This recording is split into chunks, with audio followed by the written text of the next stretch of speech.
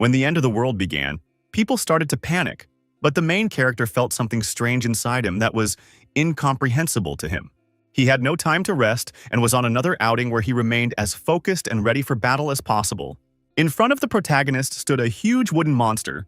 The branches on its head were like the antlers of a deer. A hero named Jake Thane began to release arrows towards the enemy, while realizing that he felt a distinctly uneasy feeling inside. The nimble opponent was very agile and quickly approached the young man, delivering a blow to his wrist that made the hero nervous. The nimble, very strong opponent smiled deviously, realizing that the advantage was on his side and he would defeat the guy. The bloodied protagonist fell to the floor and his eyes reddened and he began to laugh eerily, realizing that he felt rather a surge of strength. Talking to others may seem difficult, but with Jake's 10 tips on how to behave in these situations, you can become the soul of any company. The first tip was to maintain eye contact so that the person talking to you can see that the person is interested in what they are saying. Jake noticed the girl standing next to him looking at him, which made him start to get nervous. A cute coworker asked how his weekend was, and the hero awkwardly scratched the back of his head and said, "Not bad," then asked what about her. The girl replied that she and her husband wanted to go to the lake to fish, but they were unable to do so in such weather. Then she left the elevator and the door closed, and Jake was once again alone with his private thoughts. The young man was very uncomfortable and he wondered what was wrong with him, for he was not at all successful in finding contact with anyone. He lowered his frustrated gaze to the floor and admitted to himself that it was very hard to make friends, but he really wanted to meet someone. Jake took this job to try and start fresh, but years have passed and he still can't quite pull it off. In this society that values social skills above everything else, he doesn't know if he'll ever fit in.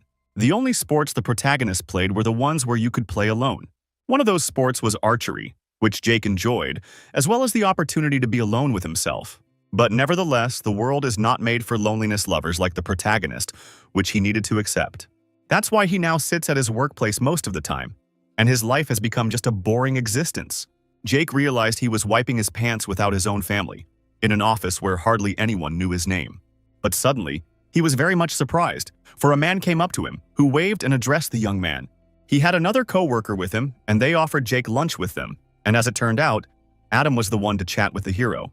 Adam was a born leader and the complete opposite of Jake, which the main character liked very much. He didn't mind taking the brunt of the conversation to lighten the young man's load, and it was much appreciated. Normally, Jake would turn down such offers, but with Adam, he might not be so uncomfortable, so it would be foolish to refuse. The young man scratched the back of his head and smilingly agreed to the offer to have lunch together, after which they went to the dining hall. Soon, the three men were standing in front of the elevator door to finally enter it and descend to the dining room where a delicious lunch awaited them. Standing in the elevator was a red-headed Caroline from HR who looked stunning and attractive. Adam asked the girls if they were going to lunch and said he had a company card, and Jake looked away awkwardly. The beautiful Caroline was one of his few highlights of the place, and her smile warmed his soul. The girl put her hand on Adam's shoulder and told him that one day he would be fired because of how often he used that joke. She then turned her attention to the shy Jake and said it was very strange to see him going to lunch with them. The hero noticed that she never said his name and assumed that she simply didn't know him. On the other hand, her attention was constantly focused on something else, and even at that moment she took Adam's hand. Suddenly the elevator stopped and everyone panicked, but Adam said it was just a minor wiring problem. But the very minute the elevator collapsed and started falling downward, which made everyone even more nervous, and there was no plan of action. Adam gave a frightened yell and asked Jake to press the emergency button immediately, for they had only seconds left. The protagonist immediately hit the emergency button, but the panic went nowhere because there was no reaction. Suddenly the lights disappeared, and Adam wondered if everyone was in one piece, while trying to keep a calm and cool mind. Up ahead, they saw a system notification of the introduction of the beginning of the instructional sequence and the initiation of the universe. Other people also saw the system notifications of the 93rd universe initiation and didn't realize where they'd gotten to at all. An unknown man with a bare torso read the information and said more lambs were needed for the ritual. Meanwhile, Jake found himself in a place unknown to him and wondered where he was and said hello to the entity sitting up front. It was a very unusual alien-like creature that greeted the man with a strange voice. Excited and shocked, Jake asked the creature what it was, for he had never encountered such a thing before. The stranger replied that he was the entity responsible for introducing him to the new reality, and they had a limited amount of time to do so. Jake understood absolutely nothing and wondered what the new reality was since he had been in a normal world just an hour ago. The hero received a system notification that had a table with his full characteristics, which was still incomprehensible to him. He asked what it was, and the entity replied that it was a system that listed his data and other important details for the new reality. It was said that the system started when his universe passed the minimum threshold required to enter the multiverse. A bewildered Jake Thane said he couldn't even give an answer as to whether it was surprising or absurd. The entity pointed a finger at the protagonist and said that now it was time to move on to training, because time was limited. The hero was given a choice of weapons, and he asked if it was true that he had to choose any of these, and was told that it was. Jake realized that each of the classes had different bonuses and skills, and began to ponder who he would choose. He quickly weighed the pros and cons of choosing the archer class, then immediately received a notification confirming his choice. The entity said that the familiarization time was coming to an end, so now the hero would be transported to the Great Forest training area, which was a bit confusing. It has been said that the Great Forest is full of both dangers and opportunities for recent players like Jake Thane. Beasts roam the forest hunting for prey, and the hero needs to kill them to get training points or new, more destructive skills. There is a possibility that Jake will even be lucky enough to hunt the Beast Lords themselves, which will earn him a lot of points. Jake asked how long the training would last, and the entity replied that 64 days, after which the survivors would receive rewards. The young man asked if it was true that it had already started, and inside he could feel the adrenaline spilling over his body, and the feeling reminded him of arousal. Soon, the hero, along with the others, found themselves in the Great Forest, where they wondered what was going on while inspecting the gear they had received. Jake looked proudly at his bow, saying in his mind that it looked pretty good, and also noticed that the forest was huge. Am put his hand up and said he understood they were all confused, but suggested they just take a breather for now. But then they noticed that the ground beneath their feet began to shake very noticeably, which made them nervous. Adam exclaimed that they were going down and asked everyone to stay calm, even though it was very difficult to do so. At that moment, Jake Thane regretted that he hadn't thought about the fact that not only were the beasts targeted, but someone else as well. The leader of the group wandering through the forest asked the others if they were hearing strange noises, and a girl nearby suggested that someone was following them.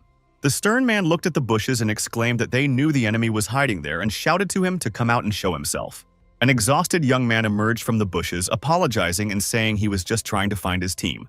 The green-haired girl said it was just a kid, and the leader of the group said they weren't going to attack him.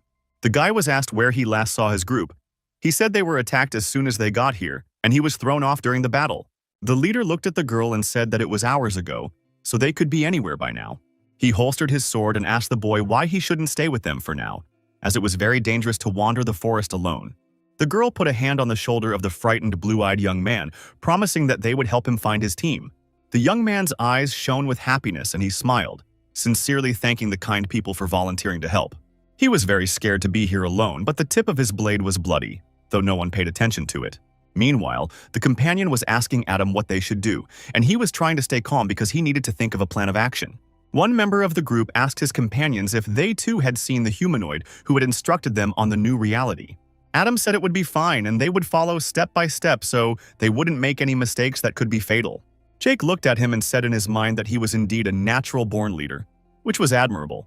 The leader of the group said they would start by finding shelter, water, and food, for these were the essentials, after which everyone set off after him. The protagonist realized that judging by the other pylons he saw when he emerged, they probably weren't the only survivors. Jean had successfully used the spell, and Jake realized that whatever they did now would be crucial to learning the skills.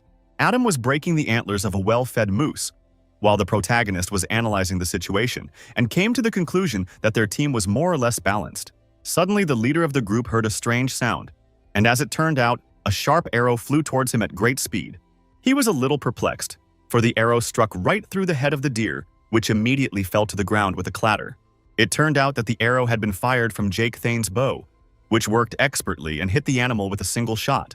Caroline was the only hitter of the group who was a quick learner and was already regenerating Adam at that minute, though they were both a little embarrassed. After a while, the sun set behind the horizon, and the tired for the day team gathered around the fire, silently thinking about their own. Caroline proudly told Jake that he was very good at archery, which was impossible not to praise. Jake's cheeks flushed, and he was glad that the beautiful girl remembered his name because it had been different before. Adam said he understood that everyone treated him with respect because of their past work, but now they were in the same boat he could use a helping hand. Then he put his hand on the shoulder to the protagonist, who was at that moment pensive and looked into his eyes. Jake threw his hands up in the air and excitedly said he wasn't cut out for this and couldn't interact with people the way he and the two of them did. Adam said it's a different world now, where the old rules and regulations don't work anymore, so you have to adapt. An hour later, most of the crew went to bed, and the first sentries remained on guard to prevent anyone from entering the camp. The companion told Jake that she and her husband were going to have lunch together today, and there were a few dozen meters between them when it all happened. Jean then looked into the main character's eyes and asked if he had a girlfriend, which surprised him a bit at the time. The hero replied that he did not have a girlfriend, but he hid something, after which he plunged into his thoughts and memories of the past. Jake only had two real friends in college, Andy and Madeline, and yet Andy was his roommate and someone he could trust with his life. Madeline was a charming girl with whom the protagonist was in love and who gave him joy.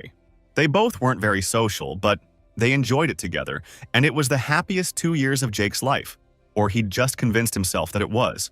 But it turns out he just didn't see what was going on right behind his back, and one day, when he came home, he caught Madeline cheating. Her companion wiped away her tears and said that Jake had better be alone because the thought of her husband made her stomach twist with worry. Jean lowered her head and began to cry further, while the protagonist sitting next to her felt awkward, but realized that something had to be said. Then the mage girl got up from the ground and apologized to the young man because she wanted to leave and be alone with herself. She began to walk away, and Jake concluded that Adam had accepted him, Jean had opened up to him, and Caroline had even memorized his name. He realized that maybe Adam was right, because maybe in this world the truth would be different, and this was an opportunity to start his life over. Jake's musings were soon interrupted by a very loud scream coming from the forest, and he rushed to where it was coming from. Jean fell to the ground and three big men stood in front of her, the main one looking at her slyly, calling her a little lady. He placed a huge sledgehammer on the girl's leg and asked where their group was, ordering them to give them any valuable information. The shivering girl looked fearfully at the big man and said she didn't know any information and hoped she would be released. The chief brigand said it was her choice, then swung his weapon with all his might to finish the girl off. A terrified Jean screamed at the top of her voice, realizing that no one would come to her aid and she would lose her life. But suddenly, a multitude of sharp arrows began to fly towards the opponents who didn't expect it at all. At the same moment, a sharp arrow pierced the throat of one of the brigands, whose eyes were shocked, but he immediately lost his life. The gang leader didn't panic and used his shield to repel the attack while trying to figure out where the arrows came from. Holding a bloody sledgehammer in his hands, he ordered his companions to immediately capture the archers who dared to attack them. One of the brigands immediately rushed into the bushes whence the arrows came, expecting to see a crowd of opponents there and finish them off. He was puzzled as no one was there, and he wondered where they had managed to go. Then the outlaw heard a strange rustling behind him, and as it turned out, Jake was in his rear at that moment, coming to Jean's aid. The protagonist jumped on the bewildered opponent and began to strike his throat with an arrow, leaving him no chance for resistance. The enemy was strong and tried to throw off the youngster who had dared to get to his back and attack him. Still, Jake was thrown off his opponent's back and slid on his back a few meters back, a little nervous. The bandit didn't drag his feet and grasped his sharp axe tightly, intending to deal with the brave boy. A few seconds later, a powerful blow was delivered, but at the last moment Jake Thane set up a bow that saved his life. The protagonist gritted his teeth and tried with all his might to hold back the onslaught of his opponent, who continued to press on with his axe. Jean, meanwhile, fainted from the pain, and the hero wondered where the second underdog had gone. Jake gritted his teeth even harder as he noticed that the second bandit was behind him and swinging a sledgehammer.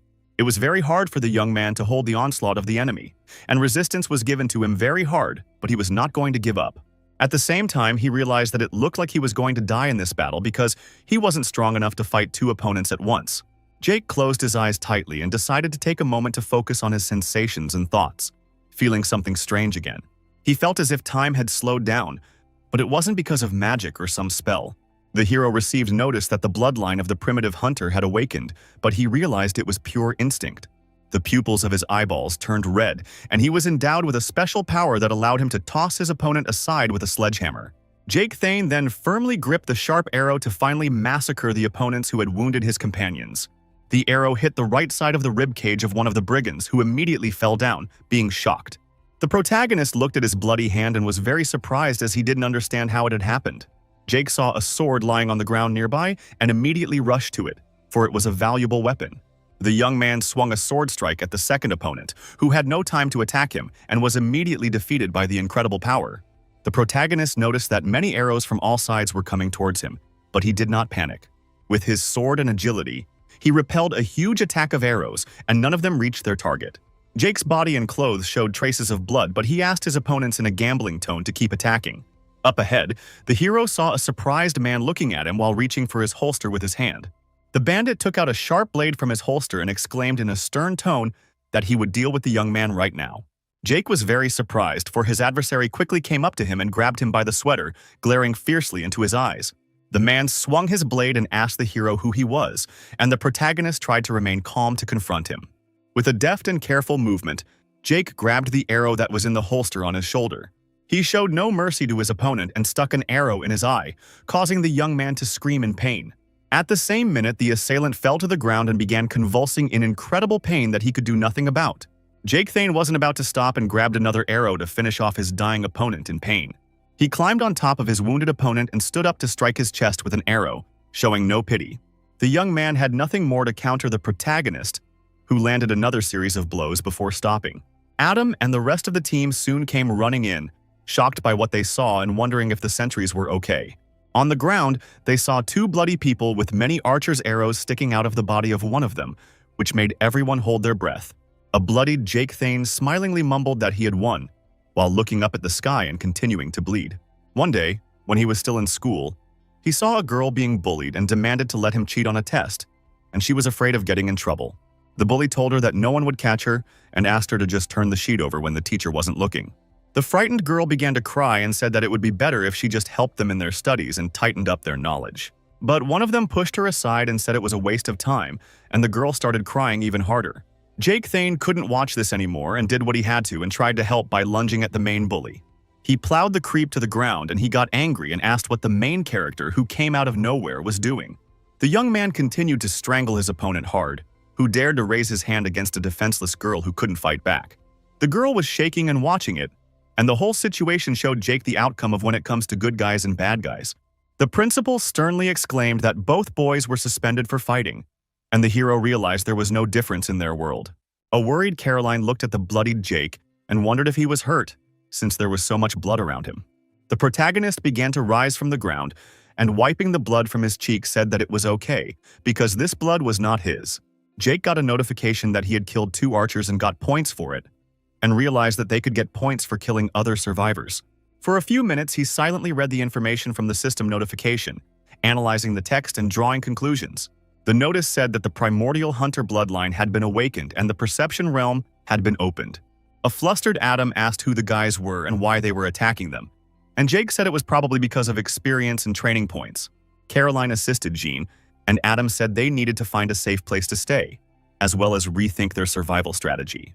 The leader of the group said we'd have to wait for the end of training, and the team's Hitler turned to Jake, who was all ears.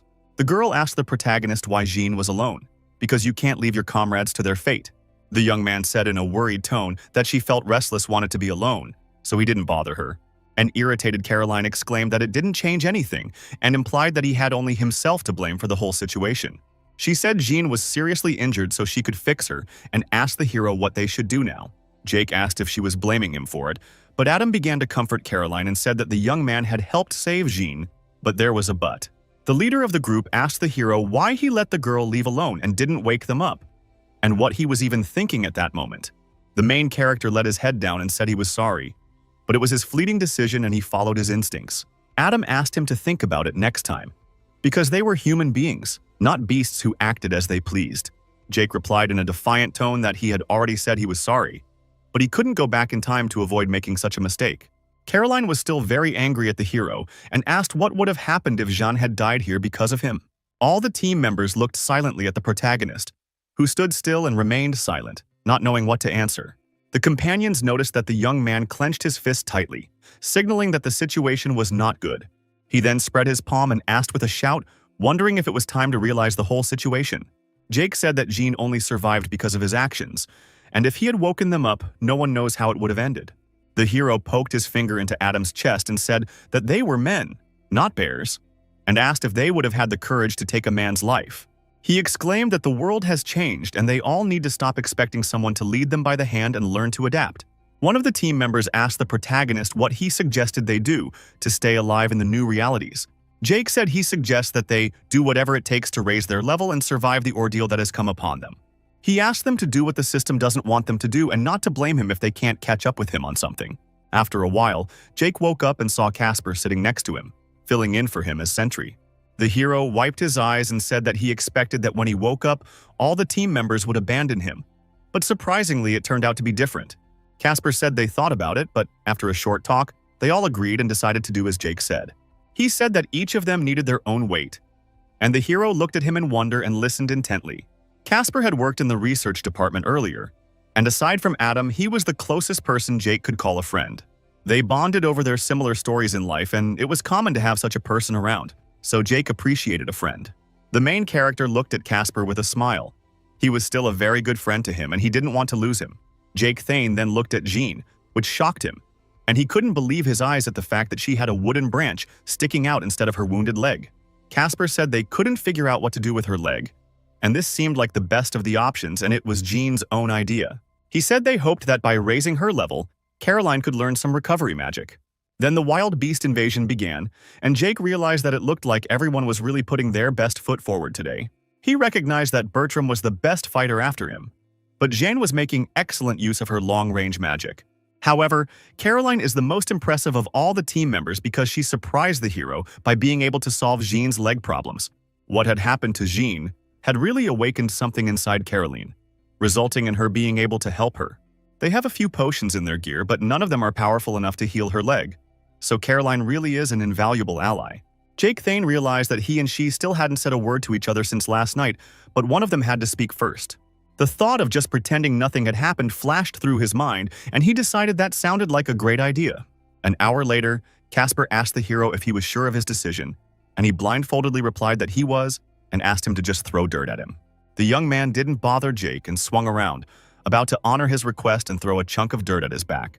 The protagonist concentrated in order to sense the impending attack and concentrate his breathing. But as a result, it all went to waste, and the lump of dirt hit him exactly in the back, which stunned the young man a little. Jake Thane wondered why it didn't work, and Casper said he purposely didn't throw it too hard and asked if the teammate was okay. The hero assumed that the perception sphere only worked for real threats, and since Casper didn't want to hurt him, it didn't work. Adam called the boys over and suggested they call it a night because they needed to find a place to sleep, and there was no time to lose. The team soon found the ravine, finding it a fairly safe place, and Jake realized that it would limit the angle at which enemies could attack them. He remained cool and analyzed the situation, carefully looking around and drawing conclusions. The protagonist realized that as long as he remained on guard, he and his team needed to be protected from new attacks. Jake Thane was approached from behind by Adam, who asked if he was still thinking about last night, because you could clearly see it on his face. The young man looked down and said he just didn't want to make the same mistake twice, so he analyzed everything multiple times. Adam put his hand on his shoulder and apologized for pouncing on him, because he didn't deserve it. He then held up a torch and told his companions that they needed to find a place to sleep. Jake Thane looked after Adam with a smile, not knowing if the group would have survived that first day without the guidance of such a leader or not. The hero then told himself that even he wouldn't be here if it weren't for Adam, whereupon he recalled their story of meeting at work. At that moment, Adam extended his hand to Jake and asked if he would mind joining his team, adding that he felt they were destined to work together. He invited the shy hero to join him for lunch, and the young man turned his awkward glances to the side and agreed. The group was already deep in the gorge, and Jean noticed a strange sound and asked what it was. At one point, Adam stopped the others from going forward, then squinting his eyes took a small step backward. The rocks of the gorge began to crumble, and a tense Jake Thane asked everyone to head for the exit immediately because they were in danger. More and more large stones began to fall, and Adam ordered everyone to flee immediately, with him being the last to flee. The team members ran headlong towards the exit, trying to stay as calm as possible so as not to freeze in place. A huge cobblestone was falling over Caroline's head, and Jake Thane noticed it and shouted to her because he was very worried about her. After his shout, the girl immediately raised her head up and saw that a huge rock was about to fall on her, and was immediately a bit confused. The protagonist immediately picked up his bow to make it easier for him to escape, and rushed to help Caroline, who he cared about. He saw no barriers and ran towards the confused girl whose death he would never forgive himself. At the last moment before the huge boulder fell, Jake Thane grabbed Caroline and bounced off to the side with her. Large piles of rocks piled up all around them, and they were left alone, lying on the sand and trying to recover from what had happened. Meanwhile, the rest of the team was on the other side of the rubble and began to think about how they could help their companions. A flustered Jake Thane asked Caroline if she was okay after what had happened, and she said she seemed to be. Adam started yelling the main character's name, hoping to hear something back, while being very worried for his life. He also began calling out to Caroline and asking if they could hear him, and in his voice you could hear the fear for his companions. The girl shouted back that they were here behind a stone wall, which gave a little hope that things would get better. Jake Thane told Caroline that they should be quieter because the cave was still unstable and there was no telling what could happen. He then looked to the side and added that there could also be something lurking in the cave, so it was best to be prepared for anything. Caroline said to me it's too much to move them, so they'll have to do something else. Bertram swung his weapon and said he would try to tear down that wall, but Adam stopped him and said they shouldn't even touch it. A flustered Jean froze in place and said with a tremor in her voice that they couldn't just leave the companions behind the wall. Adam said that there was another way in the cave, so they should keep going and they were sure to meet them sooner or later. Jake Thane continued to analyze the situation and realized that it may not be true, but it was the safest option. He shouted that he and Caroline would go on and try to go out to meet the companions, for they had no other choice.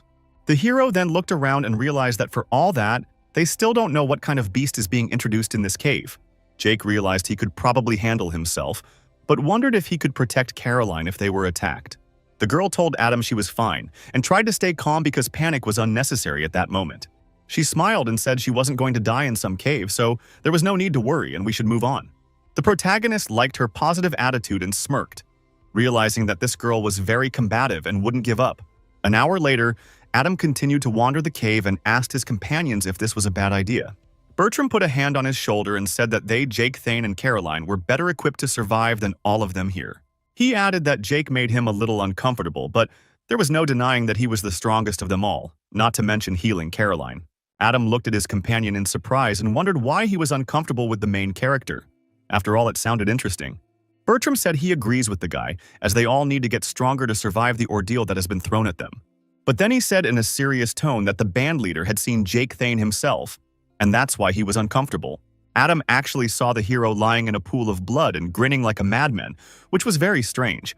The group's leader said that the main character barely survived the attack and he can't blame him for such strange behavior. Bertram said that people change in times of crisis and Jake is on a roll right now, so he may not be safe for the group.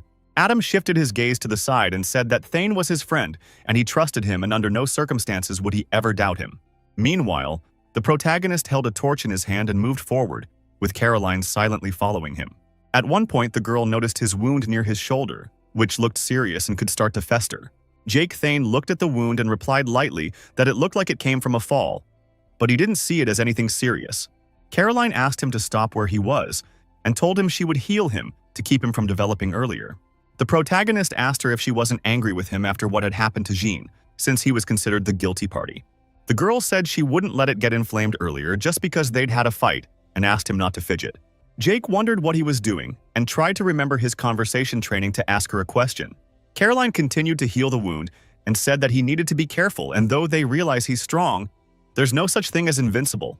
She said she was still just learning these magical things, so she wasn't capable of healing everything, and the hero listened to her silently. In response, he only asked the lovely girl why she chose to become a healer, since there were many other specialties. Caroline immediately asked him a leading question about why he had chosen to be an archer, and the young man replied that he had only done it for survival. The mention of survival made the girl smirk, and she said that it was also the reason she had chosen a healer. She said she didn't know much about training, but she has played the games and knows that healer is the least popular class. Jake Thane asked with a bit of surprise if she really played games, and Caroline replied that once upon a time, yes. The girl began to tell me that her younger brother spent a lot of time in the hospital when they were kids. Sometimes during the week I could visit him, so I made it a rule to play online games with him so he wouldn't get bored. The protagonist was secretly surprised because he had not previously known that Caroline had a brother, as they had hardly ever spoken to each other. The girl grudgingly said that anyway, everyone always made her play as a hitter because she was a girl. At first she hated it because she wanted to be a normal fighter. After all, who doesn't want to deal massive damage? But then Caroline began to notice that the lady characters always had trouble finding partners, so they were not the best choice. Meanwhile, being a healer, many people were going out of their way to ask her to join him. No matter what game Caroline played, she could always find someone who needed her and decided that training would be no different. She didn't know who she would encounter here in the forest, but she knew that if she could heal someone, she would be worthy of protection. The girl then said with a serious face that her reflections had not failed her, and she had indeed survived. Jake Thane listened to her story carefully and only said that she had done a very smart thing and that couldn't be denied. Caroline continued to tighten his wound and asked if he thought she was stupid, or if he just never thought of her at all. The hero caught himself thinking that he thought he had been in love with her all along, but never really thought about what she was like as a person. He gave no answer to that question, and the girl finished dressing him and said he was as good as new now. She then looked forward with a stern look and said that it was time for them to move on to find the rest of the group. After a while, they found themselves at a fork in the road that left them wondering where to head next. Caroline asked Jake what they should do in this situation because she had absolutely no ideas. The protagonist froze in place and looked around, analyzing the situation and thinking of a plan of action. His gaze was very wary and concentrated because no mistakes could be made in this situation. Caroline put her hand on Jake's shoulder and asked what was wrong, and he asked her with a serious face if she could feel it. The character said that his perception sphere wasn't as activated, but some things became clear and some conclusions could be drawn. He said he felt like there was something down there, which was very interesting because he wanted to know what was down there. Jake Thane looked into the deep darkness that contained many unknown creatures and bats. The young man smiled intimidatingly and said that something very terrible was waiting for them downstairs, but he was already anxious to scout out the situation. Then he noticed a strange feeling that wouldn't leave him and tried to figure out what it was. His instincts told the protagonist that he needed to be careful, but part of him was drawn to the danger below. He picked up the torch and told Caroline that they needed to check it out, and the girl didn't understand what he was doing. The hero said that no matter what lies ahead, they need to think about the experience points they badly need. Caroline tried to stop him and told him that they were looking for friends, not experience, so they needed to keep looking. Jake Thane said they don't know where their associates are now and suggested that this is the way to get to them. The girl said the other way was at least in the direction they had last seen them. The hero said there is only one path here that will earn them experience points, and the training is geared towards battling what's below. Caroline wasn't feeling well at that point and told Jake that this was real life and asked him to rack his brain. Her words made the young man think, and he realized that she was right, and he might be acting illogically, but there was one but. The protagonist has admitted to himself that he just wants a fight, so he puts himself in danger and drags Caroline along with him. The girl said that although it's fun for him, others don't want to risk their lives for points, and they're just trying to survive. An impulsive Jake Thane became hysterical and asked her what was wrong with wanting to get stronger, because that was what he was striving for. He said they have been given a once-in-a-lifetime opportunity and can do things that no human would have thought possible. The young man asked Caroline if after this, all she wanted was to survive, but the girl hesitated after his words. She jabbed a finger at the hero's chest and said that many of them liked what they had before the new reality. The girl also added that they didn't ask to make them killers, and Jake Thane was just flabbergasted by her remarks. Caroline asked Jake if he could think about the team for a second and stop acting so selfish. The hero noticed that the stones were gradually crumbling and said to himself in his mind that he would not accomplish anything at this rate. Still, he exhaled tiredly and said they would take the safe route because he realized it was useless to argue with Caroline. The girl thanked him and began to walk forward, and the protagonist had nothing else to do but walk along with her. Later, John asked her companions if they thought Jake and Caroline were okay, hoping that no one had attacked them. Casper said they would be fine, and the orientation through this cave is the hardest part. He said he had good perception, but even he had trouble seeing that far away, which confirmed the severity of the orientation. Bertram said that if they didn't find them soon, they would have to think about where to stop, but Adam said they should keep going. The guy stopped the leader and said that they would only stop for the night, and they could continue the search in the morning because rest was also needed. He asked Adam to think about Jean's leg, which was having great difficulty continuing without rest. The girl was expiring sweat, but still she smiled and said she was fine and could keep going, even though that wasn't true at all. Adam said they couldn't stop until they were sure their companions were safe, so they had to keep going. They then looked ahead where there was total darkness, and it was clear that that was where they would have to go, as there were sounds coming from there. Casper asked his companions if they could hear the sounds, but Adam held the torch forward and asked him to be quiet. The torch was extinguished. Then the team members sat down, and the leader ordered everyone to get ready because something was coming. Bertram asked Casper if he could even see anything around him, but the young man replied that it was very dark and nothing could be seen ahead. Countries and sounds still came from the depths of the cave, and the team members remained calm and as quiet as possible. Sweat dripped down Adam's face, but he stared into the darkness with excitement, waiting for the monster to emerge from it. Casper was as focused and tense as possible, saying that the unknown creature was approaching very quickly. But in an instant, he looked into the darkness in surprise. realizing that it wasn't a creature at all, but someone else approaching them. Adam said it was Caroline, which couldn't have pleased the associates, because it spoke volumes that they would finally be reunited. Caroline was overjoyed that they had finally met, and Casper was happy to see her and Jake safe and sound. The girl immediately rushed to Adam, whom she wanted to hug, while the protagonist stood behind her and remained silent. The leader of the group put his hands on the shoulders of the girl, who looked into his eyes with a smile, being sincere. Bertram immediately asked his companions if they had encountered any problems as they wandered through the cave. Jake Thane scratched the back of his head awkwardly, trying to formulate a sentence and say something, though he was not succeeding well. Caroline interjected and said that they hadn't encountered anything, which sounded even surprising in a way. She gave the protagonist a disgruntled look and said that they had just been walking for a very long time, and other than that there was nothing to it. Jake only smirked and looked down at the floor, remaining silent and adding nothing of his own. Caroline offered to find another cave to sleep in, one more cozy than this one, and Adam looked her in the eyes in silence at first. In the meantime, Jeanne froze in place and trembled, because she saw something ugly and frightening that almost made her faint. As it turned out, she saw a poisonous green spider on the wall and immediately hit it with her staff because she was terrified of spiders. Jeanne was very embarrassed by her behavior and apologized to her companions, saying she had just seen a spider. Casper let the spider go and said there was no need to kill them because they were important to maintaining the ecosystem, which amazed the girl. The young man put the spider in the palm of his hand and asked Jeanne to look at this cute guy who wasn't aggressive against them. He went ahead and said he would just put the spider away for good, since Jeanne could uncontrollably kill it. The green spider stared directly into the eyes of Casper, who took it aside and was about to let it go so as not to endanger it. The guy let go of the spider, which was terrified after what had happened, and began to swiftly scurry away to avoid falling into the hands of humans again. Casper then looked around and noticed that there were a lot of spiders, and that made him tense up. A tense Jake Thane assumed there was a spider's nest or something nearby, since there were so many of them here for a reason. He said they needed to hurry, and Casper told them not to worry and said most spiders were not dangerous to humans. But he paid no attention to the fact that one of the venomous cave spiders had descended to his ear on a web to launch an attack. The attempted attack was seen by Adam, who was very worried about his comrade in arms and immediately rushed over to remove the spider. But the nasty cave spider meanwhile began to burrow into the neck of Casper, who at that moment didn't even suspect anything. Jake Thane tried to remain calm and immediately reached for his bow to shoot the spider as soon as possible. A multitude of spiders began to surround the team, and its members prepared for battle while keeping calm and fighting spirit. The team members stood in a circle to fight more safely, and Jeanne asked what they should do now. Casper said with tears in his eyes, and a tremor in his voice that he couldn't move because the poisonous spider had bitten him after all. A huge number of poisonous spiders began to slowly approach the team members, making everyone nervous. The scary rustles were even more eerie, and Jake Thane realized that the sounds were made by far unusual small spiders. Premonitions did not fail the protagonist, and soon a huge spider, whose body was yellow in color, jumped out of the darkness. Right in front of its jaws was the paralyzed Casper, who couldn't even move because of the poison, and the spider was coming closer and closer.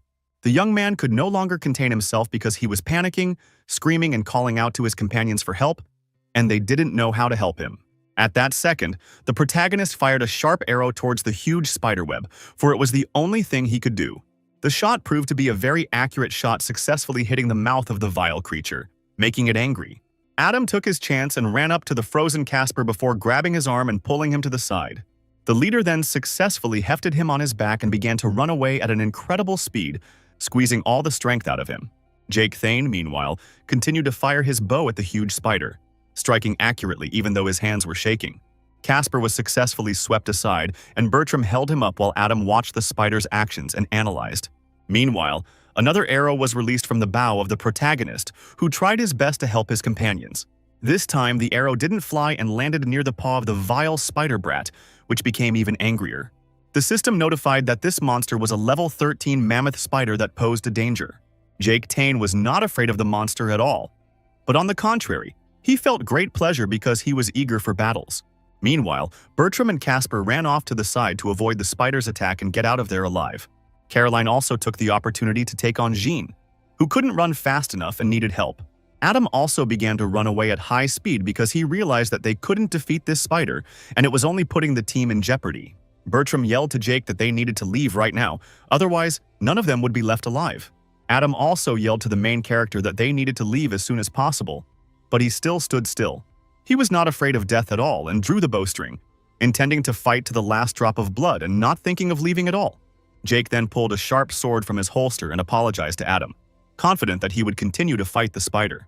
The protagonist said he wouldn't miss such a precious opportunity and threw himself at the mammoth spider.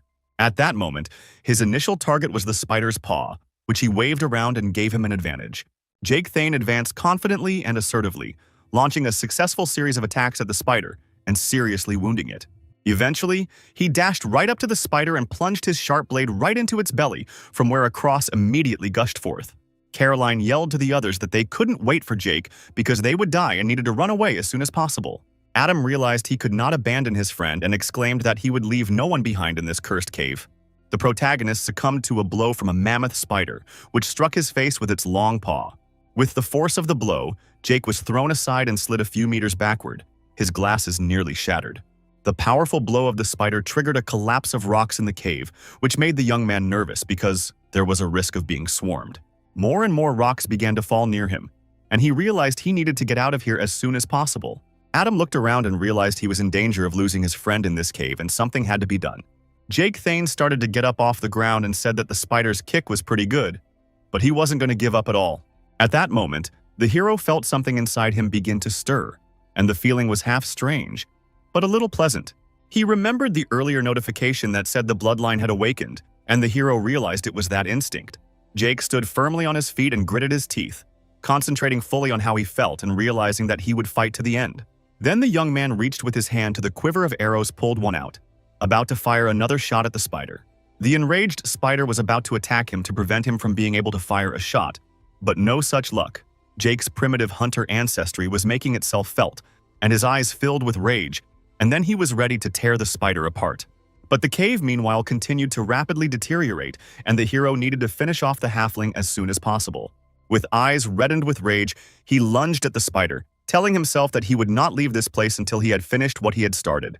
Jake didn't deny that perhaps he was being too selfish, but nevertheless, he was also pursuing his own interests.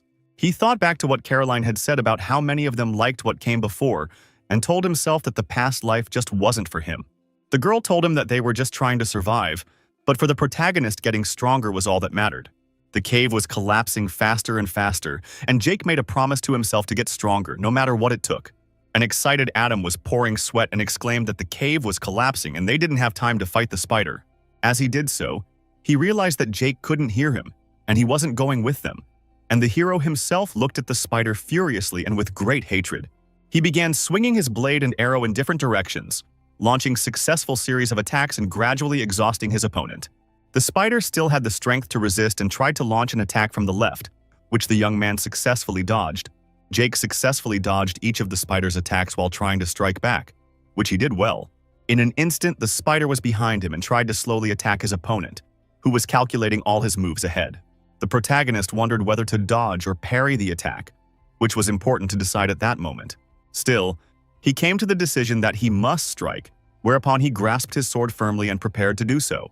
Jake was as focused as possible at that moment because he realized that he had no margin for error in this situation. Suddenly, a human hand reached out to him, which was immediately wounded and blood began to spurt from it.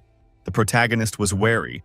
Then, as he realized something was amiss here and turned his attention to a human hand bleeding, a thick quiver of arrows was blocking his view, and he didn't realize who was touching him. But he was very wary. Jake was worried because he saw Adam behind him, his arm bleeding, and he wasn't about to leave his friend. Adam asked the young man not to die for the sake of it, for none of that mattered at all, and it was far more important to preserve his precious life. The protagonist looked in amazement at his comrade in arms, who had not abandoned him and, risking his own life, had come running to him. She then turned her attention to another rockfall in the cave and realized that they were still in great danger. Adam grabbed Jake with a sudden movement and rushed to the side, for otherwise they would both be left standing forever. The mammoth spider froze in place and watched his opponent flee, while the cave collapsed ever harder. A worried Jean was very panicked and wondered where Adam and Jake were, while Caroline tried to reassure her. The cave completely collapsed, but luckily Adam and Jake made it out alive, even though they were on the verge of death. Caroline's attention was immediately drawn to Adam's bloody hand, and she immediately grabbed hold of it to get help as quickly as possible. A worried Jake said he accidentally attacked it. Then, as thought it was a spider, and instinctively started to defend himself. The girl asked why he was even trying to fight the creature, but Adam told her to calm down and said it was okay. Bertram said he had had enough and stated that carelessness is one thing, but assaulting a teammate is another. The protagonist didn't know what to say in this situation, and the young man added that they couldn't let this go on any longer. Adam said it was just a scratch and asked if Caroline would fix it, and the girl said she would, but there was a but. Bertram exclaimed that the team couldn't function if things continued, that Jake was about to go off the rails. Jake realized who he was in his eyes and remembered again how earlier Caroline had said they didn't ask to be made into assassins. Bertram was then told by Adam that he was speaking as a friend, and this situation would only get worse as time went on. The protagonist did not interfere and listened silently, realizing that perhaps they were right and he was only a burden to the team. Still, he realized that they were the ones who were a burden to him, for worrying about Jean had distracted him during the battle and allowed the enemy a blind spot. The young man also recalled that rescuing Caroline led him to be trapped in the cave, which is also seen as a burden to him. Jake completed the chain of logic by saying that if Adam hadn't stopped him, he would have killed the mammoth spider. In the bushes nearby came a strange rustle, which immediately drew the attention of the protagonist. It was unclear who might be in the bushes, so Jake was on full alert at that moment. The hero briefly drew his arrow and asked who was lurking in the bushes, while being very angry and tense. A bearded, hulking man with a sword, who introduced himself as Richard, who looked friendly, suddenly emerged from the bushes. The big guy smiled at the protagonist and said that they heard noises and came to find out what was going on here. Richard said they weren't going to hurt them, and Jake Thane lowered his bow and glanced over to Adam standing next to him. Adam introduced himself and said it was nice to see other people, then added that they weren't interested in conflict either. Alongside Richard also stood his team, members who looked dignified and outwardly very strong. Richard said that theirs and the other two groups were a lot like Adam's group, so they decided to team up to work together. He added that they invite all the people they find to join them and would love to have Adam's team join them. The blue-eyed young man with blonde-colored hair was smiling at Jake Thane, who was looking at him grudgingly and with great dislike. Richard said he'd understand if they didn't want to, but teamwork should be their shared priority, so it was worth thinking about. Standing behind Adam, Caroline hugged his injured and bandaged arm with a smile on her face, trusting that he would make the right decision. The big man turned his attention to her and wondered if she was randomly a healer. The protagonist analyzed the situation and immediately realized that Richard needs Caroline, who is very useful as a medic. He remembered Caroline saying that she didn't know who she would encounter here, but knew that if she could heal, she would be worthy of protection. Richard said that their group's healer died shortly after they came in here and they were running out of potions. The big guy decided to be blunt and said I needed all of them, but they could take a few who wanted to join them. He then reached for the hilt of his sword and said that even if one of their killers went to them, he would be more than fine with it. Jake Thane listened to him silently and a little nervously, realizing that Richard's gut was slowly beginning to surface and would soon be fully revealed. Adam covered Caroline standing behind him and wondered what would happen if she refused to move to their group. Richard laughed and said he was being diplomatic and wanted to settle this peacefully, making everyone happier. But then he grinned intimidatingly and said he didn't have to do it diplomatically, so it was best not to resist. Gromila confidently stated that one way or another, they'd be out of here with Caroline since they needed the Shiler, which spoke of a fight brewing. Jake, meanwhile, was sweating and trying to calm himself down so he could come up with a plan of action as soon as possible to keep them from taking Caroline away. The protagonist looked at the rest of the team with his side eye and realized that they were all still exhausted. He realized that he was the only one with enough strength to fight and wondered if he could take Richard by surprise. The young man also wondered how many shots he would need and what about the group under his command. Richard told Caroline that they would not mistreat her, sincerely saying that they needed her very much. Jake began biting his nails and realized there were too many opponents for them to escape and wondered what he should do. At one point, Adam put a hand on his shoulder and turned him toward him, turning his attention back to the hero who was all ears. Adam suggested that they just go along with Richard's team, and Bertram said he didn't like the way that guy looked at them. Casper said maybe they're not as bad, and asked to imagine what it would be like for them to squeeze out without a hitter. The leader of the group decided to ask Caroline's opinion on the matter, and the girl replied that she didn't want to fight at all. Jake began to get frustrated because he realized from what the team members were saying that they had seriously decided to consider switching to Richard's side. Caroline touched Adam's ribcage and said with a smile that she trusted him, which made him smile back at her. The leader of the group said with a smile that in that case, they would join Richard's team to avoid the carnage. The protagonist, meanwhile, froze in place and suggested that maybe it was even for the best, since there would be more of them. He then confidently approached Richard and asked him what his level was at the moment, because it was important. The big guy replied that he was level 9, and there were a couple other people in their group who were level 7 and above. Afterward, he asked Jake what he could say about you, because that information was interesting. The character used acting and said he was a little disappointed, as he had hoped Richard would prove to be stronger. At that point, Jake responded very rudely to his opponent, which antagonized the rest of his teammates. Everyone around them was shocked, and Adam asked the protagonist what he was doing, but there wasn't an ounce of fear visible on the young man's face. Richard gritted his teeth in anger because he was publicly insulted and said he thought they were close to an agreement, but he was wrong. Jake didn't take him seriously and said his companions were going to join them, but he didn't because he didn't have time. The hero asked to be allowed to clarify something and said he would leave his companions to Richard, and he needed to take care of them or he would be in trouble. He smiled provocatively at the big guy and wondered if he thought he was a predator in this situation. After these words, he drew a sharp blade from his holster while still looking lightly into Richard's eyes. The tip of his blade was at the tip of the big man's beard in the same minute, and Jake wondered how much faster his archers were. He wondered if they would be faster than his sword chopping Richard's head.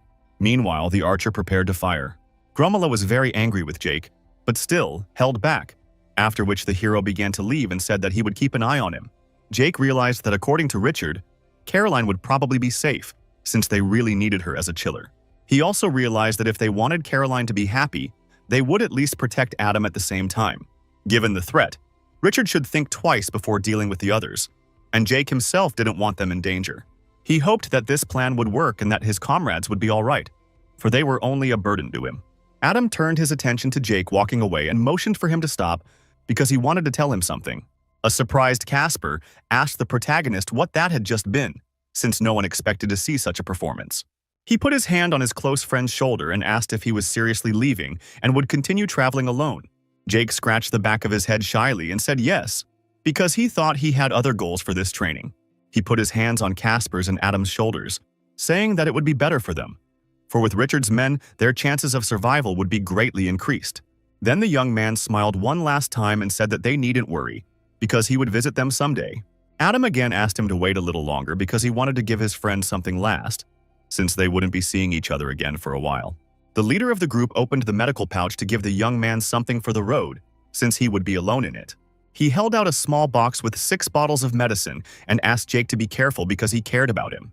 The protagonist was very pleased and smiled and said thank you to his comrades, realizing that they cared about him.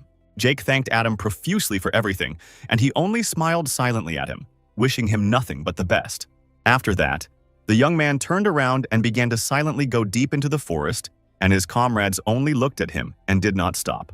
The blue-eyed young man from Richard's team also silently escorted the protagonist with a glance, being a bit surprised. Then he turned his attention to Richard, who was giving a command to his comrade standing right beside him. The big man told the archer in his group that he knew what needed to be done and had high hopes for him in this endeavor. The archer who'd gotten the assignment from Richard grinned silently and looked at Jake as he walked away. Soon he moved forward with the rest of the team and wondered what a waste of time this was. The exhausted man said that things would have been different if they hadn't been trying to suck up to the hitman and began to visualize the situation. Archer said he would have just shot Jake in the back as he walked away, and they wouldn't have wasted time looking for him. The companion laughed and said that the hero probably hadn't even reached level 5, but the archer said to finish him off. But suddenly, arrows from an unknown direction started flying towards them, which took them by surprise.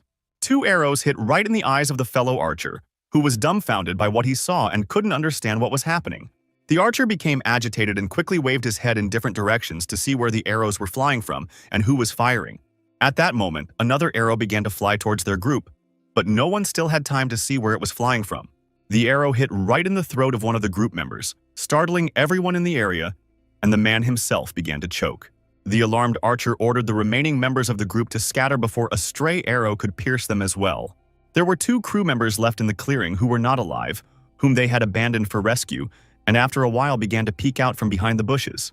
The archer tried to stay cool and heard rustling nearby in the bushes, which let him know that the enemy was in them. He didn't want to check them himself and ordered one of his subordinates to go immediately to the bushes, which was immediately done. The man approached the bushes with great apprehension and gradually pushed them apart, trembling a little with excitement. Slowly and quietly, the branches of the bushes slid apart, and the group member looked around, trying to calm down after what he had seen. But in an instant, he heard strange sounds behind him and tensed. not realizing that a blade-wielding assassin was standing behind him.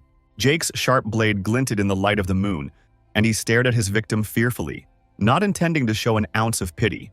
At the same moment, he presented a sharp blade to the confused man's throat and immediately straightened him out without wasting any time.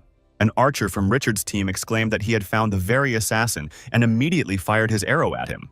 The arrow successfully reached its target and hit Jake's right side, who gritted his teeth in pain but stayed on his feet. He immediately pulled the arrow from his waistband and looked at its bloody tip with surprise. To his opponent's surprise, Jake's pupils reddened, and he grinned intimidatingly as he looked him in the eye. The archer was a bit confused when he saw the look in his eyes, but tried not to panic, and the protagonist fired 2 arrows in his direction. The enemy reacted in time, and with both hands firmly covering his head, he bounced aside to hide behind one of the trees. His plan worked, and 2 arrows went straight into a thick tree trunk, while he remained unharmed. The archer's behavior filled the protagonist's eyes with anger, and he began to think of ways to attack him. The archer from Richard's team peered cautiously out from behind a tree, hoping not to get shot in the forehead by Jake. Jake looked around carefully and reached into his quiver for another arrow, which he began to draw with the bowstring.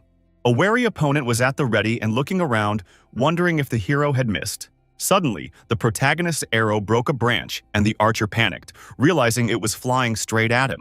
He squinted one eye and put up a hand to fend off the branch flying at him, while being prepared for any outcome. Archer was even more wary, wondering where Jake had disappeared to since the shelling had stopped. But for a few seconds he let his guard down, and the protagonist was at his back, swinging his blade. In the same minute, the blade was thrust into the back of the confused archer, who had not expected such fighting qualities from his opponent. Jake pressed his body weight against his opponent and stuck the knife in all the way, while the archer let out his last breaths and realized that this was the end. Then the bloodthirsty protagonist smiled frighteningly and mumbled that he could hear another opponent nearby. The confused guy from the archer's team drew his sword in front of him and asked him to stay away from him. But the hero only smirked. Very intimidatingly, he looked at him as if he were a victim, and his eyes were still red, adding to the horror of his image. Meanwhile, Richard was walking with the others and asked Adam and his team for more details about Jake. Adam said with a smile that there wasn't much to tell, since they were just co-workers before all this started. Richard didn't think it was a deal, and said that Adam had been too friendly when Jake was leaving them.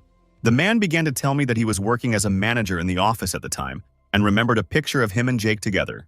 He turned to the big guy and said to be friendly with his team naturally to him, so it wasn't surprising. Richard called it a respectable trait and hoped that Adam didn't think of him as some kind of threat, because they were all tense. The man began to assure them that none of them would get hurt in his camp, because they were working together to survive, and that was a fact. Adam was very surprised to hear that there was a camp, because he thought they were just wandering through the great forest. Richard smiled and asked if he thought they were just wandering back and forth, and added that, of course, they had a camp. He then welcomed the new guest to his group's base, which was like a well-equipped military field base. The leader of the group kept smiling and said that there weren't that many, but nevertheless, they were growing every day. A delighted Caroline said the place was amazing, and Bertram smiled and called it pretty good too. They began to look around where they saw people living on the base, among them a cute girl who was waving at them. Casper called the place perfect, and Adam asked Caroline what she thought of it, and she tried to formulate an answer. Caroline replied a little awkwardly that although this place wasn't a 5-star hotel, it was still better than a cave. Richard smiled and said that one of his men would show them where they could set up so they could take it easy. Then he looked sincerely into Adam's eyes and asked him to make himself at home, for no one would hurt them on this base. Suddenly there were sharp and very loud noises, whereupon one of the men asked the others if they could hear it. Richard and Adama turned their attention to the guy who was running at a breakneck pace, as if someone was chasing her at the same speed. The group commander immediately reacted and called the guards, realizing that the young man was running away in a hurry for a reason. The blue-eyed mage immediately grabbed his staff and twirled it in his hand, excitedly waiting for the fight to begin and ready for anything. There was a lump in Adam's throat and he looked around anxiously, trying to figure out what was about to happen. The guards were asked to stop because one of the men realized their man had come running into the base.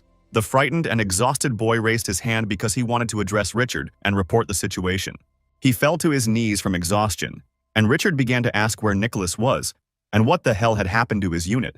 With pain in his voice, the young man said that Nicholas and the rest of the squad were dead, and he himself had narrowly escaped.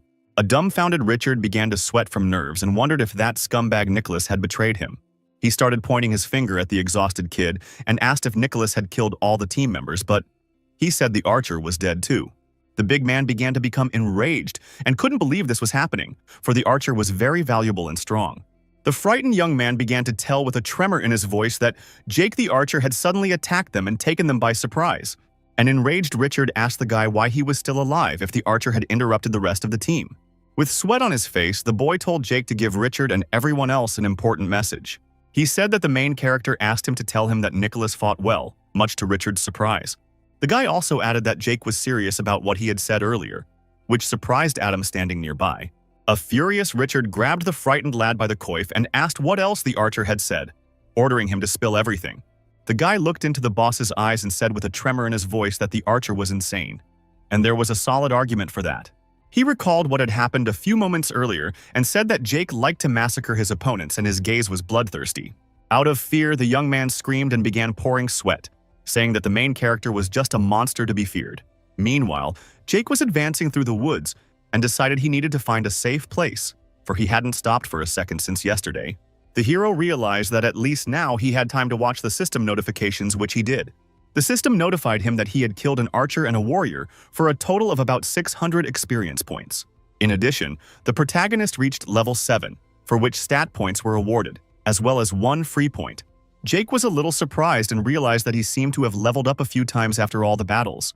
He had spare points, and the hero realized that stamina or vitality could come in handy if such battles were to continue.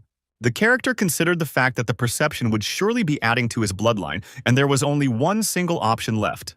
Ultimately, a deliberate decision was made to put characterization points into perception because circumstances demanded it.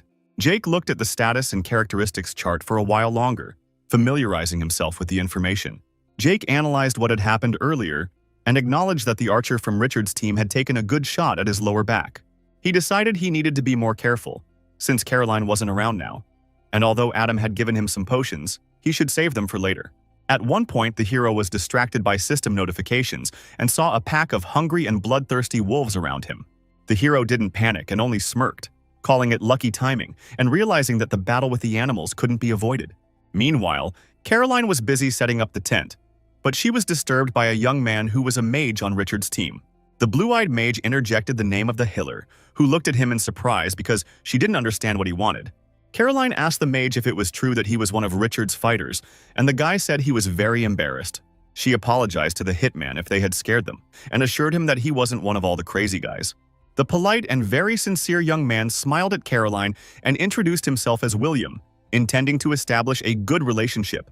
Caroline looked at the kid with a smile and noticed that he looked much younger than the rest of the people in the group. William said that was why he was trying to fit in, because no one wanted to let a 19-year-old on the team. The young man began to tell me that he had to act out a small act to appear more intimidating. Awkwardly running his finger down her cheek, he tried to assure Caroline that he was a simple guy who just wanted to survive. The girl looked at him with pity and called him a poor man, for he was only a boy of 19, but she did not suspect his devious intentions. Meanwhile, a frightened white bunny ran among the dead pack of wolves that Jake had killed, and was surprised by what he saw. The little hare saw a small pile of leaves and began to quickly dig through it, hoping to find something edible. Suddenly, a human hand emerged from the pile of leaves, which greatly frightened the small animal, which immediately rushed away. As it turned out, it was Jake, who rose from the ground with a sudden movement and wondered how long he'd been out. Then he raised his head to the sky and realized that it was morning, and time to move on to continue his search for battles. The hero noticed that he was all wrinkled up, but there was no point in dressing up if he was going to fight again anyway. Jake looked away and reminded himself that he was on his own now, and it was time to get on with a job that no one else would do but him.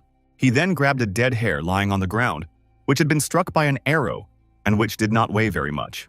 This was followed by a swallow flying by, which the protagonist hit with a single archery shot. Jake didn't stop at mammals, and it wasn't long before he was pouncing on a wild boar that was screaming in pain.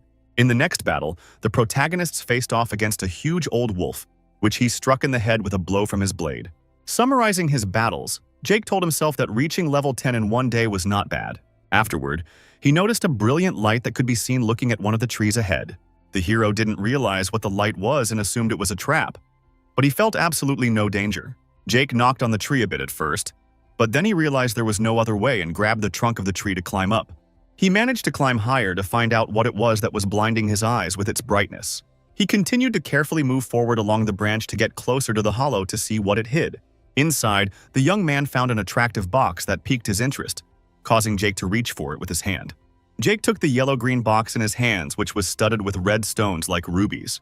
The system notified him that it was a rare magic box created by the system and contained a rare and powerful item. The protagonist began to scrutinize the box and realized that it was essentially ordinary loot. Inside were the leather wristbands of a novice brigand, meant for new initiates into the Order of Umbra. Jake had no idea what the Order of Umbra was, but he noticed that the characteristics of the gloves were pretty good. He also noticed that the box also contained a token of basic training equipment improvement. The protagonist began to weigh the pros and cons, realizing that it would be nice to improve the bow, but for now, this one was pointless. He then turned his attention to his blood-stained and tattered cloak, wondering if he could improve it. Jake said in his mind that it was definitely worth it if the token would also repair it, then began to choose an area enhancement. The process of improving the cloak began the second it started, and the protagonist watched silently, waiting to see the result. The system notified that the cloak had become resistant to chopping attacks and had gained self-healing properties. Jake called the result not as impressive as the jeweled wristbands, but realized that the self-healing would come in handy. He decided that he should try to find more such crates and took into account that there would probably be rarer ones in hard-to-reach places. The protagonist recognized the fact that the mammoth spider in the cave was the strongest beast he had ever met before. In his thoughts, Jake said that if this all seemed like some kind of game, that spider was definitely guarding something and should be considered. At the same time, the young man realized that he no longer had the opportunity to return to that cave because it had collapsed.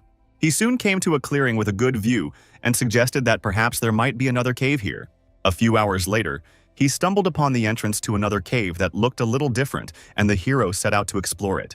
Jake didn't sense any dangerous beasts, but still remained wary because there were nuances. The hero sensed something special in the very depths of the cave and realized that he needed to go there and scout everything out.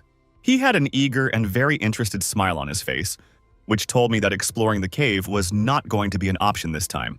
Jake picked up his torch and without a backward glance went to the silliest cave, which had glowing blue mushrooms everywhere. The glowing mushrooms were new to the protagonist, and he was surprised to reach for one of them for a closer look.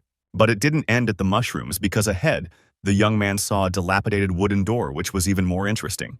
Jake ran his hand over the wooden door a little and realized the wood was rotted and wondered how long it had been here. The system notified the protagonist that a dungeon with a training mission had been discovered, which is exactly what he needed. Entry required having a class or race below 10th level, no profession, and being in the top 5% of the best, all of which was fulfilled by Jake. Based on the situation, the protagonist realized that it seems to be among the top 5% of survivors in the Great Forest at the moment. The system asked if Jake wanted to enter the dungeon, and he smiled and wondered how he could say no to something like that. Soon he entered a dungeon that looked mesmerizing her, or wondered what kind of place this wheelbarrow was.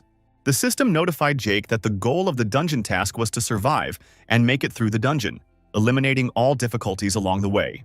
The perplexed protagonist carefully reread all the information and wondered if that was all that was required of him. He then turned his attention to the necklace that had appeared suddenly around his neck, and which was vibrating slightly. Jake had read that the amulet was given to those who entered the dungeon and allowed them to store items in a small pocket space inside the stone. The young man realized that he could use the necklace as inventory, and perhaps it was a clue on the task of this dungeon. Suddenly, the gem inside the amulet began to move from side to side, and the hero didn't realize what was happening. The stone began to emit a bright yellow color, and Jake panicked a little, realizing that there was something inside him. Out of nowhere, a blue beast with sharp claws, an evil look, and long ears popped up with an aggressive attitude. A tense Jake didn't understand what the hell was going on in this dungeon and remained wary. At one point, he noticed that he couldn't feel in the area of his left pocket his sword, which had a good weight to it. The hero tensed even more, because he realized that his weapon was suddenly missing, but who had stolen it was unclear. It was impossible to give slack because suddenly, but Jake was jumped out by a blue and very aggressive beast that wanted to attack him. As it turned out, there was a whole crowd of animals, but they turned out to be harmless, and their bites did not even hurt the young man. Suddenly, one of the animals made himself known and said he'd show him who was harmless, then bit Jake's leg. Jake was dumbfounded to hear that this unknown creature could talk and nearly jumped back in fright. He accidentally stepped on an object that was like an activator tile, which triggered an explosion nearby. The main character was a bit confused because he didn't understand what was going on around him, but he tried to stay calm. He dodged the sharp object flying at him, coming to the realization that he had stepped on the slab that activated the trap. A sharp throwing object landed near Jake, but he was unharmed because he dodged it in time. The blue beast bounced to the side and stood up to taunt the hero, saying that this was what he should do and calling him a fool. Jake noticed that the spot where the spike had hit was melting and decided he couldn't let the thing touch him. The excited young man asked the talking animal what the death trap was and how he could escape it.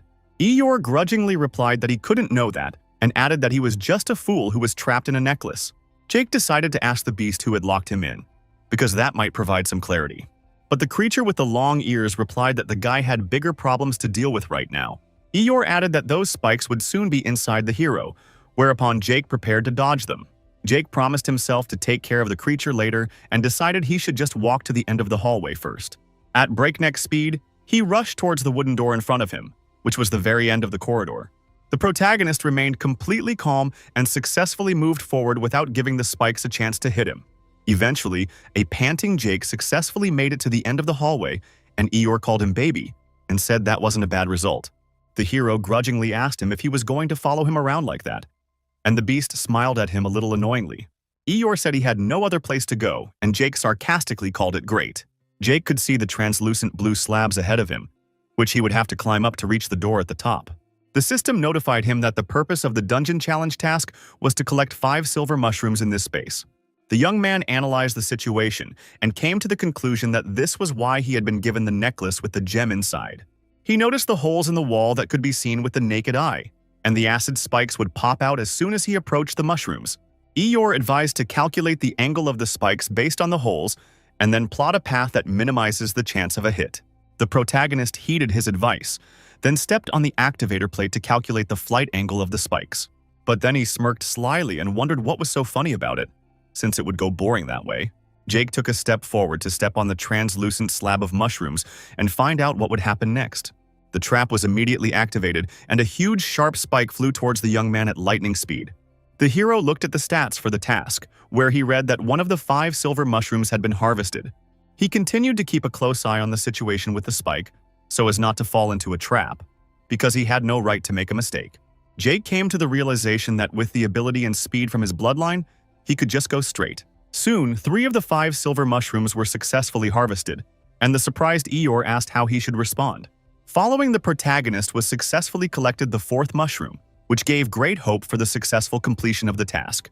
The talking beast watched with a smile and chuckled, realizing that the guy was about to complete the task of the challenge. But at one point he was confused, because he realized that he had pressed the activator plate, and in a couple of seconds a sharp spike would fly out. Eeyore's heart began to pound, and he froze in place and trembled, realizing he had made a big mistake. Jake, meanwhile, was advancing toward the 5th mushroom, and in his mind he was saying that he was just being bullied, while getting very nervous. The sharp spike was coming at an incredibly high speed toward the confused Eeyore, who dropped the mushroom out of fear. At the last moment, the protagonist managed to grab the beast and bounce with it to the side, thus saving it from death. Eeyore couldn't believe the man had saved his life and trembled with fear, realizing that it could have ended here and now. A panting Jake lay on the ground, unable to move, bleeding with sweat. The panting and very frightened beast called the lad a boy and said he was now indebted to him for saving the hide. The protagonist got angry at him and exclaimed that he didn't come here to save his sorry hide. The long-eared beast said he had been trapped in the necklace for millennia and was no longer as nimble as he used to be. Jake looked angrily and very distrustfully at the long-eared man and wondered who he even was. Eeyore grudgingly said he was a demon and finally introduced himself as Cecil, then thanked the hero for asking. Jake also introduced himself and asked Cecil if he wanted to tell him who locked him in that necklace. The imp lowered his frustrated look down and said it was a long story and he didn't want to talk about it now. He scratched the back of his head frustratedly and apologized to Jake for making him miss the last silver mushroom. The main character immediately chuckled upon hearing this, which was a bit incomprehensible to Cecil at that moment, as he was sad. Jake showed the mushroom and asked why he got that, and the system notified him that all 5 mushrooms had been collected and the quest was complete. Cecil told the protagonist that he was very good, because he put in a lot of effort and managed to pick all 5 mushrooms. He added that you'd have to be a real idiot to rush to escape through a room full of death traps, but the young man had talent nonetheless. Emotionless at that moment, the protagonist thanked Cecil for the compliment while looking somewhere straight ahead. Ahead, the young man could see a flooded place, but all around were rocky heights on which it was possible to advance. The task was to use platforms to get through 3 rooms, and the time limit for each was 15 minutes. Jake read the assignment and realized he had to jump from platform to platform. and it didn't sound very difficult. The hero then received a system notification that all stats had been reduced to 10, and skills were disabled. The dumbfounded young man immediately panicked because he didn't understand on what grounds this was done. The system notified that the characteristics and skills would be restored after the test was completed. This news made Jake nervous and panicked, because he realized that skills were a huge component of his power. He kept getting stronger and changed in his face, calling the situation a stalemate and not knowing what he should do next. It wasn't long before Jake noticed that his body had weakened and his arms began to droop, which was very bad timing. Panic was increasing, and the young man noticed as if the gravity had gotten stronger, but the reason for this was unclear. He got the notice again and noticed that his stats were almost the same as before he started training. Jake closed his eyes and concentrated as hard as he could, realizing that the thing still seemed to be working. The young man read the information on the bloodline of a primitive hunter and noticed that for some reason, his bloodline ability was not considered a skill. The bewildered protagonist wondered what this was even about and what he should do next in this situation. A slightly worried Cecil asked the boy if he was okay, and Jake replied that he was fine. The imp said the countdown had already begun and Jake paid attention because he had 3 rooms to go through. The hero tried to focus and realized that all he had to do was cross the room without falling into the acid. He looked around carefully and came to the conclusion that there were 3 types of platforms, and each with its own symbol. The first symbol was a snake that had something wrapped around it, but initially, Jake couldn't see what it was. Still, the hero took a closer look and tiredly said that it was the damn mushrooms again, which he was already disgusted with after what had happened. The second symbol was something resembling a winged serpent, which was supposedly worshipped by other creatures. Lastly, the third symbol was a wyvern-like thing that looked more beautiful than the other 2 and was attractive in its appearance. Jake scrutinized the symbol and assumed it was a representation of the growth cycle, and Cecil called it a good guess. The hero said that, to tell the truth, it didn't help him in any way to figure out how to get to the other side, and Cecil said he wished people had wings.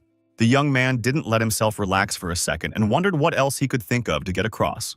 He turned his attention to one of the platforms and wondered if the glow on the platforms looked a little familiar. Cecil turned his attention to the glow, trying to remember if he had seen something like it anywhere. An idea popped into Jake's head, and he grabbed one of the mushrooms near his foot to finally spring into action. Then the young man held his breath and concentrated as much as possible to throw the mushroom in the right place the first time. Cecil was very surprised and watched without interfering, while Jake threw the mushroom. The blue glowing mushroom flew at high speed in the right direction for the hero, and he watched in awe. The mushroom landed right on the platform near the glowing symbol, which was what Jake wanted, who was expecting the result. After a few seconds, he noticed that the platform had begun to absorb the mushroom, which was what he wanted. A delighted Cecil exclaimed that he realized the symbol was a puzzle and needed to feed the mushroom to one of them. He said Jake was very good, and the hero agreed with him. Then, as he guessed very quickly and didn't waste much time, his instincts told him that glowing platforms were certain death, so all he needed to do was turn off their glow and jump. Cecil was a little worried about the young man and really hoped his instincts weren't failing him and he would do the right thing.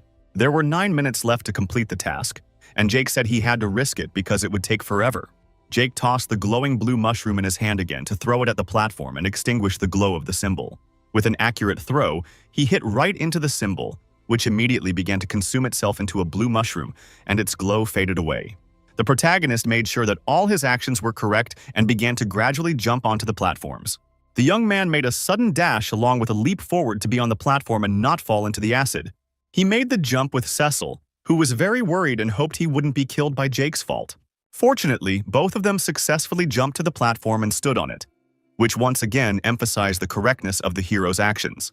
Drops of sweat dripped copiously down Jake's face, but he said confidently that he had survived, so there was nothing to worry about. Cecil began to rejoice in their little victory, but at one point wondered why he was the one who cared about any human being. Thus, they successfully jumped all the platforms and reached the right door leading to the next room. There wasn't much time for Jake to transfer his spirits. Though he was very out of breath, he needed to move on. Trying to catch his breath after a hard physical activity, the hero tiredly said that one room was successfully passed. The system counted one room passed and then immediately began a 15-minute countdown, even without a minute of rest. Jake gathered his thoughts and opened the next door with a smile on his face, preparing for another challenge. Ahead, he observed even more platforms, and at the front of the entrance was a translucent stand that held a blade. The hero immediately noticed the dagger, which had an unusual shape because it was very crooked. Jake immediately picked up the crooked dagger and looked at it and muttered softly that he had a bad feeling about it. He said he doesn't see the logic here anymore, like with snakes and mushrooms, and with his characteristics he won't be able to jump far. The hero looked at the dagger and assumed that if the mushrooms deactivated the platforms, this knife must do something similar. The young man plunged into thought and remembered that the snake had eaten the mushrooms, so we should build off of that. He wondered what the winged serpent was feeding on and realized that the only thing the symbol had going for it was the believers. Jake said a little perplexed that he didn't really like where they were going, but he had no choice. Using the curved blade, he made a cut in the center of his palm, expressing his hatred for the cultists that made it have to be done. A few seconds later, the symbol on the platform was stained with his blood, which dripped from his wounded palm. The hero felt pain in his palm and hoped he wouldn't die from blood loss, but he had no other choice. Jake gripped the hilt of the curved dagger tightly, feeling more pain that he couldn't get anywhere from. The young man wondered why the blood was gushing so much if he had only made one light cut. Cecil assessed the situation and said that the path was clear, so the protagonist only needed to make 3 jumps. Jake was feeling very uncomfortable with the pain in his palm, but still realized he couldn't stop. He immediately rushed forward, making a sudden dash because he realized that time was running out and he had to hurry. Then there was a high jump that allowed the protagonist to cover the distance to the desired platform. The young man landed successfully on the platform, though his toe peeked out a little beyond it, but he himself remained on it. Another jump was made, because there was no time to celebrate small victories and we had to advance. But at one point, Jake didn't calculate the distance and his heart clenched hard as he realized he was in danger of falling into the acid. He changed in his face and clenched his teeth tightly while feeling very stressed, and his left eye squinted. Cecil was also very nervous and said that at this rate, the protagonist wouldn't succeed and needed to rethink his plan of action. Jake was very nervous because he realized he was about to fall into the acid and needed to cling to life with all his might. At the last moment before falling into the acid, he managed to grasp the platform ledge with his bleeding hand. This provoked even more bleeding and incredible pain, because of which the protagonist could not hold back a scream. Cecil immediately came to the boy's aid and began to hold his arm with all his might, telling him that he had to get up and there was only a little more to go. Jake gritted his teeth at the incredible pain in his arm and, in his mind, said, "I know all this without him, but it was very hard to do." The toe of his foot randomly dipped into the acid, making the protagonist even more nervous and motivated to hang on. A copious amount of sweat was running down the young man's face, while he himself was in immense pain and was making every possible effort to get up. Jake had a strange sensation in his leg that made him squint one eye and he was starting to get even more nervous. He began to give up little by little and realized he wasn't going to make it and the acid was eating away at his leg. Panic began to engulf the protagonist's mind, and he came to the realization that apparently this is where he would die. But still, his assertiveness and determination never left Jake, and he did his best to climb the platform. The hero gritted his teeth tightly and told himself that he couldn't end up like this, so he needed to make every possible effort. A flustered Cecil was very worried about the boy and grabbed his arm to pull him away and help him climb. He said Jake was very heavy, but nevertheless tried to pull him on top of him, and the hero kept trying to climb up. There was a lot of dirt and sand under the hero's feet, which he had driven up by trying to climb, but telling himself he could do it. All of this was giving Jake a very hard time, but he didn't have a single thought of giving up and kept trying. At one point, the picture in Jake's eyes began to blur, and he realized that this seemed to be the sunset of his story. Also, the hero noticed that his body did not obey him, as a result of which his efforts gradually began to weaken. Pushy Jake kept fighting to the last and asked himself not to think about it, and to keep trying to climb. Jake said in his mind that he should just keep moving no matter what, even though he had almost no strength left. Eventually, determination and assertiveness paid off, and the system notified that the second room had been passed. It was also said that the contestant was fully recovered, and Cecil tried his best to bring Jake, who had passed out, to his senses. The hero began to gradually open his eyes and come to his senses, trying to understand where he was and what had happened to him. The realization of the situation came to him very quickly, and he exclaimed with surprise that he had, after all, managed to survive. Cecil chuckled and said with surprise that he thought Jake would hoof it here, and the young man laughed with him. Jake looked at his palm and realized that his body was back to normal, and all the acid was gone and even his clothes had recovered. Eeyore said that the young man was walking on a thin blade, but now was not the time to rest, for a new countdown had begun. The exhausted hero read the notices and saw that there was one more room left, though he no longer wanted to take the challenge. Yawning, he lay down on the ground and said he needed at least a moment to regain his breath before continuing the ordeal.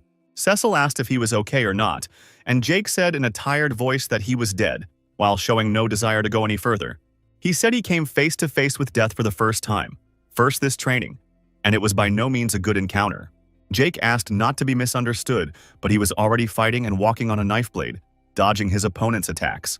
The character then added that he wasn't ready to die in acid, in a wet cave, and alone, because it was too much. The young man smiled and asked Cecil not to take offense at him because he was human too and had the right to choose. Cecil said he understood him, for he too had been alone for a very long time, and then sat in the necklace for an eternity, wondering if he would ever see any living creatures. The brute was uncomfortable, but still, he added, it made him look at many things in a new way. Jake remained adamant and said firmly that he wanted nothing more to do with this dungeon. Then he clenched his fist tightly and confidently said that he would not let him be killed here because life was very precious to him. With a sudden movement, the protagonist swung the wooden door open and Cecil followed, daring them not to part. Outside the door, Jake once again saw the multitude of platforms and wondered what the mission was, since they were all organized. Cecil looked around and suggested that the mushroom scheme should be pulled here, and then the ordeal would be easy. The character said he sensed a catch and added that it's just Wyvern in the mountain here, and there's nothing to serve as a clue. Looking closely at the symbol, the young man noticed that Wyvern was shouting into the sky and assumed she was angry, but quickly dismissed it. Jake began to remember himself and his emotional impulses in the old days, framing them in terms of what was happening now. After thinking about it for a bit, the young man came to the conclusion that it wasn't anger at all, but something else entirely. He made another hypothesis, assuming that Wyvern was screaming in fear and that might serve as some sort of clue. The hero did not rush to conclusions, but keeping a cool mind assumed that he knew what to do in this situation. Jake began taking medium-sized steps toward the platform with the symbol, confident in his actions. But the excited Cecil was worried about him and asked him to wait a little, because there was something he wanted to say to the young man. He told the protagonist that the characters were still glowing blue, which was something to pay attention to. The imp was shocked, because suddenly Jake took advantage with a print and rushed forward, which involved a huge risk. Jake took a high jump, intent on reaching the right platform, though he hadn't assessed the risks before doing so. Eventually, the protagonist managed to jump to the right platform and step right on the glowing symbol. Cecil could hardly hold back his tears. He was very unpleasant to look at it, because he realized that the young man was going to certain death. Meanwhile, the platform exploded, and Jake bounced to the side and exclaimed that the answer was the word courage.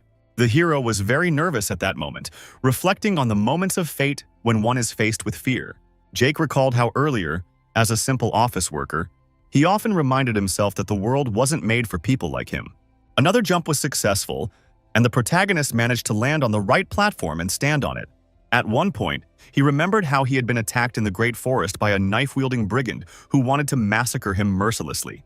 Jake took the high jump and said that in moments of facing fear, all it takes is willpower and courage. Also, flashing through his mind was the moment when he said goodbye to his companions and set off on a lonely voyage through the forest. The protagonist smiled at Cecil and said that it was willpower and courage that would help him overcome his fear to keep moving forward. He managed to make it out of the ordeal alive, and the platforms left behind began to collapse rapidly. Cecil started jumping for joy, saying that Jake had managed to do it, and the system immediately notified that the task had been passed. All the stats and skills were available again, and Jake could feel his body beginning to return to normal.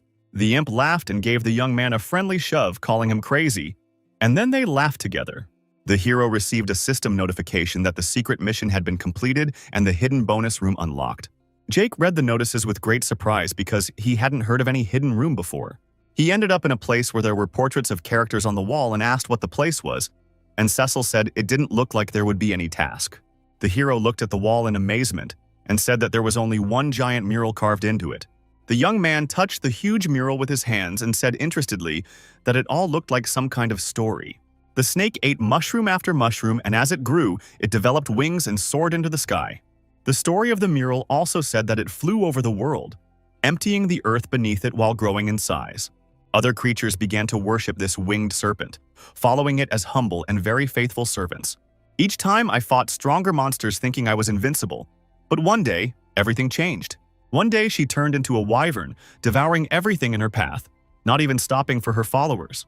The mere followers were shocked at such treachery on the part of the snake, but they could do nothing. After everything was destroyed, the greatest wyvern found herself alone on top of the mountain and enjoyed her power.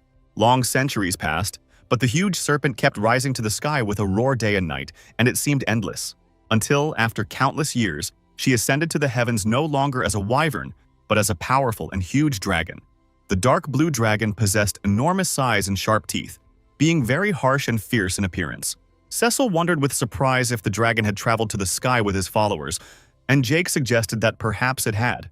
The protagonist received a system notification that he witnessed the will of a true dragon and gained 10 points of willpower. The surprised long-eared animal asked Jake what he thought it all meant, for it was all very unusual and interesting. Jake smirked slyly but said he had no idea what any of that meant, but the story itself was very interesting. He looked proudly at the mural that depicted a huge dragon and said he wanted to fight it one day. Then they traveled further, and the protagonist wondered if this was just another corridor, something that had already bored him. The young man tiredly said that apparently he hadn't completely gone through the dungeon yet, and there was still something to do in it. Cecil accidentally hit his head directly on Jake's iron wristband, experiencing a severe headache in the process. Rubbing his head, he said he was already starting to miss the glowing mushrooms and asked the protagonist how he could see in the dark. Jake smiled and replied that the whole secret was that he had put enough points into perception, which was what was helping him along. But he withheld the fact that it was not only a merit of his stats, but he himself could feel the bloodline's abilities getting stronger. The protagonist concluded that the sphere of perception expanded in those moments when he was in danger. But now it works on a regular basis, albeit in a smaller radius. It's become like a passive skill. Jake wondered if he should tell Cecil about it, and assumed that, since he was so old, maybe he knew something about it. He said that if Cecil wanted, he could sit in the necklace again until they reached a well-equipped place. But the beast grudgingly and firmly replied that he was not going back there under any circumstances. A perplexed Jake asked Cecil why not and what was wrong with it, and his firm and adamant stance surprised the young man. Eeyore lowered his ears and said it was no big deal, and afterward began to remember this torturous and very long phase of his life. He said he didn't even have a chance to see what was happening outside, and the passage of time seemed endless to him.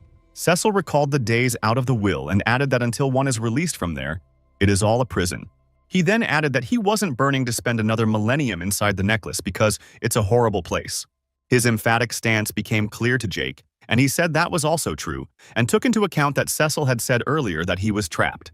The protagonist petted the eared boy and said he wouldn't do that to him, and Cecil listened to his words in silence. But still, he grudgingly said, everyone was saying about the same thing as Jake, but somehow he'd been fooled. Suddenly, Cecil exclaimed joyfully that he could see the light and pointed his finger at the spot, and inside he had hope. Jake kept his composure and said it didn't look like glowing mushrooms, whereupon they headed for the light. In front was a huge library, which was well lighted by its many windows. Jake wondered in amazement what this place was, and an equally amazed Cecil only said something like a library of some sort. The protagonist approached the shelf with books and began to scrutinize them, expecting to see something interesting. He emphasized the fact that the books were very old and also speculated that they might contain valuable information.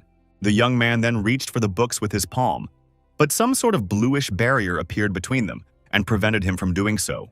Jake was a little surprised as he realized he couldn't touch them, which was surprising since he hadn't clashed with one before. Cecil said he found a desk with some records that could serve as some clues to the young man.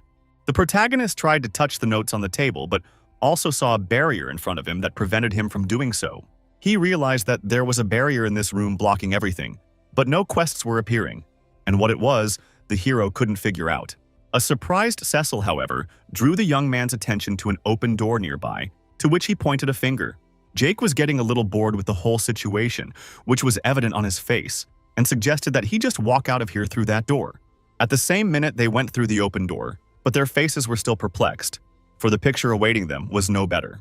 There were many doors like this ahead, and Cecil wondered if the young man thought this dungeon was beginning to seem monotonous. Jake opened one of the doors and said he found a bedroom, which from the looks of it seemed like an ordinary room with nothing of interest. Behind the next door, he found a room that looked like a shower room and which was also outwardly nothing out of the ordinary. Cecil had already opened the door that led into a room that had a lot of flowers, and he assumed it was a garden or a greenhouse. The protagonist, in turn, found a room that looked like a laboratory or torture chamber. The long-eared beast said it looked like they were in someone's house or something, and the young man walked forward in silence. Soon they stopped in front of a double wooden door, behind which they thought something unusual might be behind.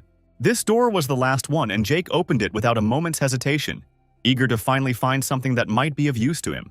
The main character looked around and said that they had finally stumbled upon a room with some sort of mystery.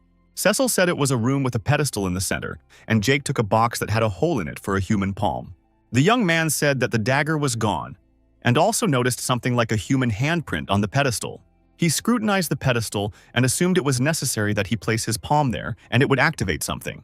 The slightly anxious, long-eared beast said that after that dagger prank, this was obviously not a good idea. His excitement made Jake laugh, and he asked Cecil where his adventurous mood was. Without a backward thought or any doubt, the adventurous young man, eager for adventure, reached out his palm and slid it into place on the pedestal. But suddenly, he had a change in his face and the whole mood disappeared, because he realized that he couldn't take his hand away anymore.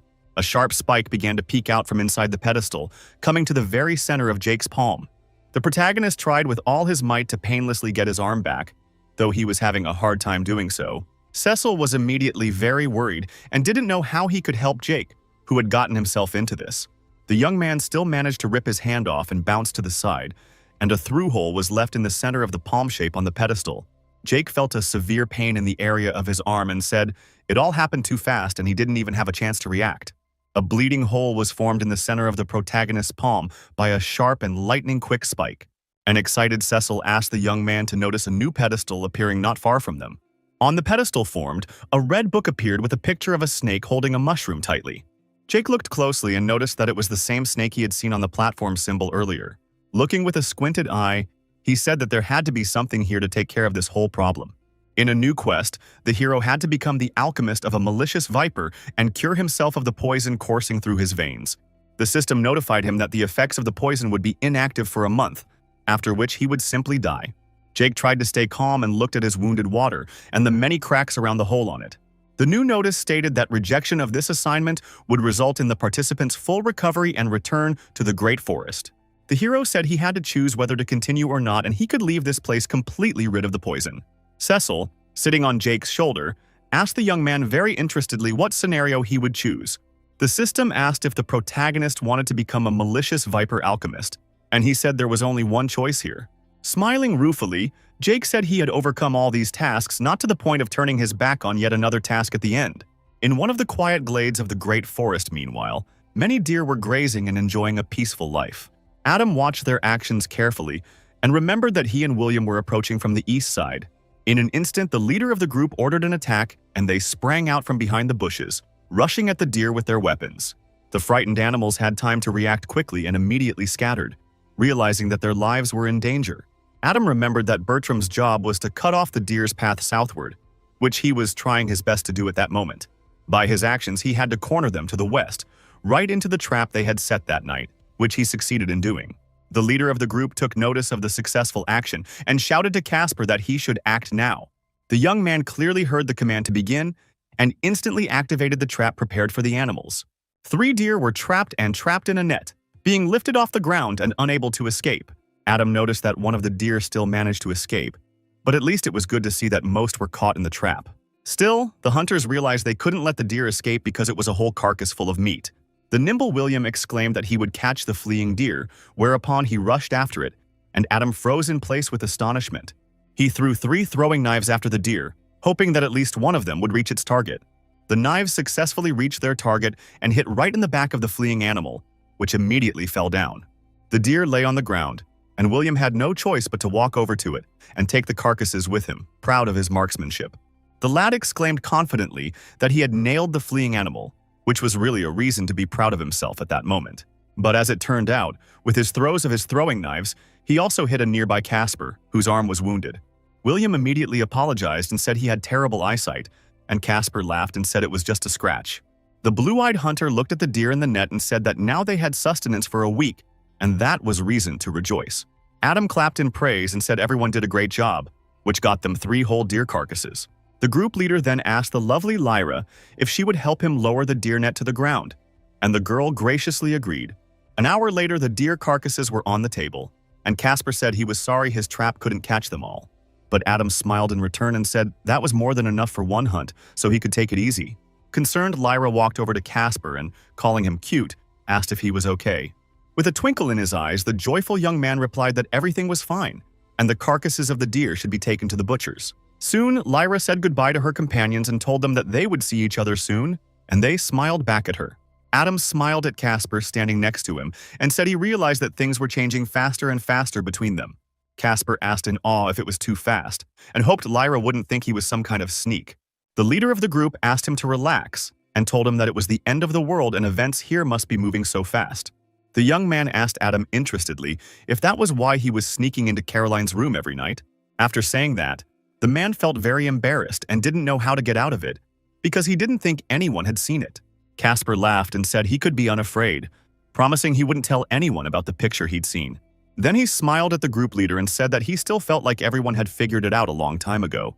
After a while, Adam decided to stop by Smith's tent and asked the man how he was doing. A bearded and stout man asked if he already needed to repair his sword, and next to him stood the beautiful Caroline. Adam said he was just looking for this girl because Casper had been injured on a hunting trip and could use some healing. A tired Caroline apologized and said she just had to pick up some armor for Richard. The surprised group leader looked at the girl with a little bewilderment and asked if she was now his errand boy. The girl felt awkward and said that Adam already knew that she was doing everything she could to stay close to Richard. Adam smiled back at the girl and said that Casper had seen him stop by Caroline's house, which made her giggle. The leader of the group continued to chuckle and said that Casper was very skillful and would probably even be trickier than Jake.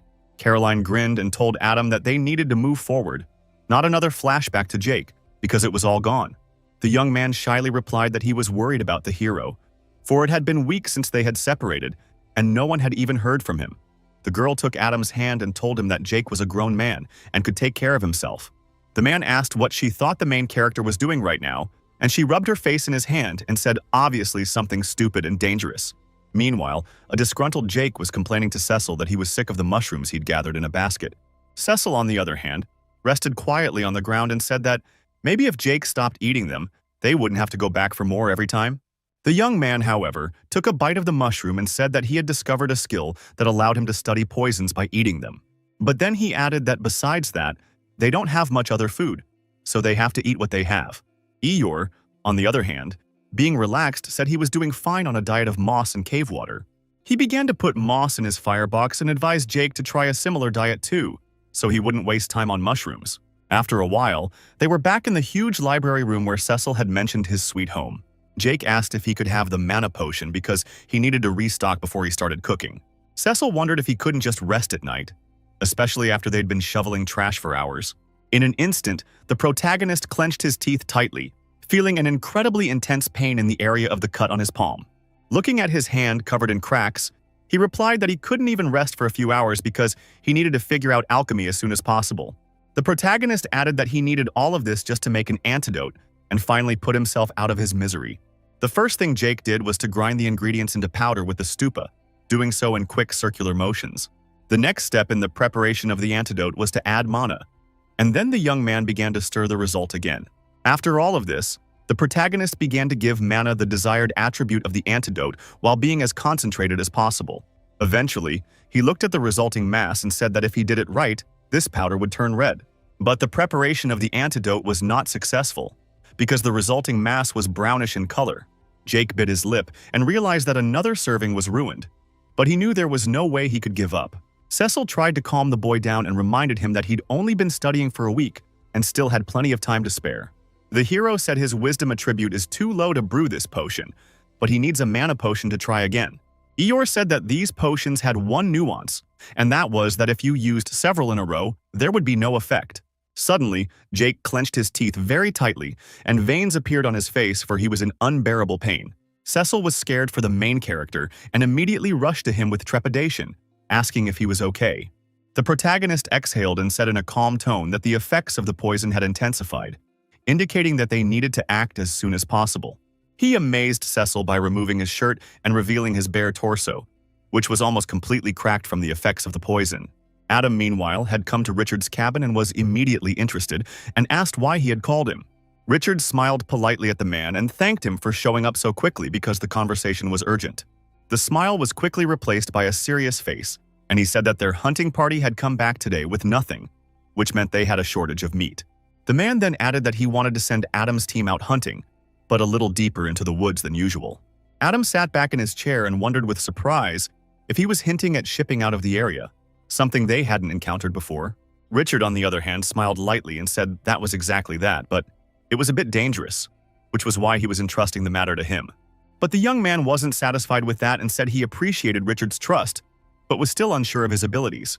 The big guy said that anything they deem deadly takes his team, and he's not the kind of person to send people to slaughter. Adam racked his brain and wondered if it would be possible to take Caroline with them, since having the Childer around would calm them down in many ways. Richard replied that he can't do that, and it's not even personal because he's just strictly separating teams. The young man exhaled and stood up from the table, saying that if that was what Richard wanted, he would go gather his team. The man stopped him at one point and asked him to do one more favor, and Adam listened intently. Richard looked into his eyes with the most serious look possible and asked him to leave the Casper fighter in the village. A bewildered Adam immediately wondered why he would do that. After all, this was his team's fighter, and he couldn't just leave him. The big guy said one of the scouts noticed a torn wire in their fence, and they think there's another group of survivors hanging around. Richard said he'd been informed earlier that Casper was pretty good at traps, so he'd like the young man to help them shore up their defenses. Adam listened to everything carefully and only said in a calm tone that he would be sure to pass those words on to Casper. Later that day, the team were already deep in the woods, and a whole pile of dead badgers were on the table. Bertram wondered how many badgers there were, and a pleased Lyra suggested 8. Adam pulled the carcass of a dead badger towards him, saying that there were more than just badgers here and it was very good prey. He then threw the huge carcass on the table, saying that there were many other strong beasts besides badgers. Stained with animal blood, William laughed and said that it was quite good, as they would have a lot of training points.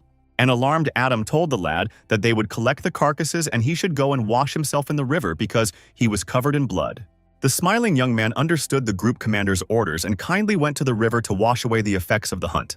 As they walked toward the river, William pondered the fact that Adam and Richard were beginning to get on his nerves, but he couldn't tell them that directly. In his opinion, they were just a bunch of boring NPCs that he wanted to get away from as soon as possible and devote time to himself. At one point, the wary young man stopped and paid attention to the sounds he heard somewhere nearby. At the same second, he crouched down and hid behind one of the trees to take his time scouting the situation and see who was here. Up ahead, he saw a guy in armor who softly mumbled to his companion that they needed to be quiet, for they didn't know who might be here. The girl stood near the water and asked him to relax, telling him they would make it quick and get out of here. The group's mage said he just needed to wash his staff, but he didn't go near water initially. William watched them for a bit and realized there was no hitman in their group. He wondered how many experience points they had. The swordsman of the team anxiously informed the others that someone was hiding in the bushes because he heard rustling. William gritted his teeth from nerves after those words, but began to calm down, reminding himself that he had done this trick before. The stern archer drew her arrow and ordered him to slowly emerge from the bushes, threatening to shoot him if he disobeyed. The young man turned on the acting, and in a trembling voice began to say that he had gotten lost after his team was attacked. After these words, it was obvious that the brown-eyed and previously harsh archer had softened a bit, and no longer wanted to shoot him. William grinned slyly in his heart, because he knew girls loved the subject, and realized his plan had worked. But suddenly, the archer's arrow flew straight into a tree trunk a few centimeters away from the young man's ear, startling him. The girl smiled and asked if he really thought they would believe that, and added that they weren't born yesterday. The impulsive swordsman sternly ordered William to discard his weapon and slowly walk away if he wanted to stay alive. The guy still realized that, unfortunately, his plan didn't work and began to slowly lower his arms to leave as soon as possible. The spirited archer drew another arrow and ordered him to do it faster because they didn't have much time. But William wasn't in the habit of just walking away, and in those couple minutes, another devious plan had matured in his mind. In a very abrupt motion, he dropped to his knees and reached for his magic staff to give his opponents heat. The archer immediately realized what the matter was and managed to react in time, releasing an arrow towards her opponent with a sharp movement. William, covering his head, bounced to the side and the arrow hit the tree trunk again a few centimeters from his foot. The young man used magic that summoned throwing knives, which he used to slash his opponents with. Throwing knives flew towards the swordsman, who managed to cover with his shield and remain unharmed. He impulsively shouted to the rest of the group that it was imperative to catch this insolent man immediately before he injured any of them. The archer wasted no time and fired 2 more arrows towards William to guarantee a hit. But even this time, the nimble boy managed to dodge the arrows, which in turn hit the tree trunk again. The nervous mage of the opposing group didn't understand what magic William was using and held his staff tightly in his hands. The nimble young man, on the other hand, used magic to move to the side, recognizing in passing in his thoughts that they were stronger than he thought. The archer never gave up trying to hit him and drew another arrow, shouting at the top of her voice that she could see him. William still said in his mind that although they were strong, they were not strong enough, and prepared his throwing knives. One of the knives went through the throat of the archer, who didn't even have time to react and immediately dropped the bow. The girl's eyes filled with terror, and at that moment she was in incredible pain, bleeding, but nothing could be fixed.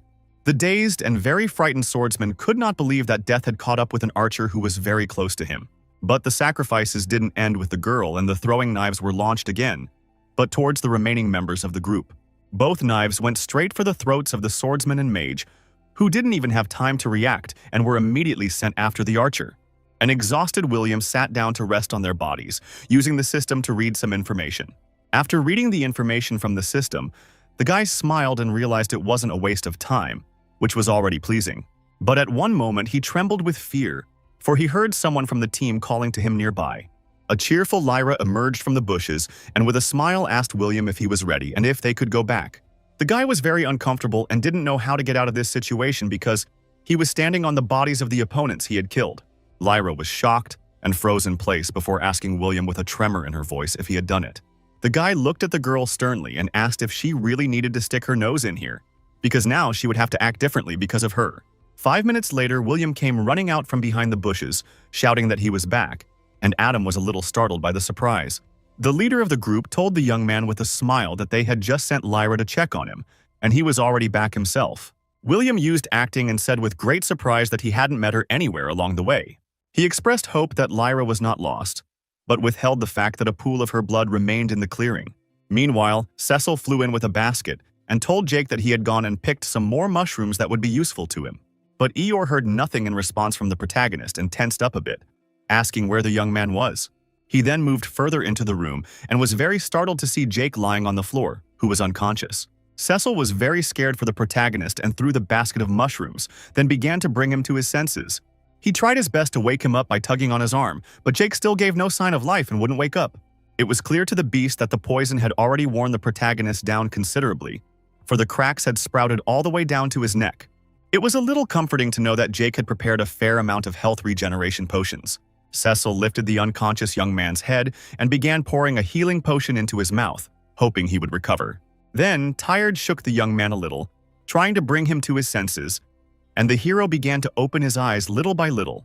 He gradually came to his senses and, wiping the sweat from his face, asked Cecil what had happened, for he understood absolutely nothing. An excited Eeyore said he himself had just found Jake lying unconscious on the floor and asked how he was feeling. The protagonist let out a heavy exhale and said he was badly exhausted, and in his voice you could hear all the pain and fatigue from the poison. Cecil said there was a huge amount of these potions and asked how many of them Jake had made this morning. The hero replied that there were 50 and added that he was starting to figure it out, so maybe he would try making some poison soon. The caring beast sat down on his shoulder and asked why he shouldn't lie down for a while first, to regain his strength. But Jake was adamant that he needed to practice more because time was running out and he couldn't stand still. He said that judging by the timer, he had about 2 weeks left, and Cecil said that if he kept forcing himself, nothing good would come of it. The hero chuckled a bit and told the beast that he was starting to sound like his old acquaintances, while continuing to stir the mixture. Jake, remembering Caroline, said that the people he knew were always trying to take the easier way out and were afraid to challenge themselves. But Cecil only looked at the protagonist with some pity and asked him to relax, because that wasn't the point. The young man did not get distracted and continued to knead the mixture, grudgingly saying that he thought it was just simple cowardice. The long-eared beast asked him not to talk like that and punched him in the arm, causing Jake to drop the potion dish. A red and slightly glistening mass poured completely out of the dish on the floor, and the hero could not believe what he saw. He looked at the brute with his mouth open with shock and his eyes wide open and said he didn't mean it. Angry Cecil jabbed his finger and firmly stated that he was not a coward, and the main character's words hurt him a little. Jake felt bad about what he'd said, and scratching the back of his head, he apologized to Eeyore. But a hurt and a little angry Cecil said that next time the young man would take his mushrooms himself, and he wasn't going to forgive him. The next day, the protagonist was focused on reading a book and noticed that Cecil had not returned to the library. The young man became a little worried about him and wondered if he should apologize to him normally after all. Still, he slammed the book shut and came to the decision that he needed to get on with his work, trusting that Cecil would understand him. Jake had finished reading some introductory books on attack alchemy, and the last one came with a recipe for poison. What the protagonist took out of the books for himself was that making poisons was almost the same as making potions. The most significant difference he singled out was simply that the ingredients of poisons simply suppressed life force. Also, the young man realized that on top of that, they enhanced damage taking. Meanwhile, he himself was needing poison. Suddenly, Jake received a system notification that he had successfully created a regular necrotoxin, which emphasized the correctness of his actions. The incredibly happy young man couldn't believe his eyes and called out to Cecil to come over and look at it. But after these words, the beast did not come to the library, and the young man immediately took notice, and the smile disappeared from his face. Jake called out to Cecil again, but he didn't answer, which made him even more anxious. The protagonist asked him to come out because he wanted to share his achievement in alchemy as soon as possible. Still, Cecil looked into the library and grudgingly asked Jake what he wanted, with no desire to socialize. The delighted young man looked at the prepared poison and said he created it on the first try, then asked the beast to take a look. Still angry and resentful, Cecil grudgingly said he could take a brownie off the shelf for it. Jake looked at his reaction and realized he was still angry, so he needed to figure out how to apologize. The system notified him that he had obtained level 24 to the malicious serpent alchemist profession, as well as 2 free points. The hero looked over his stats carefully and decided to add a few more points to his wisdom. With a smile on his face, he said that alchemy was indeed starting to take its toll, so it was worth pursuing. Points were added to wisdom, and the system notified that the profession evolution requirements had been met. Jake wondered puzzledly what else the evolution of the profession was, and Cecil said it was already interesting. The system then asked if the protagonist wished to begin evolution, and he thought deeply about the question. The young man wondered if his alchemy skills would get better if he agreed, and Cecil said he'd never seen this before.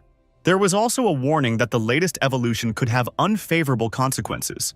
Jake said that if he answered no, it would mean he couldn't upgrade, so he had no choice. He still chose the positive answer and looked around, wondering what would happen now. Flasks of poison began to suddenly fall to the floor, the cause of which was unpleasant, but the hero tried to remain calm. Still, he nervously exclaimed that something was going on, while observing the situation and trying not to panic. A worried Cecil asked Jake what he was doing, and the protagonist exclaimed that he didn't know. A dark green fog began to envelop the room, which made the hero of his trusty friend nervous. For a few seconds, they were lifted into the air, but soon fell back down, hitting hard and trying to figure out what was going on. A few seconds later, Jake was on a steep downhill slope, trying to figure out what was going on, and the terrain was like another cosmos. He got to his feet and shook himself off, trying to figure out where they were and said he didn't feel any danger. But then the wary protagonist turned around and noticed someone approaching. Not far behind him, he saw white human feet emerging from the shadows, which alerted Jake even more. A blond man with the pupils of a cobra, who was clad in a frilly cape, appeared before the hero and asked who had come to see them.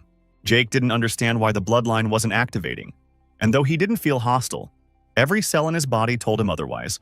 He looked at the mysterious stranger and realized he was very dangerous, and the man asked if they couldn't hear him. The stranger then approached Jake and Cecil, who were very frightened, and asked what the two of them were doing here alone. The protagonist tried to calm down and inhaled through his nose, trying to stop fidgeting and reminding himself that he wasn't in danger. He said that at a certain point in his development, he had become a malicious viper alchemist and ended up in this place. The blonde-haired youth with cobra eyes only grinned in response to his words while glaring at the protagonist. Still, he said he was glad to meet him and used some kind of magic, and Jake and Cecil watched his behavior in silence. The stranger waved his hand and said he was the very vicious viper Jake had been talking about. He then showed an obscene gesture and asked the young man in a rude manner to get out of here immediately. A perplexed Jake scratched the back of his head and wondered if he was really a vicious viper and thought he would look like a dragon serpent.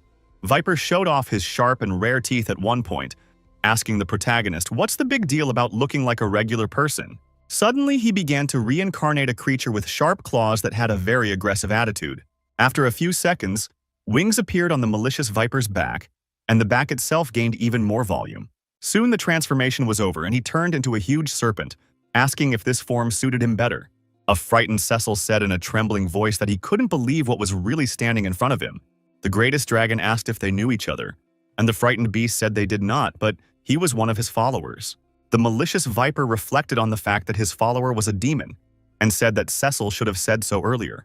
Jake said he had no idea what Cecil was talking about, but added that he wasn't one of the servants and was just on a mission in the dungeon.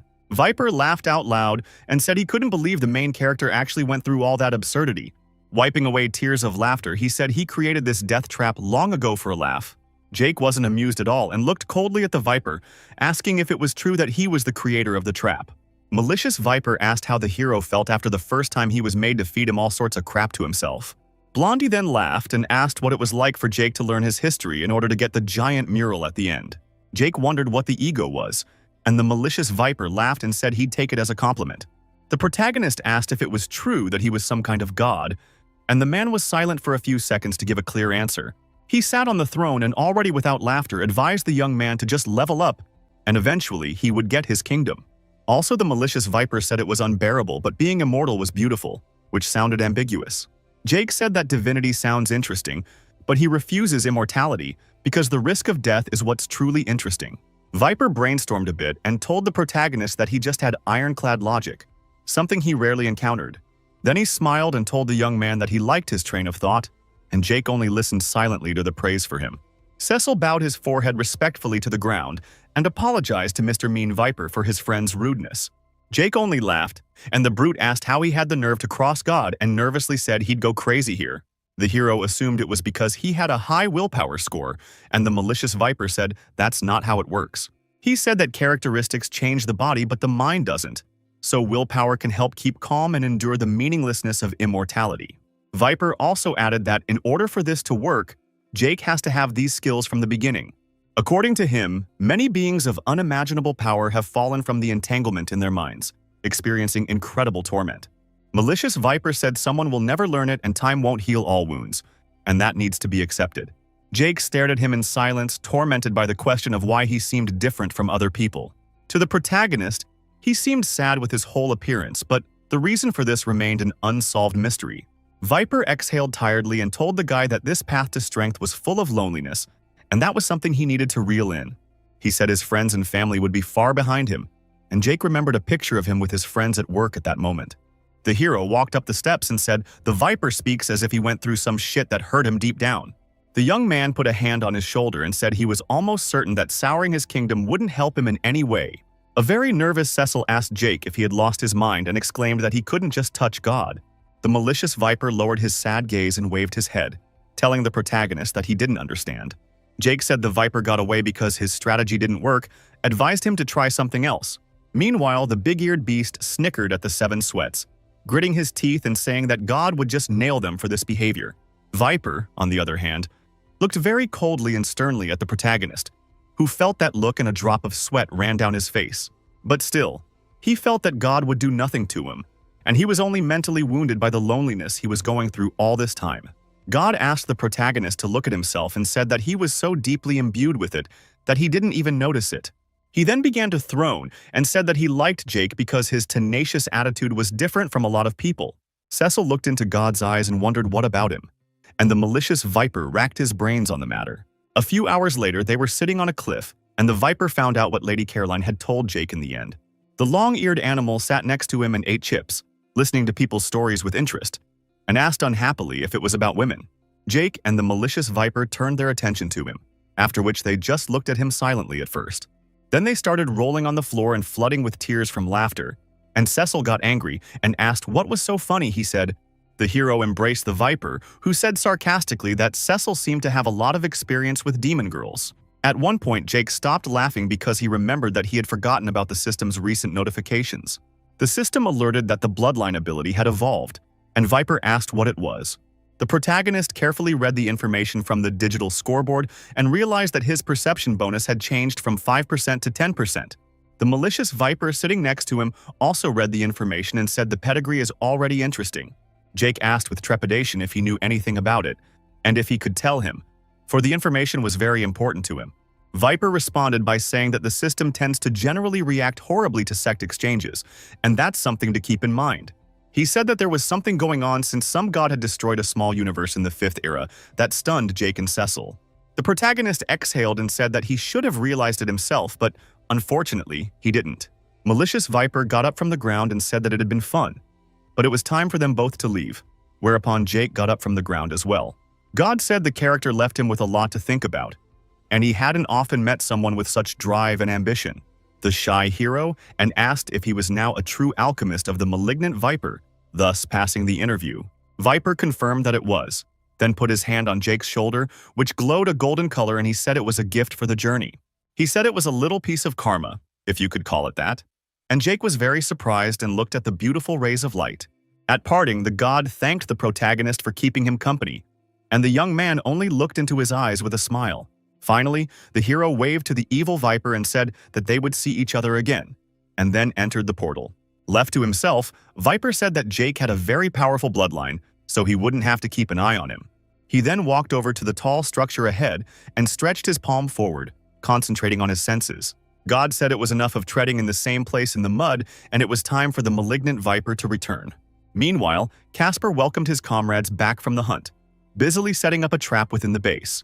He began to wipe the soldiers with his knee, asking his companions what they thought of her new fence made by his hands. Adam walked over to Casper and lowered his head to the floor while about to tell him some very unpleasant news. The young man did not wait and immediately asked where Lyra was, because he noticed that they had returned without her. The leader of the group looked at him with a sad look and put his hand on his shoulder, saying that he was sorry. He said they didn't understand what happened, but Lyra just vanished into the woods and they couldn't find her. A shocked Casper immediately changed in his face and asked what that meant and how she could vaporize just like that. William excitedly said that they had searched for the lyre for several hours but had found no trace of it, but there had been speculation about it. It pained Adam to talk about it. He said that they had nothing to say at all and Casper could only brace himself. The young man couldn't believe what was happening and became angry, asking if this was some kind of joke on their part. The leader of the group shook his head sadly and said that Lyra was gone and he was sorry, as much as it hurt. Casper almost fainted, but this information did not fit in his head in any way, and tears involuntarily flowed from his eyes.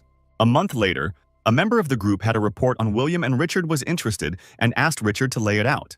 The man said William's defense could cause more trouble than good, so the issue needs to be discussed. He said that Richard should only give orders and he would personally take care of the young man so that there would be no problems. The scout also reported that while they were talking here, 2 of his men were following the young man, so everything was captured. Richard got up from the table and asked to just follow him for now because he'd seen plenty of people like William. He called the young man an arrogant puppy, but his abilities balanced that out, and someone like him was capable of being very useful. The subordinate heard the boss's words carefully and saluted, saying he understood and would do his best. Meanwhile, Adam greeted William and asked if there was any progress with the stone arrowheads. The young man replied that he had just finished with them, while holding the heavy wooden box they were in. He held out a box of lugs and apologized that it took longer than he wanted, but he was still learning the trade of a blacksmith. A slightly alarmed Caroline noticed that William was covered in oil, but that was what the profession demanded. She immediately wrapped her arms around him and began wiping the young man's oil-stained face, and he only tolerated it silently. William laughed a little and said there was nothing wrong with that, then asked Smith, who was sitting behind him, if he was correct. The man looked away from his work for a few seconds and said it was a sign of hard work. Caroline said she didn't understand why William didn't want to pursue a tailoring profession with Jean, since even leatherworking would have been easier. The lad replied that blacksmithing was fun, for besides that, he enjoyed socializing with Smith, who had already taught him a lot. The girl ruffled the boy's hair and asked him to just be careful at the forge because she was worried about him. William smiled and promised that he would obey and behave, so she didn't have to worry about him.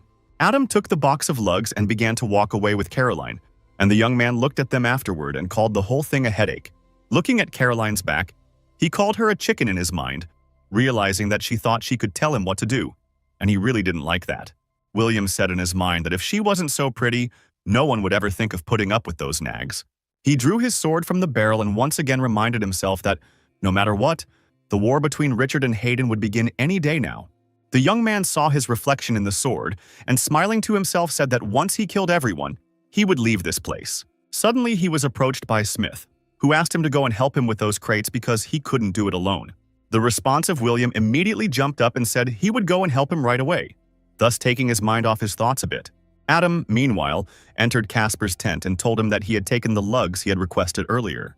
He inquired if there was any reason why he should not take them himself, while the young man went about his business and remained silent. The band leader didn't get an answer to his question and said Casper could use a break, but he continued to remain silent. At one point, the young man said in a serious tone that he did not wish to see him, but whom exactly he did not specify. Adam put down the box of stone arrowheads and asked if it was correct that this was about Smith. But Casper said he was referring to William, who had long seemed suspicious of his behavior. The leader says he knows Casper thinks William had something to do with Lyra's disappearance, but that's not true at all. The young man exclaimed that anyone who pretends to be innocent is hiding something and he knows he has no proof. But they just can't trust William. Casper also added that there was no way Jake would have trusted the suspicious guy. But Adam couldn't understand that.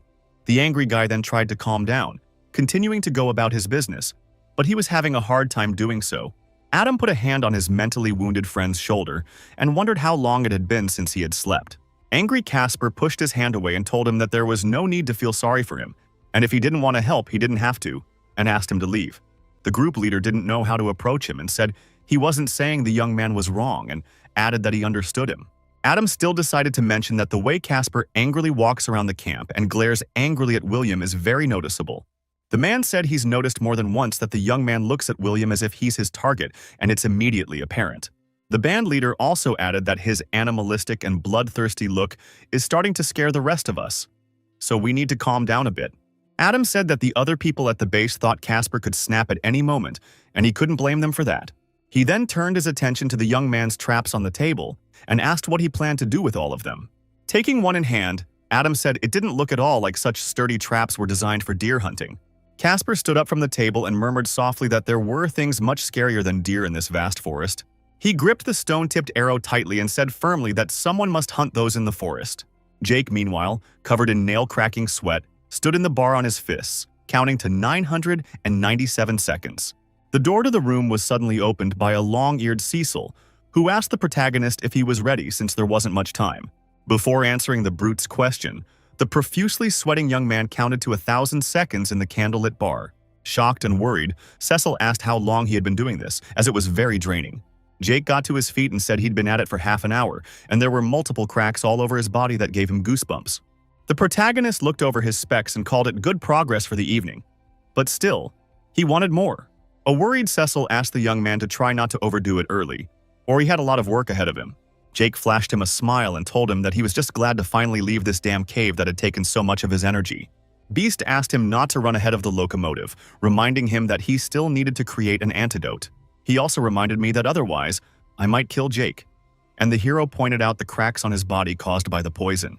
Then Jake noticed the notice that he needed to cure himself of the poison and had 24 hours to do so. The young man smirked confidently and told Cecil that they would do it, being prepared to put forth the best effort possible. William, meanwhile, was busy forging metal in the forge, but suddenly he was disturbed by Caroline. Young said she wasn't sure if Richard's armor was ready, but said she could check with Smith. But the girl said she had come on another matter and added that she wanted to warn him about something. She put her hand on William's shoulder and asked him not to get close to Hayden's camp because it could be very dangerous. The young blacksmith pretended not to be aware and wondered why, since everything was fine. A worried Caroline said that the situation was ambiguous, and Richard said that hunting was still okay, but they shouldn't go too far. William's look became a little upset. He said he would follow Madame's advice to avoid putting himself in danger. Hilaire smiled with peace of mind and said that she knew she could trust the young man without a doubt. She then frustratedly said that she also wanted to warn more Casper, but he wouldn't even listen to her. William immediately asked why Caroline thought Casper would want to go to the enemy, and what he would accomplish by doing so. The girl replied that no one could know that, and then added that the young man was setting some sort of traps, and as if he was on his own mind. Caroline also admitted that she was even very curious about how many learning points Casper had already gained through his actions. William saluted the girl with a smile and gave her his word that he would keep his distance from Hayden's camp. After a while, she returned to the house to Richard, who immediately inquired of her how the conversation with the young man had gone. Caroline rode the palm of her hand in discomfort and said that the deed was done and William would go after Casper. Richard stood from behind the desk and scratched his beard a little, saying with a smile that the girl had done a pretty good job. Then he put his palms on her shoulder and said he realized she didn't like it, but both guys were a problem for them. In Richard's opinion, William thought he was a very sneaky kid, and Casper found himself thinking he could destroy the whole camp whenever he wanted. With a pained expression, Caroline said that Casper was just very upset because he had recently experienced a bereavement. But the boss in turn believed that the young man had simply disappeared for a few days after learning of Lyra's disappearance. On that ill-fated day, a panicked Casper set out to find his missing favorite girl, screaming her name while walking through the woods. He was very worried about her and shouted her name non-stop, hoping to hear her at one point or just find her. At one point, Casper came upon a place where two fierce badgers were fighting, and near them the corpse of a girl lay in a pool of blood. Inside the young man's mind, the whole world turned upside down because he determined from the color of her hair that it was his favorite girl, Lyra. Barely holding back his tears, he immediately rushed to her body, dispersing the fighting badgers and not being afraid of them at all. Casper immediately fell to his knees beside the bloody body of Lyra, who no longer gave any signs of life and turned cold. Overflowing with bitter tears of loss, the shattered lad immediately lifted up the inanimate lover, asking who had done this to her. It was impossible to look at his tear-stained face without pain, and Casper himself could not believe what he was seeing and did not understand how this could have happened. At one point, he noticed a strange wound on the girl's body that caused some wariness.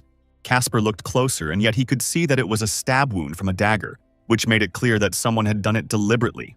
At that minute, he immediately thought of William, who was serviceable and very skillful with throwing knives.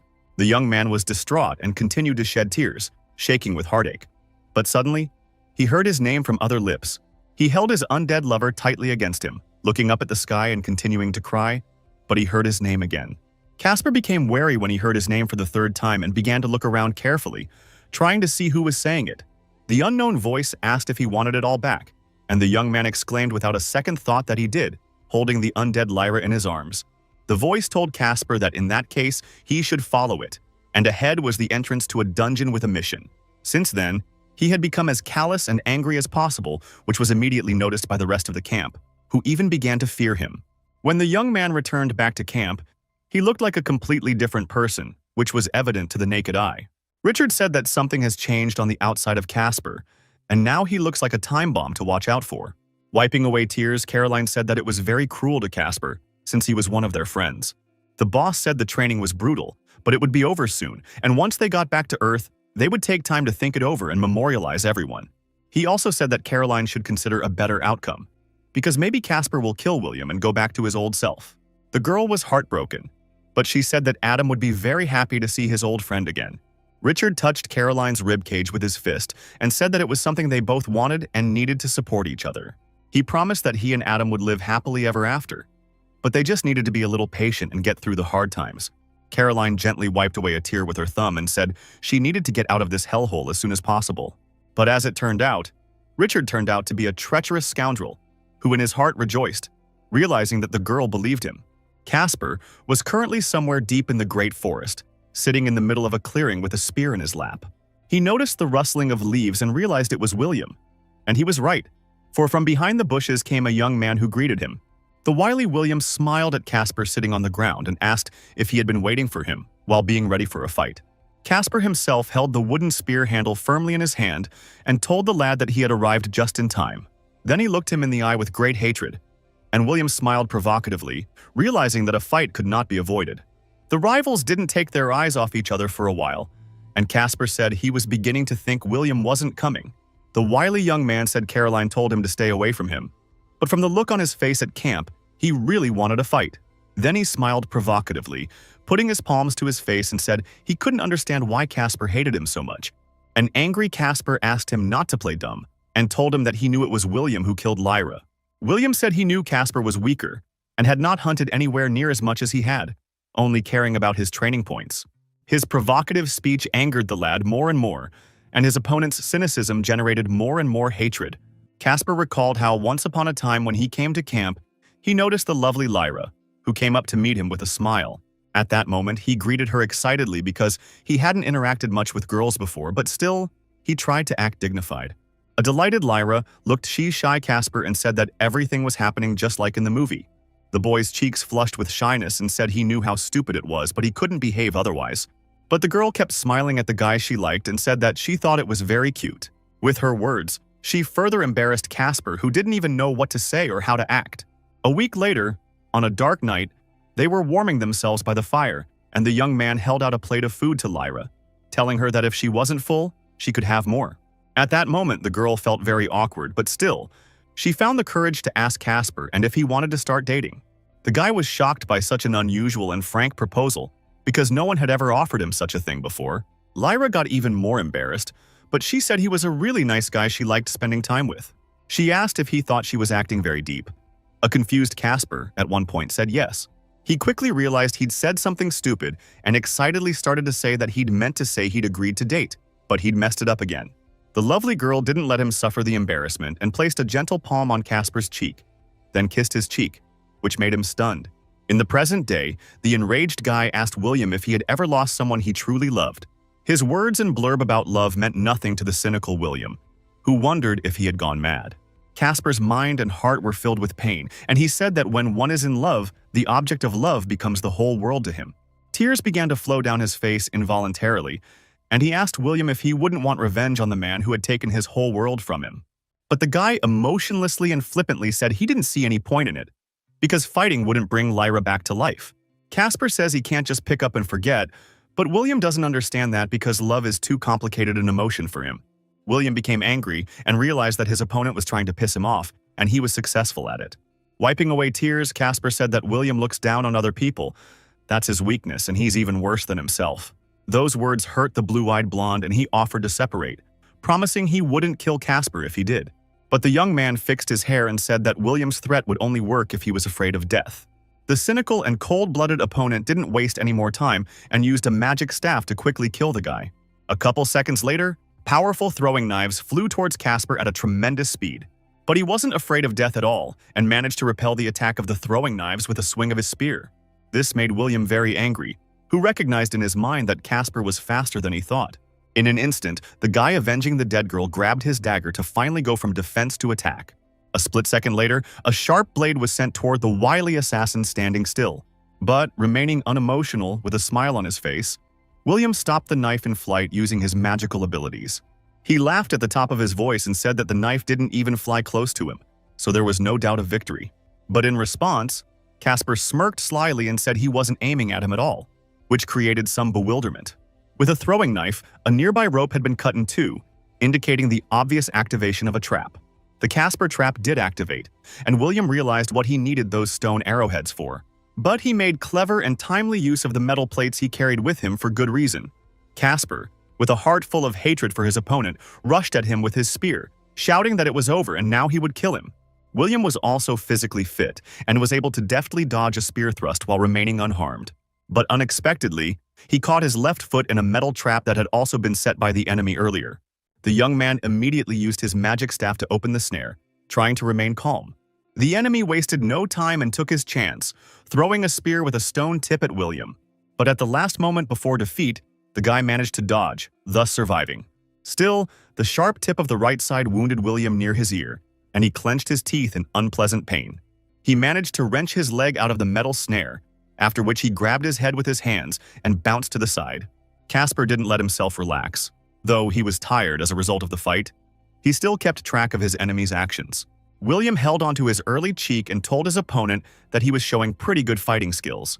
He then grasped his staff firmly and used it, asking if it was time for them to start a serious battle.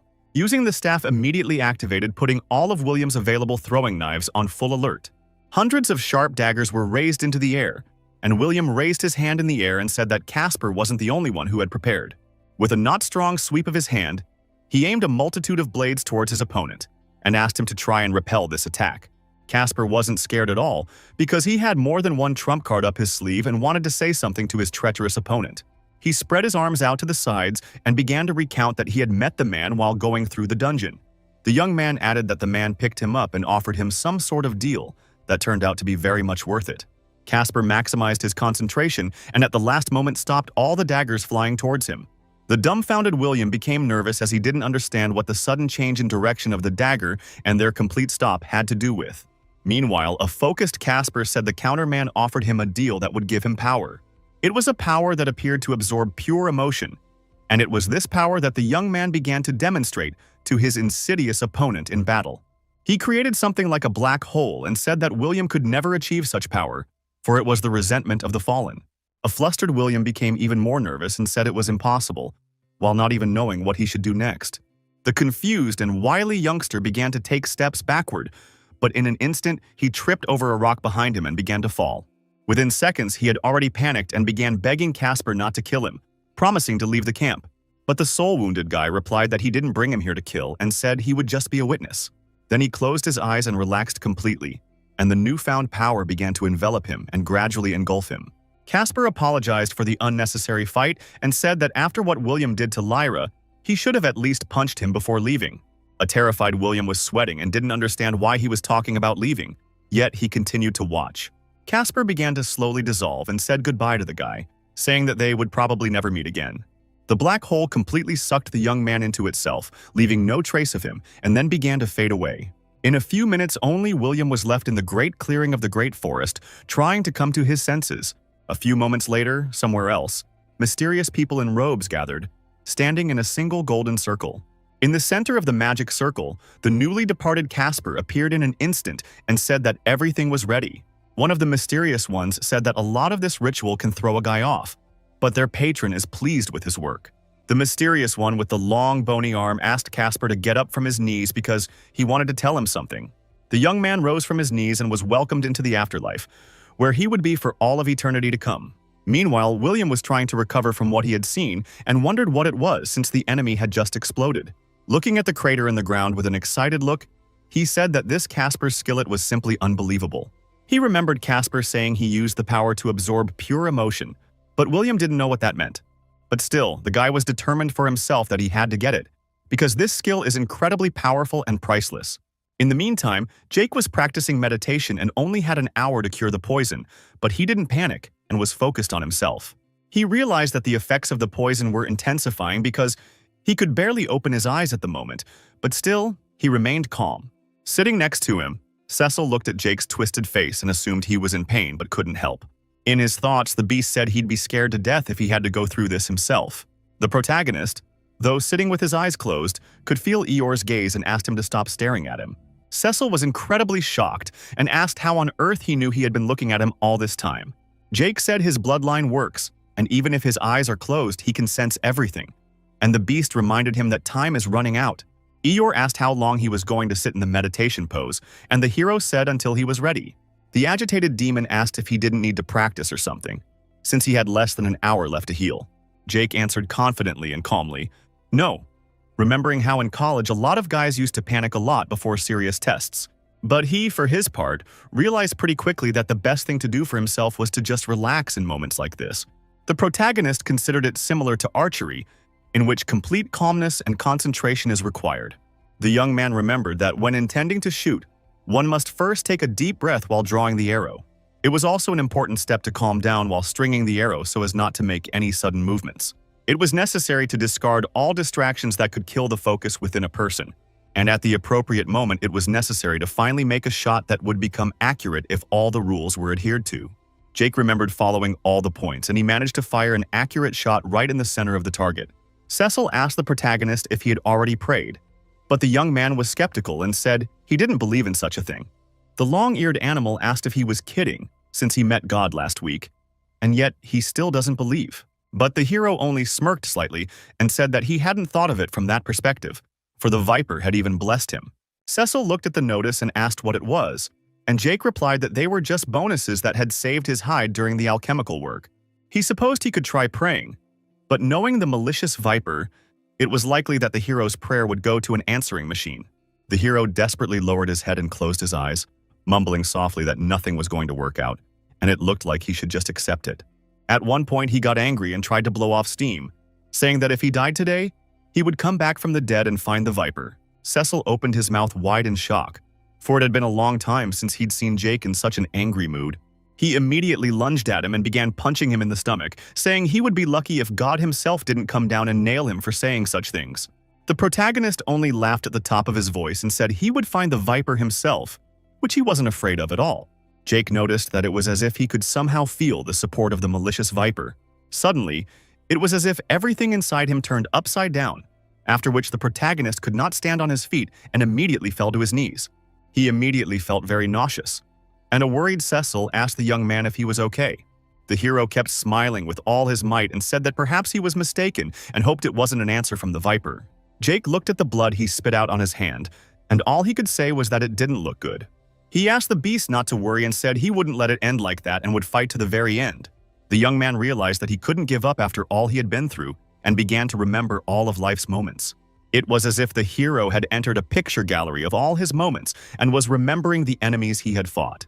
It also brought to mind injuries that Jake had previously suffered that left an imprint made him stronger. Nor was he forgetting the friends he had said goodbye to some time ago, who had been a whole world to him before. Jake looked at the time remaining and told himself that none of this would matter if he couldn't pass the test. The protagonist confidently and firmly clenched his fist, telling Cecil that it was time to get to work because there wasn't much time left. The young man then sat down at his desk and decided that the first order of business was to prepare his tools and ingredients. The first thing he did was to start juicing the rare mushrooms, doing everything carefully and not panicking because time was short. Jake had only half an hour to spare, and he began to thoroughly mix the juice of the mushrooms with a mixture of blood from the old moss.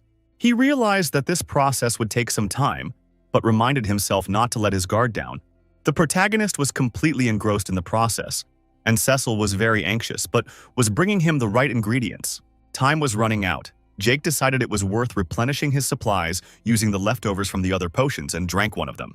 The young man then placed the prepared mixture on the table, remembering that if it bubbled, it meant everything was going well and the reaction was underway. With just under 4 minutes to go, the hero himself was at the stage where he needed to slowly inject mana. The protagonist became nervous, remembering to keep slowly injecting mana until the system said, "Stop." At one point, he received a notification that he had successfully created an unstable malefic vital connection, which was very rare. A worried Cecil asked if that was what was needed, but Jake said he wasn't sure, while continuing to stir the mixture in the dish. The system alerted that he had created an unstable compound with tremendous life force and unfit for consumption. Jake said the notice doesn't say if it will work or not, and Cecil said he only has 10 minutes to drink this one. They then turned their attention to the red digital scoreboard that alerted the hero that he only had a minute left. He realized he had no choice and would have to drink the concoction he had prepared. And Cecil, sitting on his shoulder, only wished him luck.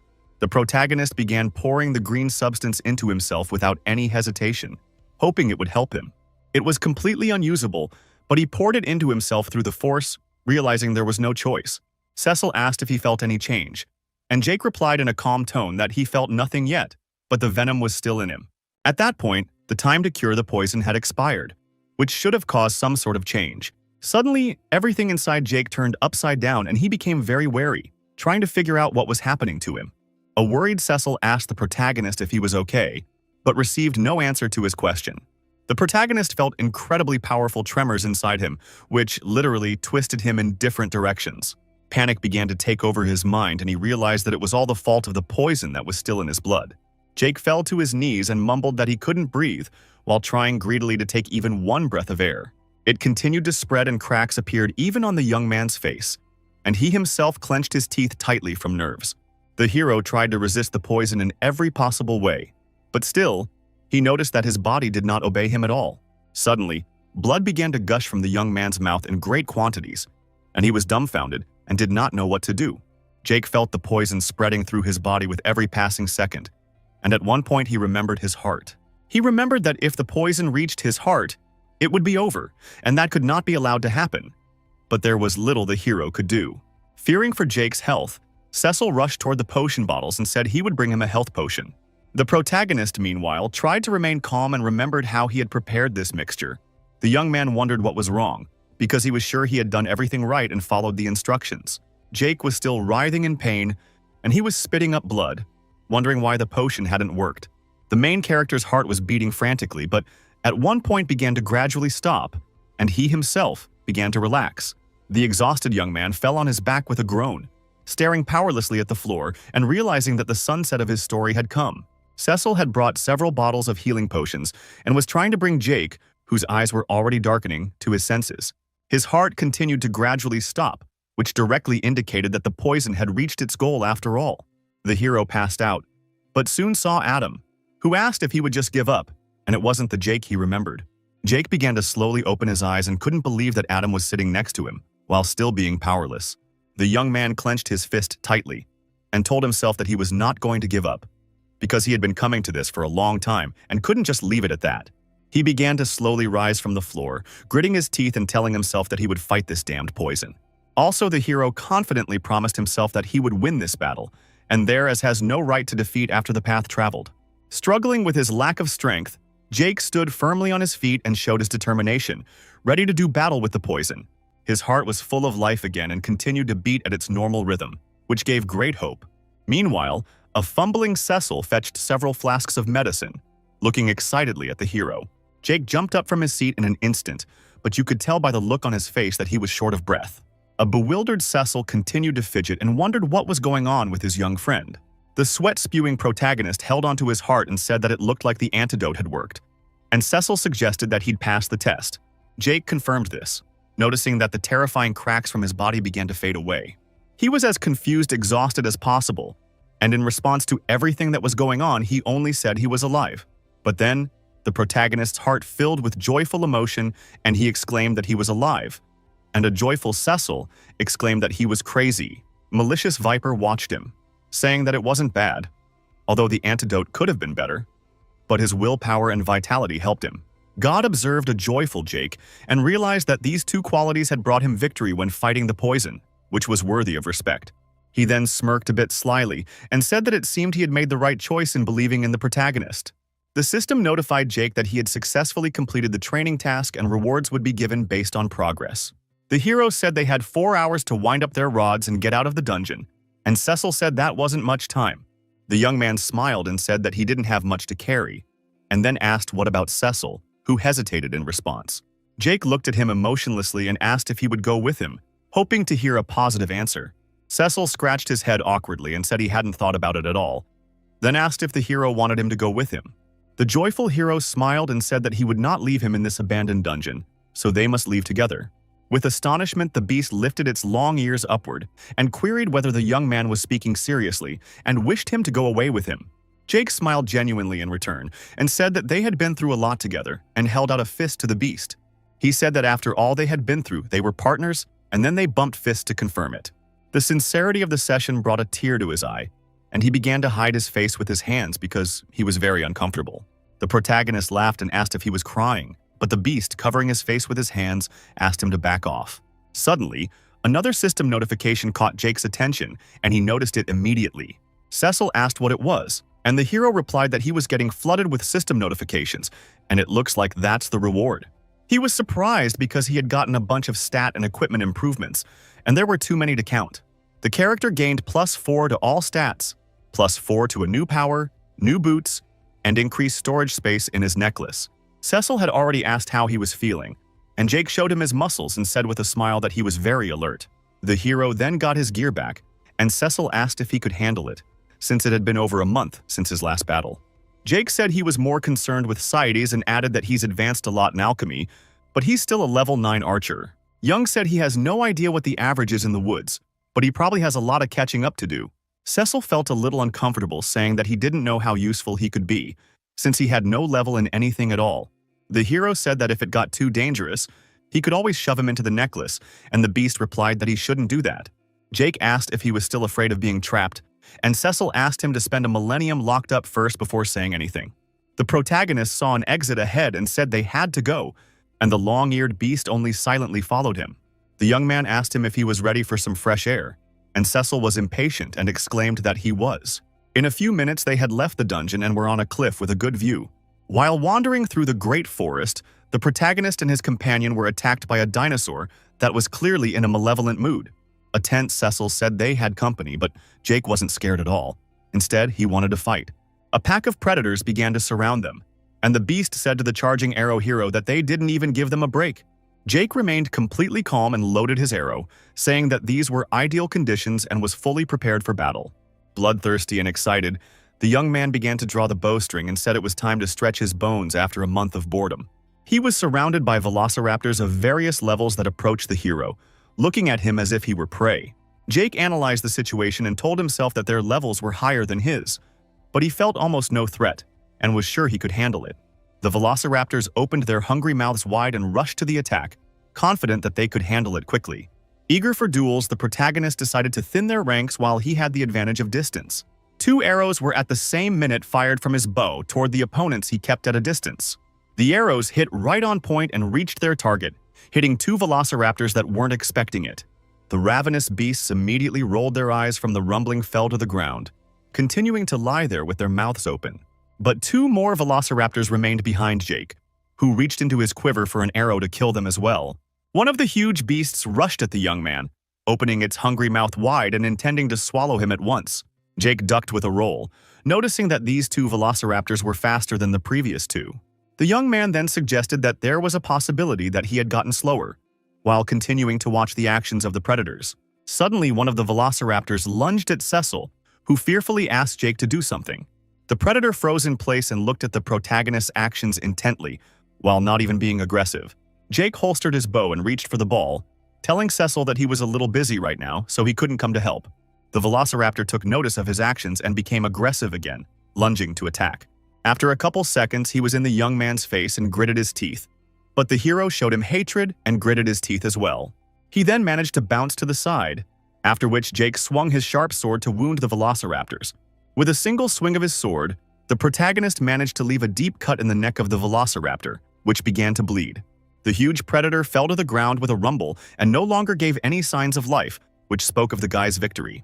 Jake wiped the sweat off his forehead and said that was great, because there was only one velociraptor left that he hoped to deal with as soon as possible. But suddenly, the young man noticed that the predator was not alone at all, and seemed to have managed to call for help from a companion. A pack of velociraptors rushed at the hero, and he wondered if they were biding their time since they were outnumbered. The hero said with excitement that it must be a kind of test of heaven he got a chance to test how much he had grown. Furious, the confident Jake gripped the hilt of his sword tightly and exclaimed that he would not lose this challenge. The velociraptors immediately rushed to the attack, sticking out their bloodthirsty tongues and preparing to swallow the young man. Jake said in his mind that he would show himself in battle against any opponent, while running straight at the predators. With a deft movement of the ball, he managed to leave deep cuts in the throats of two velociraptors, and one of them even severed a limb. The fierce and battle-hungry protagonist said he would fight until he was the strongest. Suddenly, he noticed that there was a bloodthirsty predator behind him, and something had to be done. Jake gave him a cut with a swing of his sword, reminding himself that he was able to survive a dungeon task that seemed impossible. With great anger, the hero thrust his sword right into the velociraptor's mouth, saying in his mind that nothing could stop him now.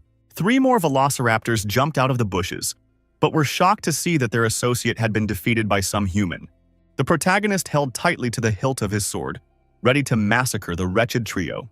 Jake was eager for battle and grabbed the curved dagger he had gotten in the dungeon in his left hand as well, and shouted that he was ready to do this. A terrified Cecil, meanwhile, climbed up the rock, but one of the velociraptors started trying to jump up to him. The hero was not going to leave his comrade in distress, and, noticing what was happening, immediately shot the dinosaur with his bow. The sharp arrow went straight into the throat of one of the dinosaurs, going straight through and causing it to bleed to death. The velociraptor stayed on its feet for a few more seconds, but still, it collapsed to the ground with a clatter and stopped giving signs of life. Satisfied with himself, Jake looked around and realized that this was the last of them, which spoke to his victory. Cecil said he was starting to think the dungeon was much better, since they had just come out and stumbled upon the problem. The hero said it turned out a little worse than he thought it would, but it should be a little easier now that he's warmed up. The beast admitted that he should reconsider his attitude towards the necklace, for he didn't know what could be worse than being eaten by a pack of dinosaurs. Jake was pleasantly surprised to read the notification from the system that he had received 4,000 training points for killing the velociraptor. There was also a notification that he had reached level 13 in the archer class and received 4 free points. The hero realized that he had gained extra experience for killing higher-level creatures, and Cecil said that even falling behind others could make up for it. In addition, Jake has a new unusual skill called Powerful Shot, which allows him to increase the power of his shot. The young man realized that the longer he drew the arrow, the more damage it would do, and said it was perfect for ambushes. He said it went very well with alchemy, but remembered that it was quite difficult to put poison on the arrows beforehand, as they would lose the ability. Still, Jake said that if it worked out, he could combine a powerful shot with a poison arrow, and it sounded like a killer combo. Suddenly, the main character became maximally wary because he felt something strange. A worried Cecil immediately took notice, and the hero and asked him to be quiet, saying he felt something. Jake said he didn't know how many miles away it was, but he could very clearly feel a tremendous amount of energy. The long-eared beast became worried and suggested that they just leave this place, but the hero firmly said they couldn't do that. At one point, the young man smirked confidently and said that this was something that needed to be fought, and he couldn't wait to do it already. At the same time, at Richard's camp, Caroline was sitting on her bed brushing her hair before bed. A sad and very upset Adam suddenly entered the room and asked softly if there was any news about Casper. A sad Caroline said no, but it hadn't been that long, and Richard promised he'd send a recon tomorrow. The guy was very upset because Casper was a very close friend of his and he didn't want to lose him. The girl put her palm to his chest and said that everything would be okay, and Adam said he was just worried that Casper would be in danger. He said it was no secret that Casper had targeted William, but now they were both missing. Adam also wondered if William had said anything before he left, and a worried Caroline bit her lip. She was very nervous and said he hadn't said anything and promised to tell Adam about it if she found out anything. The girl then gently hugged and snuggled up to her lover, while the guy still remained anxious. Beautiful Caroline was faring afterward, for she was very heavy at heart, for she knew that William had met Casper in the woods. Meanwhile, William was in the office of a therapist, who asked if he could tell why he was here. The guy replied with a smile on his face that the court ordered him to undergo therapy immediately, to which he complied. The therapist asked the young man if he understood why this type of judgment was made at trial. William spread his hands apart and replied that he obviously lacked empathy and was prone to outbursts of aggression. The woman looked emotionlessly at the young man and asked if he would continue his story further, for this was clearly not the end. Suddenly, the smile disappeared from the guy's face, and he sat down in a strange pose, with his face no longer at all unfriendly. William began to become enraged and gritted his teeth and said it was all about the fact that he had killed his little brother a year ago. A year earlier, he sat in the clinic hallway with his father, who excitedly asked if he was ready to meet his brother. But at that moment, the guy was as focused as possible on the phone he had in his hand and said he was busy. His father asked him to be happy for a little while and said that the mother could use some encouragement from her son, since she's been there for a long time. A doctor suddenly came out of the room and called Mr. Hansen in for a moment, and the man asked him if he was all right. The doctor said there were some complications and everything is fine now, but they sent the baby for an emergency medical checkup. William, after hearing this, began to harbor a hatred for the newborn that was uncontrollable. He walked over to the window behind which his newborn brother lay, and said in his mind that he was less than 24 hours old and already causing trouble. The guy had a great hatred for him and called him pathetic, and the unsuspecting infant was lying in an incubator. 6 months later, William's mother was washing dishes and asked if he could pick up the mail, and the young man said he would. A few minutes later, he was outside the front door threshold, where the mail lay on the floor to be taken into the house. The guy picked up everything lying on the floor and returned home, but one of the written sheets drew his attention. William's pupils immediately dilated with surprise because he realized that this was clearly not an ordinary letter. The boy looked closely at the sheet and realized it was his letter from Stanford University that he had been waiting for. The guy came home and exclaimed joyfully that he had passed the selection process for his dream university, and his parents looked at him silently at first. The excited parents did not understand anything and asked their son where he had gone, because they had not heard anything about it before. William said his high school counselor advised him to apply to Stanford, but he didn't think it would work out, so he didn't tell them. The father did not share the joy with his son and only snatched the letter out of his hands, asking how much the tuition was to be paid, to which the young man replied that he did not know. The man scratched the back of his head and said that was great news, but they might not have enough money to pay for it.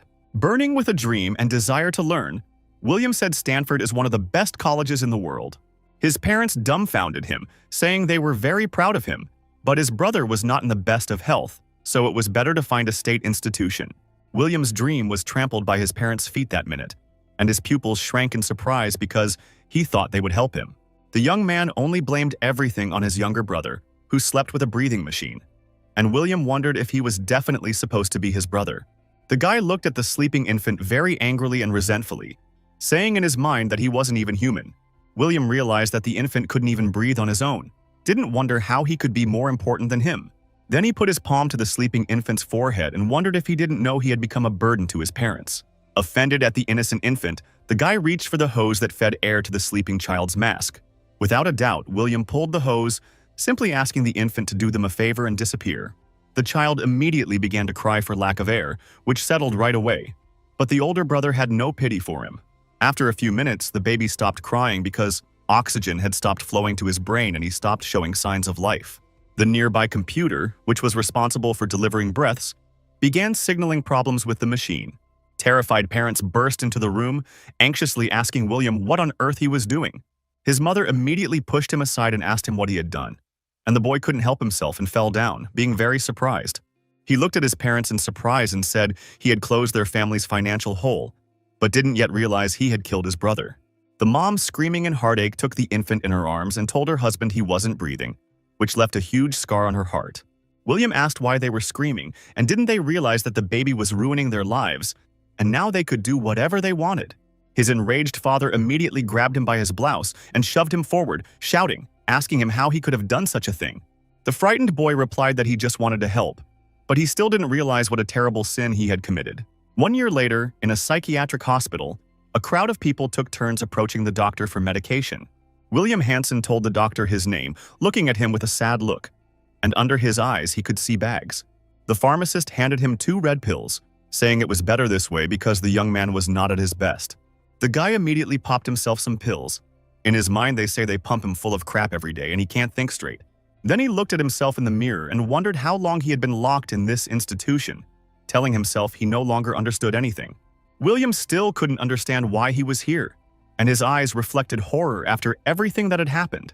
But even after that, the kid didn't understand why his parents had abandoned him and recalled how they hugged him when they learned of his intention to enroll at Stanford. He admitted to himself that he was going crazy and felt it with the onset of each new day he was away from home. One day, William saw a notification from the system that the 93rd universe had been launched and training had begun.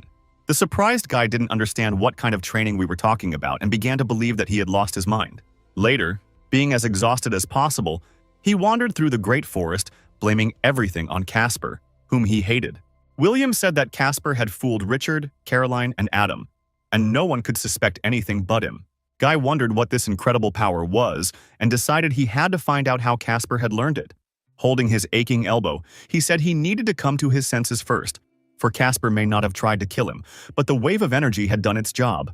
William yawned with fatigue and was very thirsty, after which he realized that if he didn't find water, he would soon faint. At one point, he came to a clearing where a stream could be seen nearby, and the young man realized that it looked like today was his day. But there was no time for the guy to relax because he noticed almost immediately that someone was approaching. The young man immediately hid behind a nearby rock and carefully watched Jake as he approached the body of water. Initially, he didn't recognize the main character, but after looking a little closer, the silhouette of the man seemed very familiar. Jake, meanwhile, was filling water into his flask with a smile, and William told himself that this guy was familiar to him. A little earlier, the hero was at the site of the funnel and called the place strange, saying that it was as if there was an explosion of energy, and then everything disappeared. Cecil asked what kind of magic could have caused such a big explosion, and Jake assumed it was some kind of bomb. Jake expressed hope that they were still out here somewhere and said that if they sped up, they might be able to find them. The long-eared beast told the hero that he would get in the necklace and he could continue to have fun on his own, whereupon Jake asked if he was serious. Cecil said that the hero can hunt monsters all he wants, but he doesn't want to die the first day after leaving the dungeon. The protagonist didn't beg him, but simply asked the beast not to complain later that he was bored inside the necklace. He activated the necklace, which in a few seconds should put Cecil inside where it was safe. Jake exhaled in relief, saying that the beast had finally left, but Cecil heard it and reminded him that he could still hear him. The young man laughed and retorted that he knew about it, though he lied, then continued on his way. Currently, the main character was at the creek where he was replenishing the water in his flask with a smile on his face. The hero asked Cecil softly if he could sense someone, then said that there was someone behind a rock nearby. Eeyore replied that he only sees what Jake shows him and asked if he thought it was the man who created that crater. The wary young man said softly no and added that the man was strong but not that strong, and Cecil asked what he would do. Jake replied that he would be careful and asked the beast not to say anything, saying he didn't want them to know he had magical items. The protagonist looked toward the rock and wondered if anyone was there, and William got excited and wondered if he had spotted him. The guy came out from behind a rock and greeted Jake, saying he hadn't seen anyone here in a while and asked what brought him here. The hero responded by saying that he had, in fact, recently gotten out of the cave and decided to take a little look around these surroundings. William realized that Jake didn't recognize him and assumed then that Richard and Nicholas had his full attention. They shook hands and the hero asked if he knew of any camps nearby, and the guy said there were several bases in the area. This news made the protagonist smile, and he asked who the leaders of these several bases were. William began to tell them that one of them was run by someone named Hayden, and the other by Richard, who harbored animosity toward each other. This was the first time Jake had heard of humans fighting each other, and said he thought they only had to fight monsters.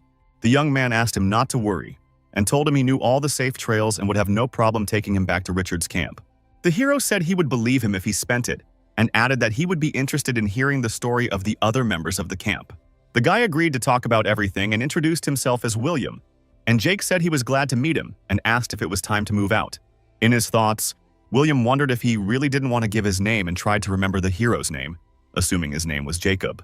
As he walked down the safe path, Jake glanced carefully at the boy, trying to see him as a level 24 caster. Jake was saying in his mind that he didn't trust this guy at all, but if something happened, he could obviously deal with him. William said they had a pretty talented blacksmith in their camp named Smith, and the hero said he was easy to remember. The protagonist decided to inquire about a man named Adam, whom he never forgot for a moment during his journey. The guy didn't answer his question and asked if he felt the same way, but Jake said in his mind that there was absolutely nothing here. William said he had a skill that allowed him to see hidden concentration in mana, so there was clearly an ambush ahead. The protagonist looked at him very incredulously, but repeated to himself that he should just accept it and not jump to conclusions. The blue-eyed blonde asked if he could sneak in unnoticed and look around there, and Jake immediately asked what about him. The guy smiled and replied that he would watch from here and help in case anything happened. Jake still harbored a great deal of distrust for him, and wondered in his mind if he couldn't think of anything better to do. The protagonist rushed forward running, saying that he trusted William, but the guy only smiled silently in response. William smiled slyly and wondered in his mind if it was true that this was the same guy who had killed Nicholas. Using his magic staff, he summoned throwing blades and said he needed to blow off steam, no matter how much Jake resented him. The hero continued to advance, but with the help of perception, he sensed danger and immediately stopped. He immediately knelt down and used his bow to keep the blades from reaching him and stop them. Jake reacted immediately and meticulously overshot every blade flying towards him with regular arrows. The main character smirked at William and, aiming his bow at him, said that only a true idiot would buy this ruse. The blue-eyed man fixed his hair and told the hero that he would be surprised, but this training is full of idiots. He then summoned another batch of throwing blades and said that Jake was now to die, then launched them at him. The hero was able to react in time and rushed away, and William laughed at him and asked if he was already running away. William tore after him, realizing that if he allowed Jake to gain distance, his arrows would be daggers for sure. The guy ran without stopping, reminding himself that you can't let the protagonist escape and you have to try your best. But as a result, the throwing blades hit the trunk of a tree, which Jake managed to run to and hide behind. William called it slippery, but still realized it didn't matter because he had nowhere to run at all. But suddenly, Jake jumped out from behind a tree and gave him a deep slash with his blade, and blood started gushing. The blue-eyed kid, trembling with terror, was afraid to move, and with a tremor in his voice asked the hero why he had stopped. Jake smirked and wondered if William thought he would keep his distance just because he was an archer. The hero then withdrew his crooked dagger from his side and said not to underestimate his opponent. He also realized that it was a dungeon dagger, so he would most likely lose all his blood in a minute. Jake's eyes filled with bloodlust, and he decided it was time to finish what he'd started, then swung at William. The bewildered boy looked into his eyes in horror, realizing he was going to die, while the sharp dagger came closer and closer to him. He used the dagger at the last moment, remembering he was saving that technique for Richard, but he had no choice. The guy held his injured side, then activated the shimmering steel ability he had high hopes for. Jake was a little confused because he didn't know what was going on, and gritted his teeth against his nerves trying to stay calm. William's silhouette turned bright blue, and bright celestial rays appeared around him, further surprising the protagonist. A week earlier, the guy had asked Richard if he could have a moment, and the boss asked what happened this time. The guy was very embarrassed to talk about how he was having trouble with his new potion and mana dispensation and couldn't hunt properly. Richard scribbled something in his notebook and said it was no surprise, given the difference between them and groups of ordinary people. An excited William asked how about his personal supplies and said it would be nice if he could borrow some. The man became angry and with a stern look in the guy's eyes said that if he wanted potions, let him ask someone else. He then apologized and said he had other more important things to do and turned around and started to walk away. The troubled boy looked back at him painfully, realizing that Richard had refused to help and abandoned him to his troubles. But the resentment was quickly replaced by incredible anger, and he only discreetly called his boss names, eager to get back at him. Later that day, William was tying up a captured animal, pondering who Richard thought he was to socialize with him like that. The guy then swung his blade at the animal, telling himself that he must be sure to steal all the potions in this camp in revenge on the boss. A sharp dagger was thrust into the beast's body, and William couldn't wait for the moment to come when he would end it all. He realized that he just needed a little more power and the right opportunity. Then he would be able to finish Richard off once and for all. At one point, William's attention was caught by a sudden notification from the system, which he immediately noticed. A shimmering steel spell became available to him, allowing him to create a flash of light along with a scattering of metal shards. The guy immediately smiled slyly, realizing that now he had an even better chance to straighten Richard out.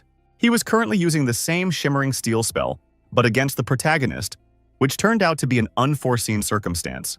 As a consequence of using the spell, a large metal ball appeared and threatened Jake's life. William fell to the ground with no strength, and the protagonist excitedly told himself to get out of here soon. In an instant, the balloon underwent a massive explosion and turned into many metal shards that began to fly apart. Jake realized he couldn't escape the shrapnel and just stood there, trying to at least cover himself with his arms. William, on the other hand, was thrown aside while the protagonist fell to the ground, hoping the shard would mince him. Many metal shards crashed into the trees nearby, causing them to crack as well as breaking branches. Still, the shards did not pass the protagonist and several of them hit his magical wristbands. But it didn't end with the wristbands, and several shards hit right in the front of Jake's legs, which hurt a lot. The incredibly powerful explosion caused him to slip about 100 meters backwards, causing him to crash into a rock. Being pelted with shrapnel, a pissed-off Jake wondered what the hell this attack was all about. The hero remembered his terrified face at the moment of the explosion, and realized that even with his pedigree, he barely had time to react.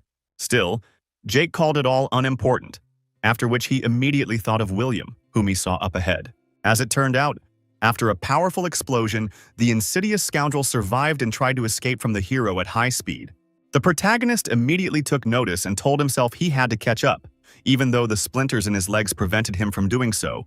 It was very hard for him to even get up from his knees because the shrapnel was everywhere and there was a chance of a broken bone. The gemstone on the necklace glowed bright red in an instant because Cecil wanted to get out. The frightened beast asked his comrade how he was, and Jake replied that he was a little shabby but was able to protect all the vital places. Cecil said it was worth letting William go, since the hero wouldn't be able to fight in that condition, and Jake said he felt like an idiot. He called the rumors about downplaying his opponent's strength nonsense, adding that he himself never thought William could have such a thing up his sleeve. An angry Cecil asked if the guy couldn't have been the cause of the formation of that crater, and the hero replied that he had no idea. Jake said that since he lost a lot of time in the dungeon, he couldn't imagine how strong William was compared to the other survivors. The character also added that if a guy is compared here to a normal person, he's going to be in trouble. The long-eared beast suggested finding another dungeon to settle down in, but the young man firmly said he wasn't going to hide.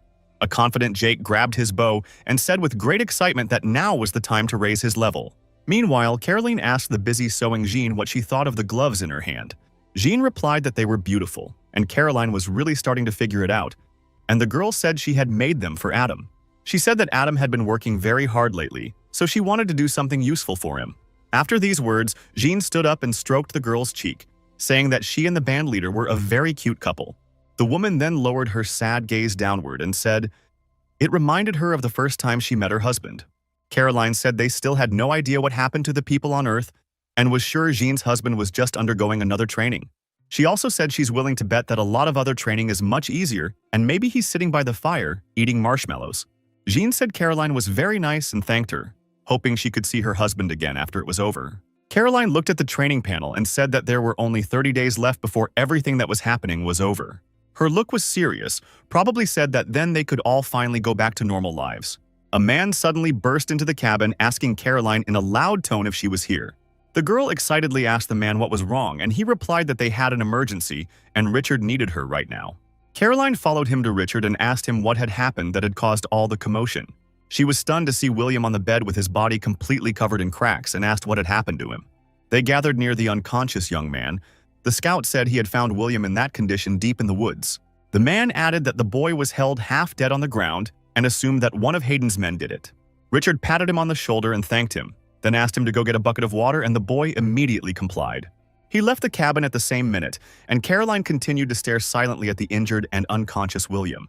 The boss asked if things were bad with the guy, and the chiller said it couldn't be worse, and she was surprised he was still breathing. The man asked if she could heal him. After all, she was the best chiller in this training, so she could definitely do something. Caroline only asked in a loud tone, wondering if they really needed this, finding it all pointless. A bewildered Richard asked the chiller if she was suggesting letting the boy die so easily.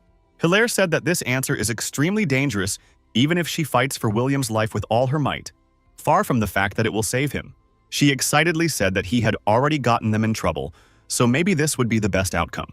Richard reminded her that he had given her complete freedom in this camp because he had treated her with leniency. Then he got angry and said that it was his responsibility to make those decisions, and if he was asking to cure the guy, then that's what he had to do. In a loud tone, the boss said that Caroline had an obligation to cure William. The girl was even a little scared by his yell. Tears nearly came to her eyes, but still, the girl obeyed her boss's order and sprang into action. She walked over to the unconscious William, lying there, and began to apply pressure to his chest to start the regeneration process. The golden hands of the lovely Caroline began to endow the guy's chest with life, followed by a bright golden light. The girl was extremely nervous and streamlined with sweat, and the bright light began to blind her eyes, causing her to squint one of them. After a few maneuvers, it was as if William was once again endowed with life and filled with strength, but he still lay unconscious. Richard dwelt on the straw and in a calm tone asked who could have done it and assumed it was Casper. But the chiller replied that it wasn't his way of fighting. Wiping the sweat from her forehead, Caroline said that Casper uses curse and dark mana, while here poison was used. The girl continued to patch William up, and Richard assumed it was a monster, but the chiller said the cut on the guy's stomach was from a weapon. The boss said it was the work of an accomplice, but Caroline said it couldn't have been Hayden since they'd never seen him use such a strong poison. Richard said it looks like it's just a new player who showed up in a very unfortunate way, as they have quite a few problems as it is. Meanwhile, Adam told Jean that he had found the fabrics she had asked for and held out a whole box of them. Belle smiled politely at the leader of the group and thanked him for the favor because she was in great need of fabrics. The guy noticed the gathering of people, asked what was going on there, and Jean replied that the scout said there was an emergency. Adam asked if it was one of the hunting party, and the girl said no one knew, but some said they had seen William being carried in there. Upon hearing about William, the group leader was somewhat stunned and even froze in place, hoping to learn something more. Richard came out of the house and asked the gathered crowd of people to leave, saying there was nothing to see here. An unconscious William was being carried out of the house on a stretcher, and Adam put his hand on Caroline's shoulder and asked what was going on. She said she wanted to find him when she was dragged into it, and the guy asked if William was okay and where they were taking him. Caroline began to wriggle out of it and said that they were just moving him to Richard's house, who thought William could use some alone time. A bewildered Adam asked if they needed any help, saying he could carry medical equipment. But Caroline said they were fine and no help was needed, then started to walk away, saying she would find him later. With great surprise and incomprehension of the situation, the guy looked after her and did not interfere any further. Then he looked at the high ground ahead and wondered where Casper was now if William was in trouble. Adam clenched his fist tightly and noticed that he had lost control of the situation, which he really didn't like. The guy told himself that he couldn't give up hope now and needed to fight on, trying to distract himself from the intrusive thoughts. William suddenly woke up in an incomprehensible place with his parents sitting nearby and his mother saying she had a feeling she had lost both of her sons that night. Not understanding the situation, the young man looked around carefully and wondered if he was in therapy. The therapist adjusted her glasses and asked the young man what he thought about the whole situation. The guy looked at her in bewilderment, then as if he didn't understand at all, and asked what she wanted his opinion on. The woman said his mother felt she had lost both sons and asked how William felt. The guy withheld that he felt insulted, offended, and betrayed, and didn't understand how they could compare this defective product to him. The therapist noticed that his face had become angry and asked him a little worriedly what was wrong. William scratched the back of his head and said he was sorry it happened because he decided to pretend like he didn't care. The guy was very uncomfortable at that moment and decided he would say anything to these people just to get them off his back. Richard asked the chiller if the cure was working because they wanted to make sure the kid was okay, and William realized that he wasn't his father. The therapist said the medication is working great, and she's sure the guy has more experience points than Richard himself. At that moment, William looked at the woman with great bewilderment, trying to figure out what other training classes she was talking about. The woman made herself comfortable in the chair, putting her foot on her leg, and asked the young man if he remembered what they had talked about. The young man was a little nervous but tried not to show it and said he didn't understand what was going on. The therapist said they talked about what William was missing so much, but he doesn't remember it at all. Suddenly, a very powerful panic gripped the guy's mind, and he felt a strange aura that he had previously tapped into. The woman smiled intimidatingly and said they were discussing how weak William was, which scared him even more. Then the therapist smiled even more frighteningly, saying the guy was very pathetic and veins protruded on her face.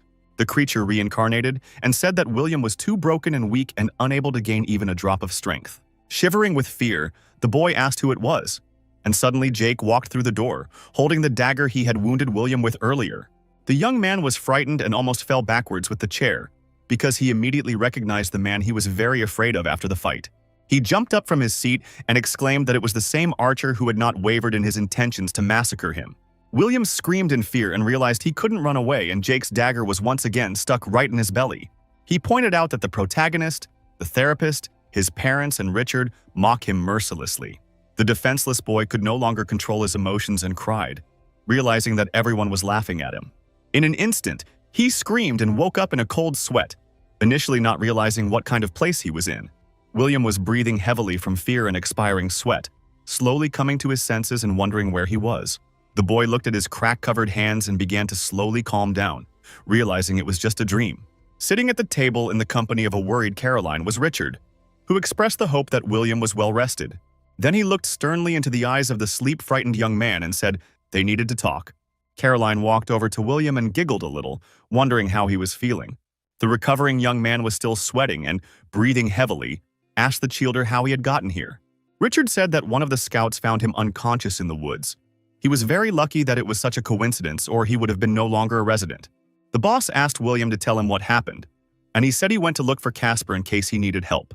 The big guy asked him to cut the crap and told him that they knew he was going to kill Casper, so only the truth was needed. William wondered how he knew about it, and Richard said the boy was inexperienced and they'd turned a blind eye to his actions too often. The young man didn't bother to cross his boss and only gradually kneaded his bones after a long rest, trying to come to his senses.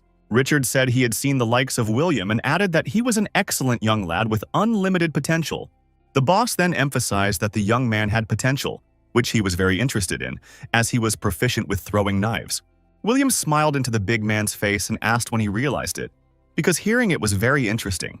Richard replied that it had come to his attention when they had first met, and he had seen William bleeding by one of the trees. At that moment, seeing the team, the blood-stained young man looked at them, and the boss immediately saw his eyes full of lust for killing. William didn't really want to hear all of this and asked if it was true that Richard wanted him to be his soldier.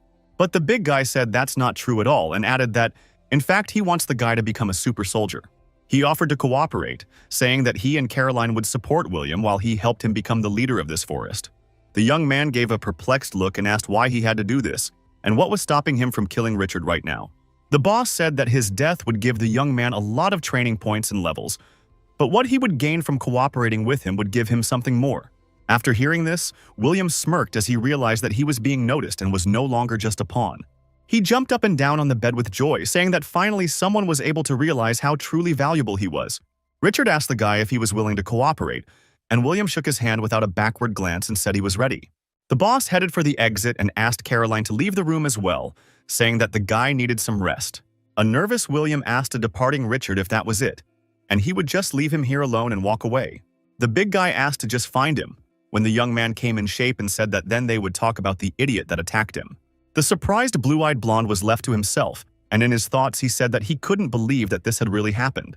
Caroline said it worked out just as Richard had planned, and he said that people like William think they're so much smarter than they really are.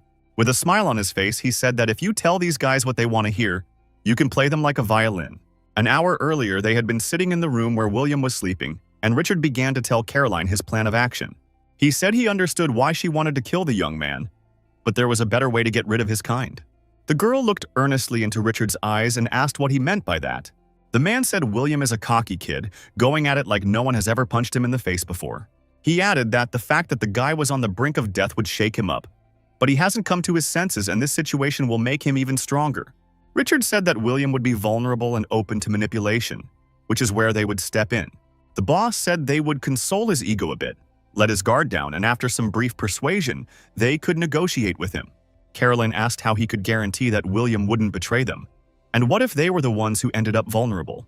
A confident Richard replied that luckily for them, he had just the right skill for that. The girl was very surprised to hear about the skill, and the boss said he got it a few weeks ago but withheld it.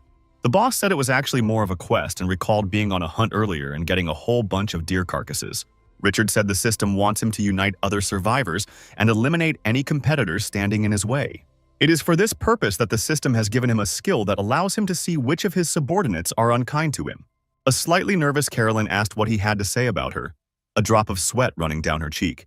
Richard said that she had been friendly from the day they met, for which he was very grateful. With special respect, the man said that he had never doubted Caroline, and the girl was pleased to hear this and smiled. But after the words were spoken, the cunning Richard was once again convinced of the success of his plans and the naivety of the girl. He realized that he couldn't tell her that he had recently begun manipulating William to remove unnecessary members of their group. Richard thought this was exactly what a true leader should be doing, while looking at the satisfied face of Caroline sitting in front of him. The leader was currently standing with the Chielder outside, where the girl asked what his skill was currently saying. The man looked at the training board and said the skill was committed to them, so Caroline didn't have to worry about it. Then he brainstormed a bit and said, smiling, that it wouldn't always be like this, but he was sure they could handle everything. A slightly worried Caroline said that she's not an idiot and knows what William did there and realizes that he won't want to go back. The smile disappeared from Richard's face, and he asked the Hillier not to take everything at face value and try to calm down a little. He said that at the end of the day, William is only a simple dog who, though useful, can bite at his master. The man also added that you could feed such a dog and it would be faithful for a while, but he was under no illusions. The confident leader said he would use such a dog until they were done with Hayden and finished the quest. He then said that once all the goals were accomplished, the dog would have to be put to sleep and it would have to be done. Caroline smiled calmly, having listened attentively to all the plans of her esteemed leader, and agreed with him in everything. Afterwards, she turned around and began to walk away, and Richard began to analyze those who had disobeyed him so far. One such recalcitrant was the golden-armed Smith, whose character was like flint. The second was the fearless strongman Bertram, who managed to lift a huge log weighing over 100 kilograms on his shoulder. And finally, completing the list of the unruly, was the leader of the group, Adam, who tried not to antagonize anyone, but didn't obey anyone either. The wily Richard smirked and promised in his mind that soon they would deal with everyone and he would be the greatest. Meanwhile, Jake focused on himself as much as possible and practiced, slowly drawing the arrow to try out the new skill. He lurked behind a tree nearby, aiming for the huge ostrich he needed to replenish his food supply. The hero was very focused on the target and didn't take his eyes off of her, trying not to rush and biding his time. His magic wristbands were endowed with even more power and lit up with sparks, and his hands didn't even shake in the process. Jake told himself there was a little more to go before he fired a shot. But suddenly, the ostrich looked in his direction. It was all due to the appearance of a smiling Cecil, who flew up to the focused young man, saying he had found more mushrooms. The wary mammal turned its attention to a man with a lighted bow who sat behind a tree nearby. The terrified ostrich realized that his life was in danger and rushed away while the shot had not yet been fired. Jake got nervous and realized he couldn't miss this chance and released the bowstring, thus firing the shot. But the incredibly tremendous speed of the iron-tipped arrow flew towards the animal, which barely managed to escape.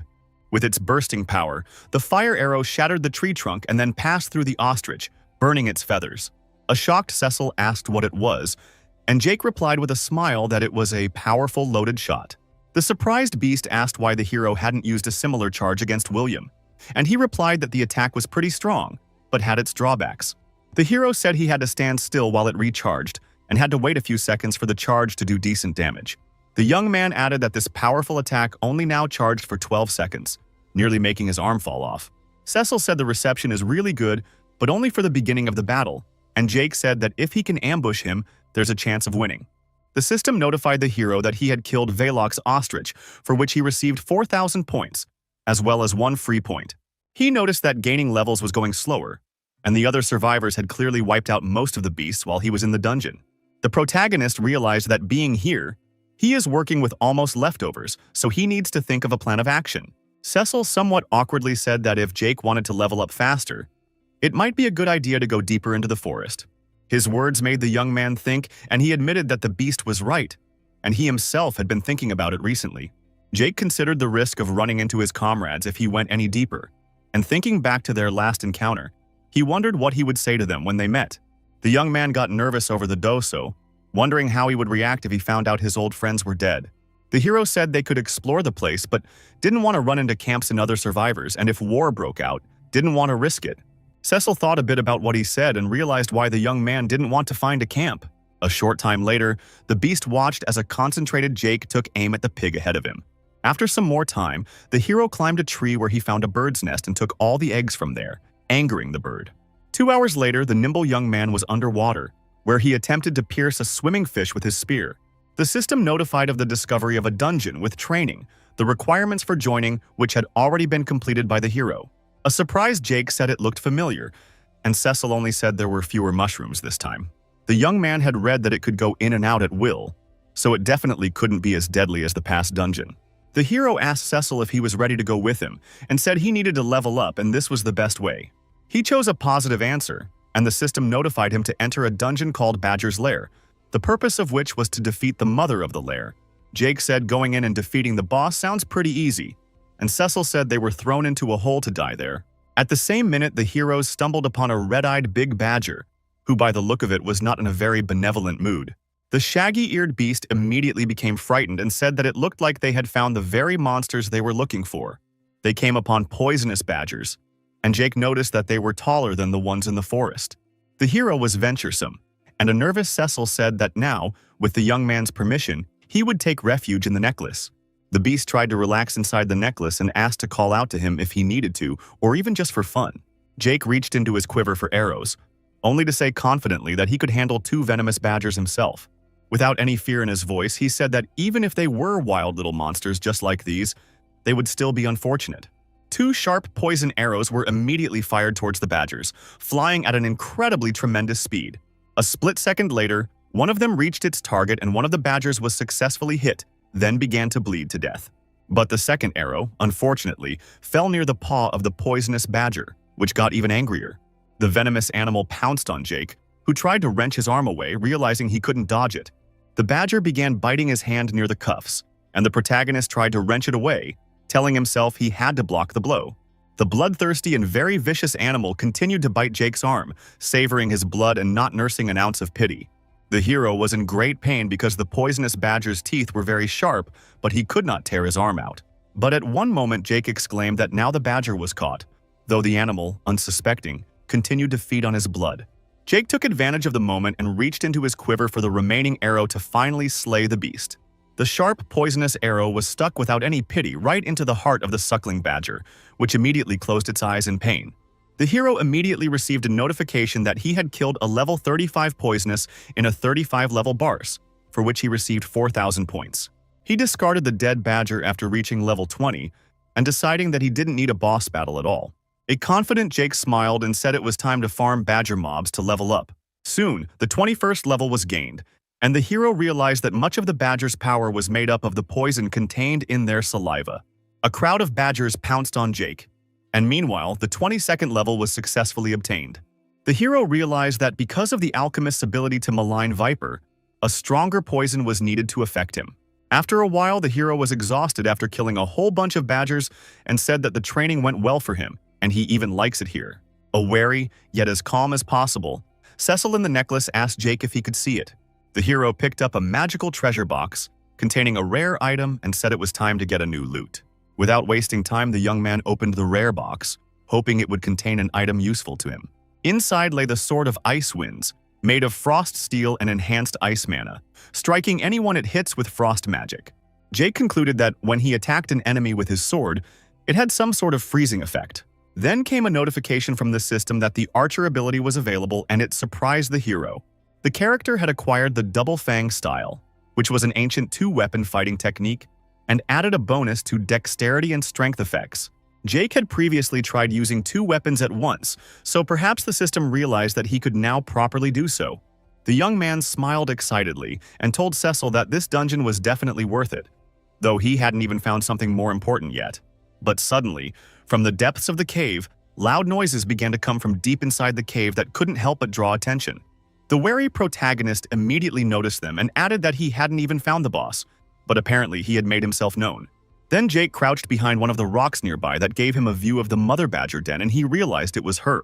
The young man looked closely and realized that it was definitely the den mother, but her level was unknown. The guy was a little wary because the system wasn't giving any information and assumed it was too high level. The necklace-wearing Cecil said it might be time for them to leave this dungeon, but Jake said he wouldn't do that for anything. Jake began to realize that the alien who had brought him to this training dungeon had referred to these creatures as beast lords. The hero assumed that the den mother was one such creature, and Cecil asked why he thought that. The young man said that the dungeon boss was too powerful to be recognized, and by video game logic, she should be a beast lord. The confident Jake said that from this vantage point, he could hit the den mother with a poison arrow combined with a powerful shot. Cecil was getting bored with all the fighting and said that at times like this, he really regretted not staying in that damn library. The protagonist, meanwhile, wasted no time and drew his arrow, going to see if he could kill the den mother with one shot. At that moment, he was as focused as possible and even held his breath as he charged a powerful shot. The dungeon boss began to sense something strange while being very serious and wary, but did not go into panic. Focused on aiming, Jake began to gradually lower the bowstring, aiming the arrow at the mother of the lair. He counted to 12 before releasing the arrow, and then finally fired a powerful loaded shot. At lightning speed charged with immense power, the arrow began to fly into the mother of the lair while the hero watched silently. But suddenly, he felt the glare of an enraged badger woman who sensed everything and was looking right at him. Jake became very nervous and immediately wondered if she had really felt the arrow. Meanwhile, the arrow flew right near the abdomen of the den mother, who was distracted at that moment. The hero noticed that the arrow had hit the target after all, and now the poison would definitely work so he could exhale a little. The badgeress got even angrier and began biting her paw, blood dripping from the wound near her abdomen. Jake brought himself to full alert and drew the bowstring, saying that these beast lords were no joke at all. The fierce and ferocious den mother rushed to the attack with eyes filled with bloodlust, and the hero prepared to fire. In just a couple of seconds, an arrow with a sharp tip was already released towards the beast lord. In an instant, the badgeress stopped on the spot and, opening her mouth wide, wailed loudly to the entire dungeon. With his unwavering cry, the beast lord managed to destroy the arrow in flight, which simply crumbled due to the pressure. Jake grabbed his head in pain, covering his ears and realizing the badger woman had some sort of sonic boom. The dungeon lord took her chance and used her sharp claws to stab him in his right side, which immediately began to pour blood. The powerful claw strike left the dazed young man spitting out some blood, but staying on his feet. Earlier, the hero thought he was immune to the poison, but the den mother's poison must be more potent than the previous ones. The bloodthirsty badgeress once again approaching him for another strike and hoping for her lightning-fast victory. Jake decided he needed to put a little more distance between them because he couldn't let her attack him again. He asked Cecil if there were any more health potions left, and the nervous brute started rummaging around and said mostly just bottles of poison. After hearing this, the protagonist stopped and realized that poison could help him in confronting the den mother. At the same minute, the young man turned to the badger woman and began to call out to her defiantly, calling her a rat face and showing a firm stance. The hero pulled out a bottle of necrotic poison, then exclaimed that the second round of the fight would now begin. His confidence infuriated the dungeon lord even more, and she immediately rushed to attack. Jake didn't think twice and threw a whole bottle of necrotic poison at her, hoping the plan would work. The young man said in his mind that if he was right, the mother laird would instinctively defend herself against the throwing projectile with a sonic attack. This will cause the necrotic poison bottle to break, which is what the protagonist needed it to do. A broken bottle will cause the dungeon lord to be vulnerable to the necrotic liquid inside. Jake smirked, realizing that the badgeress had fallen into a trap because the plan had actually worked and the poison had gotten on her face. The den mother wailed at the top of her voice again, but this time from the unbearable pain that seemed to burn her face. The slightly wary hero began to cover her face with her hands and wondered what she was doing. As it turned out, with her cries, the lordess had summoned other badgers who were also aggressive. The bloodthirsty badgers began to gradually surround Jake, turning on their growls to pressure him psychologically.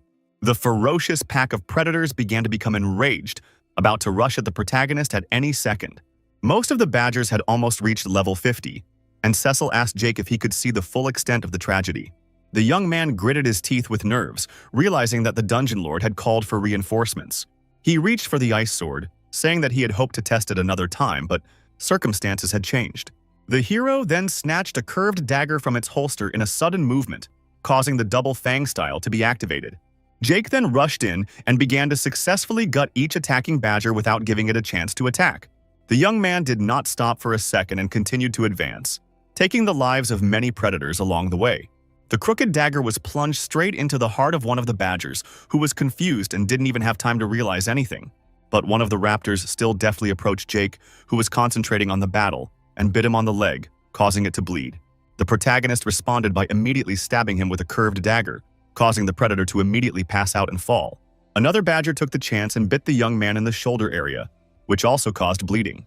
The curved dagger was immediately stuck into the head of the predator, who was immediately drained of life and could no longer resist. But the attacks didn't end there, and several more bloodthirsty badgers attacked Jake from behind. The hero immediately heard his opponents approaching and turned around while remaining completely cool-headed. Within minutes, all the remaining badgers had been slaughtered and were lying on the pile, and Jake's extra loudly said it was all over. The surprised mother of the den looked on, standing nearby, and the young man was ready to finally be done with her as well. He gripped his blades tightly and shouted at the top of his voice that he would end her now as well, which infuriated the lord even more. Her rage tore her head off, and the badgeress lunged at the protagonist again, hoping to finish him off this time. But the furious Jake struck an incredibly powerful blow in two blades that chopped the dungeon lord in two. The mother lair of a level 68 lair was killed, for which the hero received as much as 94,000 points and additional experience. A shocked Cecil couldn't believe that his young associate had really done it and tackled the boss single-handedly, battle-weary. Jake dropped his blades from his hands while remaining completely silent and standing still.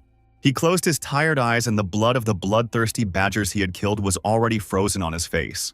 Suddenly, the main character clenched his fist tightly and shouted at the top of his voice to show that he was the dungeon lord. Cecil would be very surprised and say he'd set up a big mess, but the hero would only mumble that he needed a nap. For clearing the dungeon, Jake received level 29, and 6 free points were awarded. The young man was a little surprised to realize that he had become 6 levels higher, and the long-eared beast called it a good result. The protagonist stretched his brushes and suggested that we should finally get out of here before the new badgers came. But suddenly, the notice that appeared distracted him and drew his attention back to himself.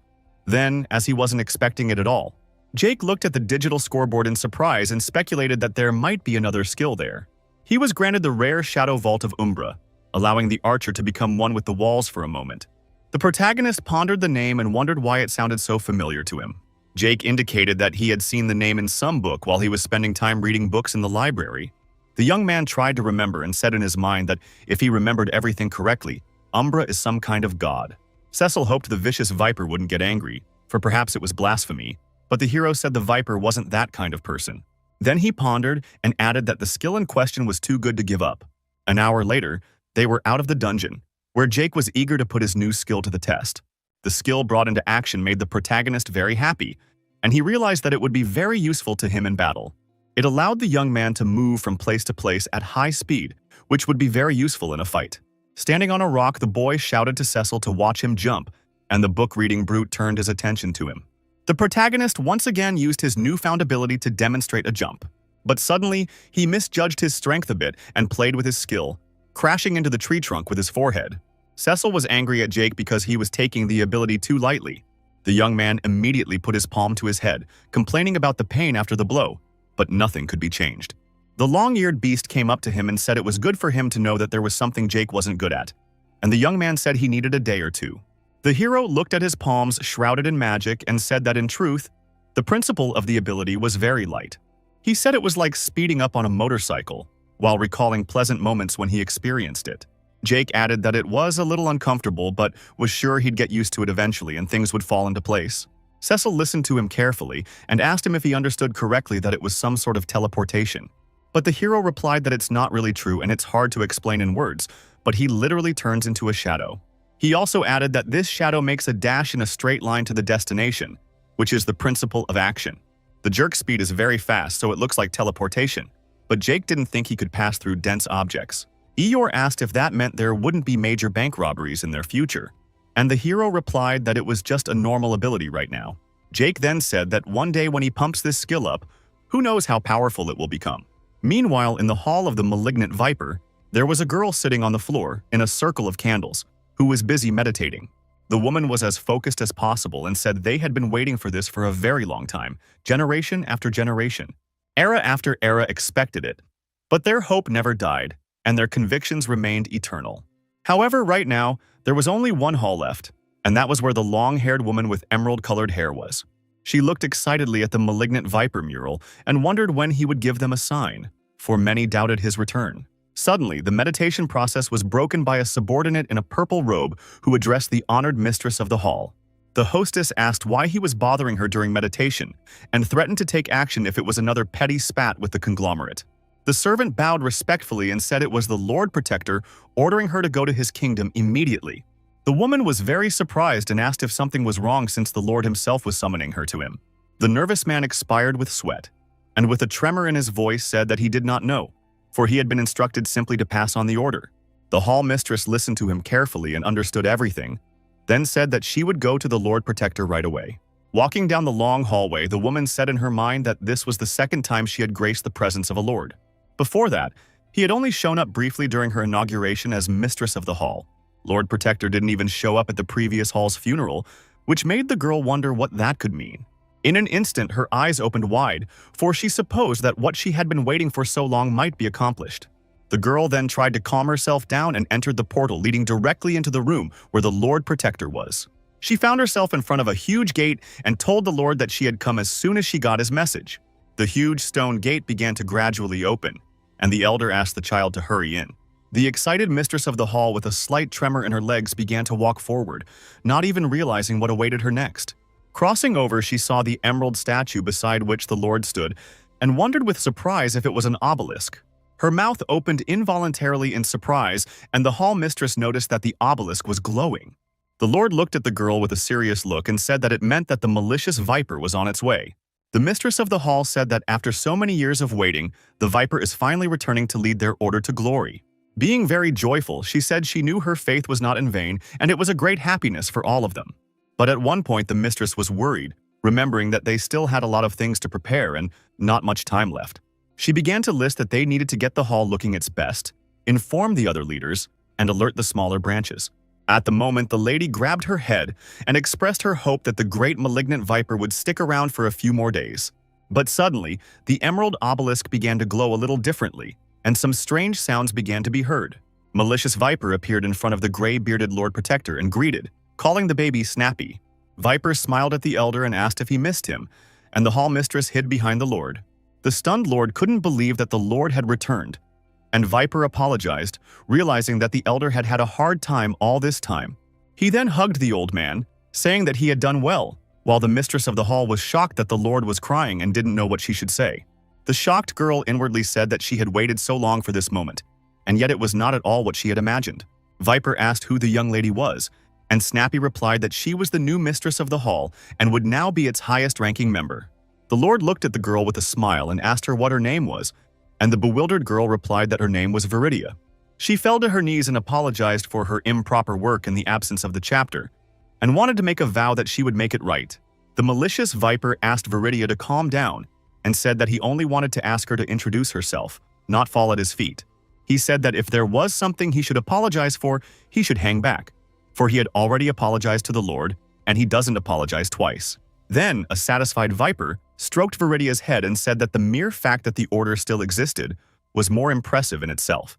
The hall mistress's cheeks flushed a little from shyness, and she was also very pleased that the honorable Lord was stroking her head. The Lord Protector asked if he could find out why the Lord had chosen this particular time to return, saying it was wonderful.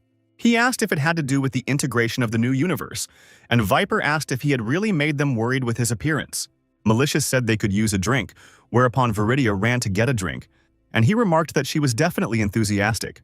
The Overlord put his hand on Lord Protector's shoulder and said that his appearance was indeed completely related to the new universe. He asked if the old man remembered what he had created in preparation for the new age, to which the Lord asked if the spikes were about spikes, and Viper replied that someone had brushed it off. The astonished Lord Protector asked if the Master had a worthy follower, and the Lord replied that he had no follower. The malicious Viper said that the old man may or may not believe it, but he thinks he has a new friend. Meanwhile, Jake was sitting by the fire, holding a mushroom and saying he didn't even know what was worse. He didn't realize if the fact that he hadn't eaten anything but mushrooms for a week or the fact that he seemed to be starting to like them was worse. Cecil racked his brain a little and said it was certainly better than the moss and dirt he'd had to eat. Jake said his planet had all sorts of delicious things like steaks that he was willing to kill for. The hero asked the brute if anything why he was still bored from his planet, but he wordlessly replied that he wasn't. The young man looked at him and said he was always kind of secretive and never told him how he got locked in the necklace. Cecil said it was a long story and asked if he would buy him something to start with, like alcohol or something. But Jake stiffened and changed in his face in an instant, being very wary, as if sensing something. He immediately asked Cecil to get into the necklace immediately and shouted to do it now when the beast asked what was the matter. The long-eared demon became very nervous because he absolutely did not understand the situation, but he followed the hero's request. Jake went to the side of the rock behind where the team of people were asking if they knew he could sense them. The team stepped out from behind a rock, and the swordsman asked the protagonist who he was and what he was doing in their territory. The young man put his hands up and said that he was just an archer who wished them no harm, and who had recently finished hunting. The angry girl who was the team mage asked if it was correct that his name was Jake. The hero looked at her with a serious look, confirming her name, and asked how she knew it. The girl gritted her teeth and used her magic staff, calling him a psycho and saying she'd get revenge on him for Mickey right now. A dazed Jake managed to dodge the blow, wondering who this Mickey was. He exclaimed that there had been a misunderstanding, for he had not killed Mickey, and there was no reason to fight. The swordsman asked the girl not to listen to the hero, saying that Richard had said he had tried to pull tricks like that with the metal mage. Jake realized that these guys were William's friends, and Richard must have put a bounty on him after what he did to the kid. The team mage gritted her teeth in anger, and the protagonist paid attention and realized that it was pointless to talk to them because they were out for blood. He then reached into his quiver for an arrow and said that he had hoped he would not be able to negotiate peacefully, but it had been settled. The exasperated hero began to gradually draw the bowstring, saying in a menacing tone that now neither five were doomed to die. The swordsman immediately rushed into action and said they would see who was doomed to die yet, and his comrade in arms ran after him with his hammer. The hammer and sword were shoved into the ground as Jake managed to bounce to the side, preventing them from striking. The attacker grabbed a spear with a wooden handle to try another attack. The leader of the group of attackers swung his sword and ordered his comrade in arms to immediately catch the protagonist, who managed to dodge the blows. At one point, he wondered perplexedly if the kid had vanished, since he was nowhere to be found. But suddenly, Jake popped out from behind the trunk of one of the trees, pulling an arrow and saying he was here. At that second, a powerful fiery arrow that could take his life at any moment was flying at the young man, which alarmed him. The hero then turned his attention sideways and wondered if their team had an archer. He managed to dodge the enemy's attack, and a powerful fire arrow hit a tree trunk nearby. Jake looked closely at the archer drawing an arrow and realized that he too had the skill of a power shot.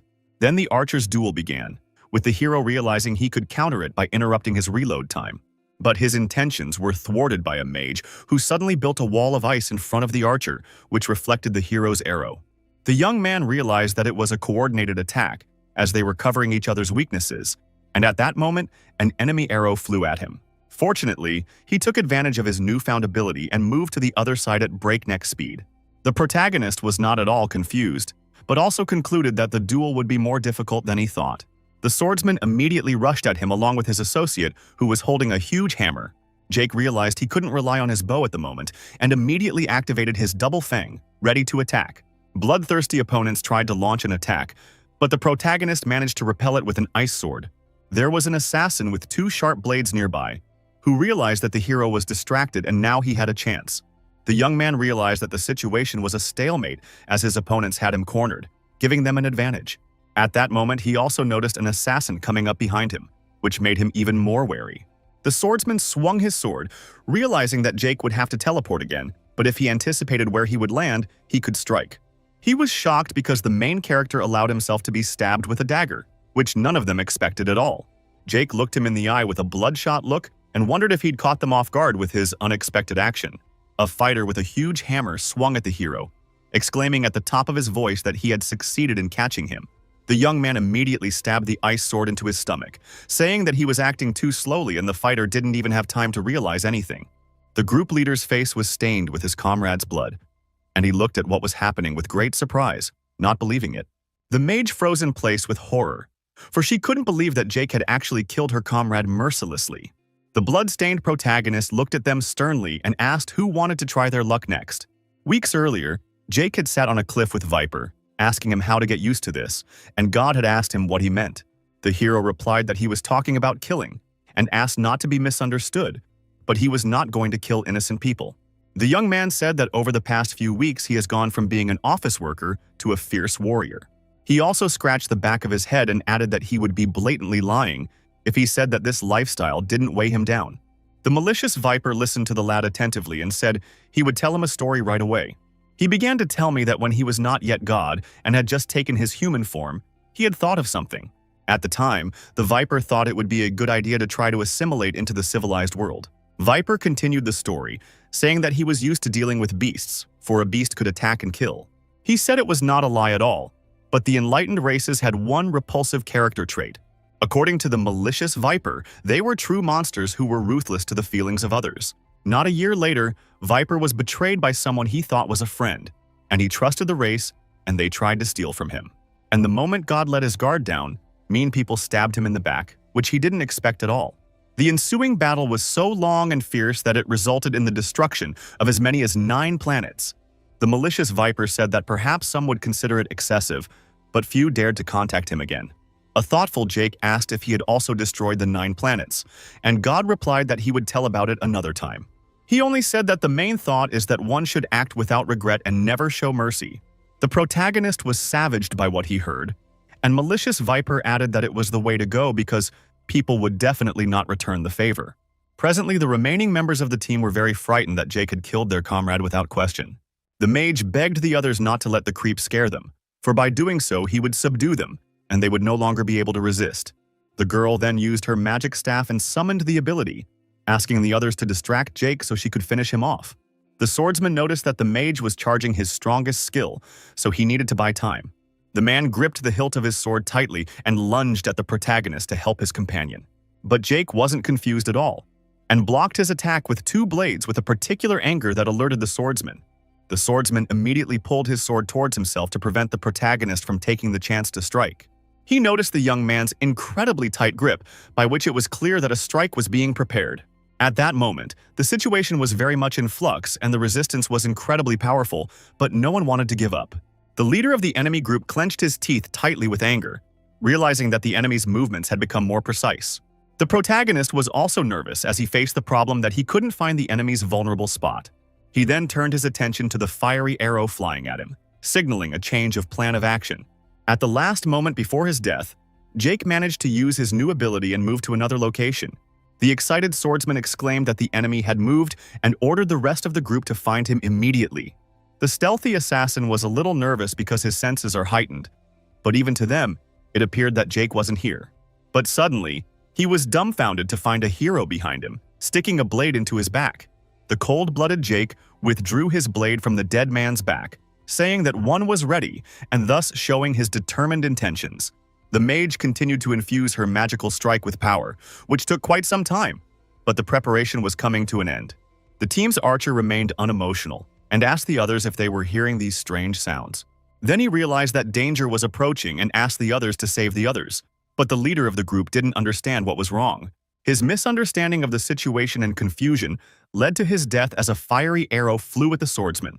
From the horror he saw, the archer froze in place and trembled, realizing that he too was in imminent doom and needed to flee. Still, his mind and heart began to fill with anger, because of some pathetic kid, he had lost more than one comrade. The enraged archer immediately began to draw the bowstring, asking Jake to come into view so he could fire. But suddenly, the protagonist came up to him from the back and stripped him of his head, and the team mage didn't even have time to help her comrade. The girl's frozen face was stained with the archer's blood, and she realized she had no one else to help her. The bereaved archer's head snapped to the side, and Jake didn't even blink an eye because he was cold-blooded. The mage wanted to strike a magical blow, but the cold-blooded hero was ahead of her and pierced through, leaving the girl no chance. Jake whispered in an intimidating voice in the girl's ear that she had less than a minute to live, but if she answered his questions, he would give her a healing potion. The hero still hadn't taken out his blade and asked why Richard and William had sent their team to find him. The bleeding mage replied that it was all business together, and Jake asked why, if he was only defending himself against them. The bloodied girl exclaimed that he had killed everyone and started this war, so he deserved to die. Jake remembered that William had mentioned that Richard was feuding with someone, and the puzzle in his head began to slowly come together. The girl continued to bleed and could barely breathe anymore, badly in need of a healing case. The protagonist did not recant and handed her a health healing potion for answering his questions. But to his surprise, the mage threw away the gifted potion, glaring angrily at Jake and continuing to bleed. The potion bottle shattered, and the mage said she would rather die than live thanks to him taking pity on her. A very agitated Jake asked why she had broken the potion, and the girl bled and stopped breathing. She then fell to the ground with no signs of life, and the main character looked at it with sweat on his face, not knowing how to react. The young man then used the gem on the necklace to release Cecil from it. The worried beast asked what it was, and Jake said he had no idea, but he sure as hell wasn't the one who started the damn war. Cecil asked if it was really just a misunderstanding. The hero replied that they weren't confused and they were being manipulated. The young man came to the conclusion that someone was trying to set him up, and the conniving William, with whom he had previously clashed, immediately came to mind.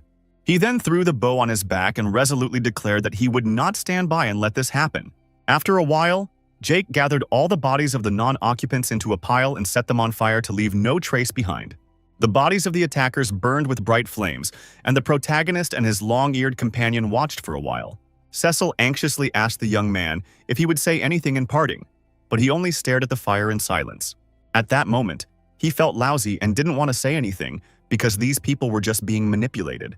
With a pained expression, Jake said that he was sorry that it had happened. But if it had been up to him, no one would have died. The young man didn't know how Richard or William had fooled an entire crew into thinking he was the one who started the war. The protagonist then clenched his fist tightly and said that the innocents who died could be assured that he would put an end to it. Cecil in a sad tone asked them to sleep well, calling them children, for it was someone else's fault they died. The system notified Jake that he had reached level 31, for which stat points were awarded, as well as 2 free points. He felt vile looking through those messages after all. Reaching a new level hadn't come to him in the best way. The notice said that the hero had gotten almost 600,000 points, but he felt like he was stealing all of their points. Cecil said he earned them, not stole them, but Jake said he earned his reward in his mother's den, but not here. The character recalled his furious screaming after defeating the boss, saying it was a challenge he accepted and an outcome he strived for. Jake shifted his weary gaze to the man's burnt-out skeleton, saying that here was nothing more than senseless murder. Cecil reminded that he gets points regardless of whether he feels good or bad about either, and it's just a matter of what he's going to do with it. This didn't make the protagonist feel any better, and he looked at his blood-stained hand and wondered what he was going to do. He said he can't just walk into Richard's camp and do justice, and though he's getting stronger, it's not enough to fight an entire army. Beast said they know this war is a war, but it can only involve a couple dozen people on each side. Jake agreed with him, but said that this war could also involve hundreds of people, so we need to prepare. The young man sighed heavily and looked up to the sky, saying he needed to think soberly about it, wondering what Adam would do in his situation. Meanwhile, Adam was in the woods with Richard for a meeting with Hayden, who was accompanied by his subordinate. He was very nervous and worried about his friend Jake, wondering in his mind what he had gotten himself into. Hayden wondered if they thought he would believe that a random archer was wiping out squad after squad without any of them noticing. Richard said it's not a random archer and his name is Jake Thane, and added that they think he's trying to win in training. He also added that the system promises a big reward to whoever kills the other, and Jake wants to get it. Hayden coldly looked into Richard's eyes and asked if it was true that he thought Jake Thane had killed his son. The red-haired big man replied in a serious tone that they had never fought Hayden's men. So there was that. Richard said they saw the bodies of non-occupants and added that none of their men could have done that kind of damage. A thoughtful Hayden wondered how he had managed to find out about this mysterious Jake, for the puzzle in his head was a little off. Adam interjected and said that the protagonist was one of his co-workers, but was unsure if he was the one who had done it. He began to tell me that Jake was a good guy, albeit a loner, but not a crazed killer. Also, the guy added that when they were in training, the main character proved that he is in truth a capable fighter. Adam said that despite all this, they've all seen quite a few capable fighters before, like William. He then expressed his agreement with Richard's opinion that someone else might be involved. The boss himself didn't interrupt the guy at that moment and listened silently, trying to keep a cool mind. A flustered Adam said that there was absolutely no reason to say that Jake was the culprit. Richard interrupted him though and asked Hayden to forgive the boy, saying that old attachments had clouded his judgment. The guy gets flustered and the boss says Jake is the prime suspect and they can sit here all night and discuss other options. Then the big man looked sternly at Adam and said it would be prudent to be realistic and take some action. A thoughtful Hayden assumed he believed Richard and asked what suggestions he would have for action. Richard says they need to work together and form a unified unit to comb the woods to find Jake Thane and kill him. The gray-haired man pondered on the matter, as such an offer was not something he accepted every day. Still, he shook Richard's hand and said it would be a temporary alliance until they killed Jake. Adam panicked, realizing that he had come here because he thought there would be peace talks, but instead, they had targeted someone else. The boy realized that the real villain, which was the bloodthirsty William, was on the loose, and it was too late. At that moment, William was deep in the forest, standing around the undead velociraptors he was farming points on. The wily scoundrel wiped the sweat from his forehead, saying in his mind that, if everything had gone according to plan, they should just about complete their meeting. He also said to himself that by next week that damned archer was bound to finally die, and it was imminent. The system notified William that he had received 48,000 points for killing the raptors, as well as a 43rd level metal specialist. Also, a new skill became available for his class, which made the guy look at the digital scoreboard with great surprise. William had access to the Spear of Thoros, which he immediately activated and realized that things would now be different. At the same minute, an aggressive-looking velociraptor emerged from the bushes and cautiously crept up. The boy smiled excitedly and realized that the perfect opportunity to try out a new skill had found him on his own. The ferocious dinosaur began to growl and rushed to attack the guy, who managed to react in time and activated the skill. He assumed a fighting stance and took aim with his spear to destroy the approaching threat in one fell swoop. With a swift movement of his entire torso, Thoreau's spear was thrown towards the velociraptor, and it was done masterfully. The sharp spear went through the throat of the approaching dinosaur, which didn't even have time to react and immediately died. William was pleased with the but-doomed skill and realized that battles would now go much faster. Proud of himself, he recognized in his mind that Jake might have been able to beat him last time. The guy used the staff against the frozen velociraptor, saying that it's much stronger now and the hero won't be able to defeat it. All that was left of the slain dinosaur were bones, which William immediately picked up carefully to take with him. The young man had full confidence in himself and said in his mind that he would be the winner of this training without any doubt. Meanwhile, Viridia was in the hall, wondering how it was possible that the vicious viper had found a friend, as he had said earlier. She realized that it was unheard of for a primordial creature to be befriended by a mere mortal, let alone those who had not yet been trained. The mistress of the hall was supposed to hold the highest title among the mortal order, and now this man was trying to jeopardize it. A subordinate entered the vicious viper's hall at one point, asking the mistress if it was correct that she had asked to come. Viridia said she had a busy day, so she needed him to find something for her, and the servant asked what he should get. The hostess responded that to be needed a lot of records, and the man asked what exactly she needed records about. The girl replied in a raised tone that she needed all the information she could get about a man named Jake Thane. She ordered the subject to find whatever she could and added that she would meet the protagonist soon. At the same time, Jake was wandering the great forest deep into the night, withering Adam and Caroline and hoping someone would call back. The slightly flustered hero asked if anyone was here, but no one responded to his calls.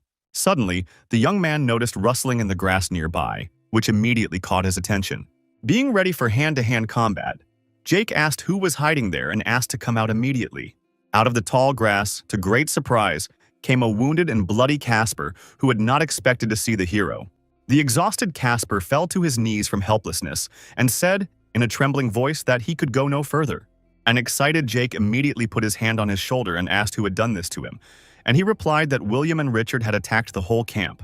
Frightened by the realities, the young man grabbed the hero by the blouse and said that everyone was dead, and his eyes reflected all the horror he had experienced. In a trembling voice, he exclaimed that absolutely all the inhabitants of the camp had been murdered by the bloody hands of the scoundrels. Casper started to burst into tears, and with pain in his voice, he asked Jake why he had decided to leave them then. Jake was confused by the question he heard and didn't know what to say, and the young man asked why he had let them all die. But suddenly, the main character in a cold coat woke up next to a burning fire, realizing that it was all just a nightmare. Coming to his senses, the young man was fully convinced that he had had a terrible dream and none of this was real. Cecil asked if it was really that bad, whereupon he said those mushrooms must be doing nonsense to his brain. Jake wiped his forehead cold, agreed with him, emphasizing that his dreams were getting worse every night. The imp said that rumor has it that dreams are what the mind uses to try to solve problems, and maybe it just needs to vent its energy outward. But the hero said Cecil just likes to talk and asked what kind of nightmares he was running from, since he also stays up in the middle of the night. Cecil said that while he was locked in the necklace, all he did was sleep, living out his worst nightmare.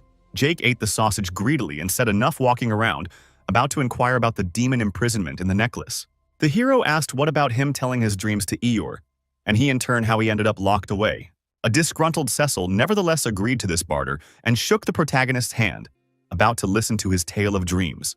The young man looked up at the starry sky and in a soft tone began to say that his dream was about his old co-workers.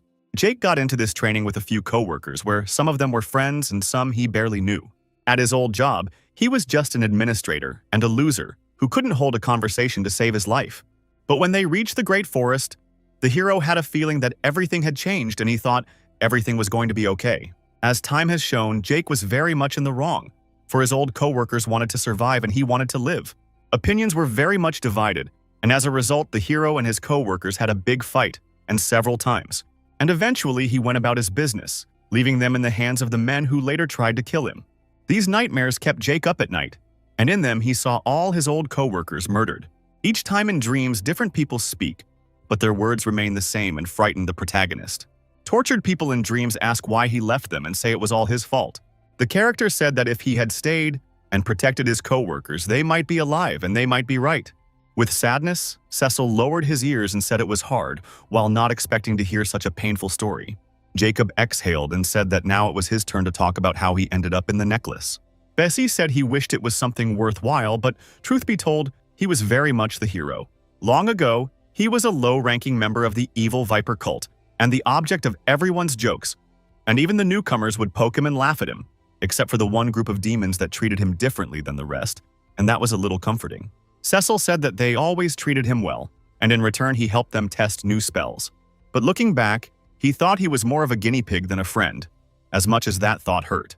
One day, the friends wanted Cecil to experience the necklace they created as a team. The naive beast agreed to help them because he thought they were buddies, but as it turned out later, it wasn't worth it. At that moment, Cecil was suddenly pulled into another dimension where he found himself all alone. Fortunately, he could see what was going on outside and immediately saw the upset faces of his well-meaning companions. He could see the panic on their faces and how they tried to pull him out, but it all went to waste and nothing worked.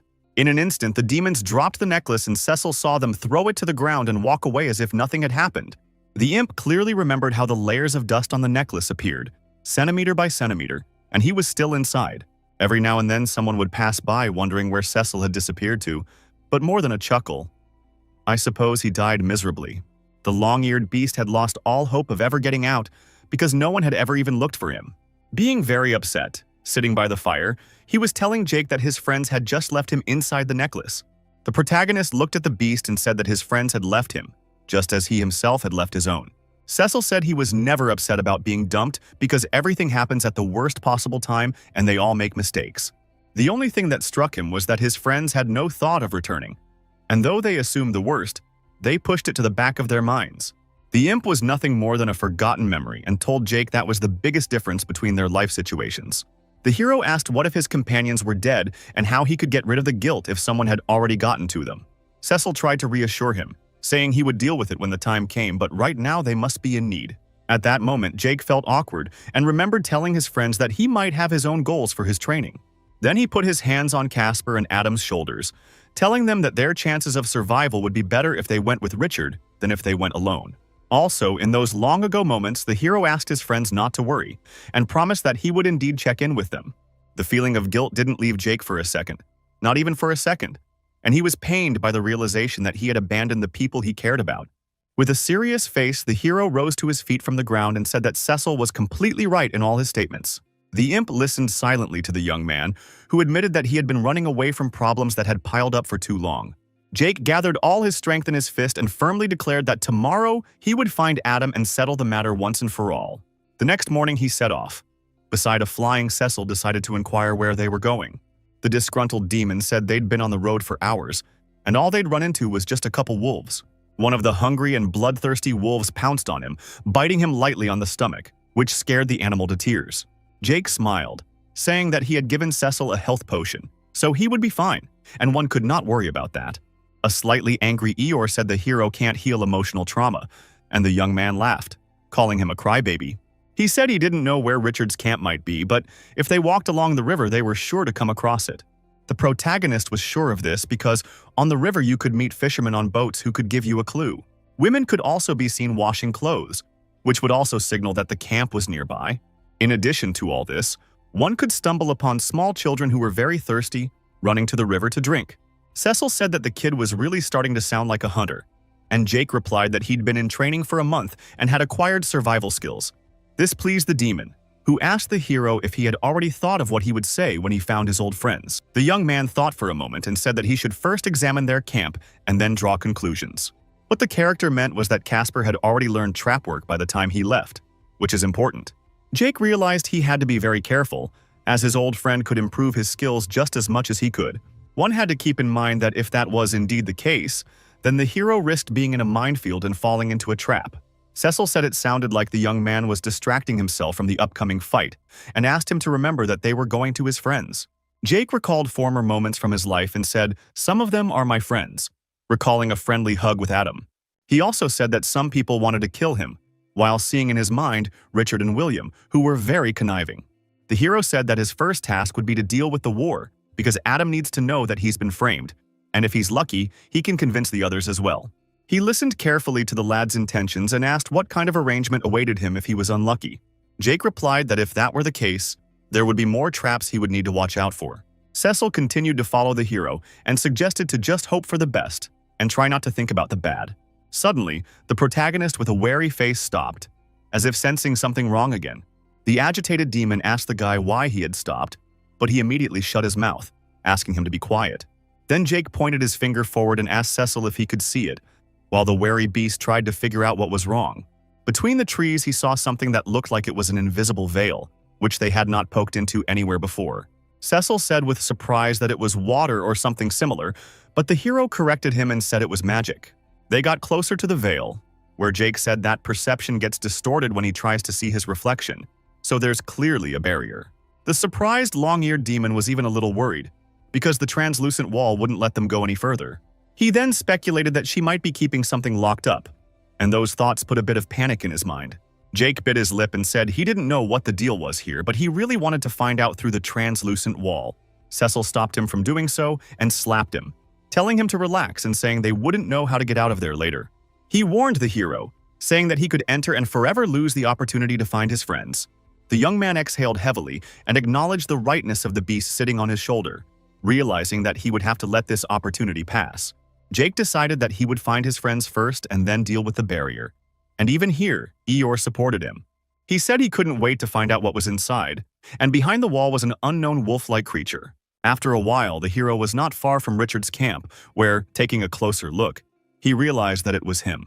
A surprised Cecil said his attentiveness was something to behold, since he himself had only seen a bunch of spots, but Jake said he wasn't missing much.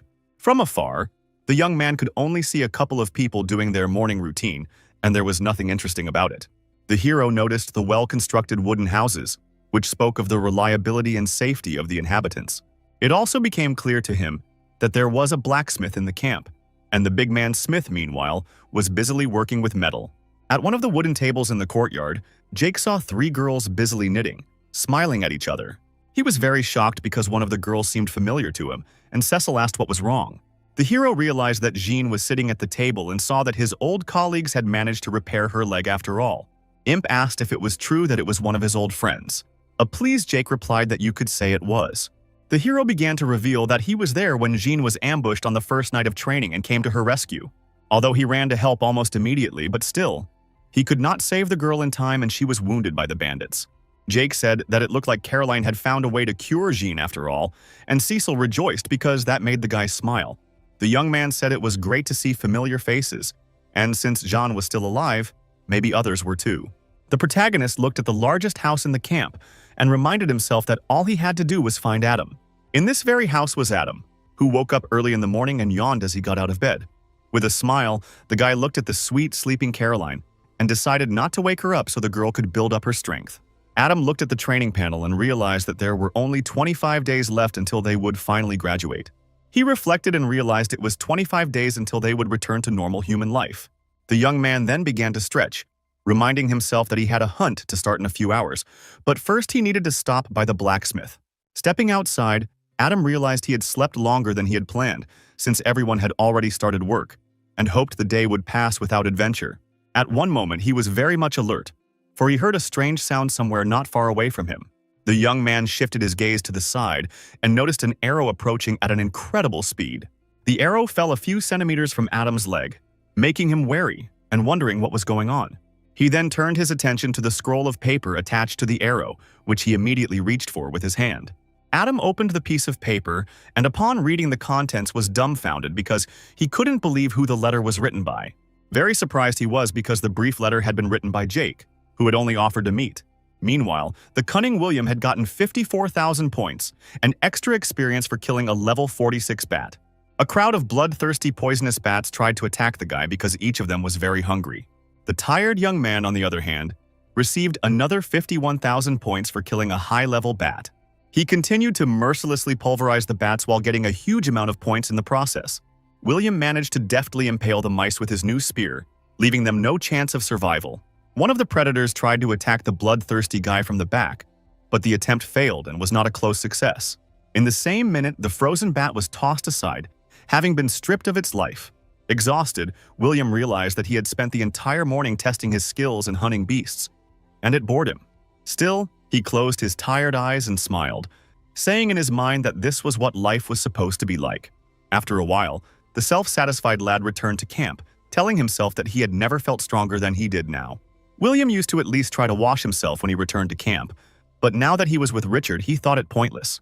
The bloodthirsty kid smirked, wondering what was wrong with him, looking a little intimidating to those around him. People were no longer falling for his naive, childish behavior, and yet there was nothing they could do about it.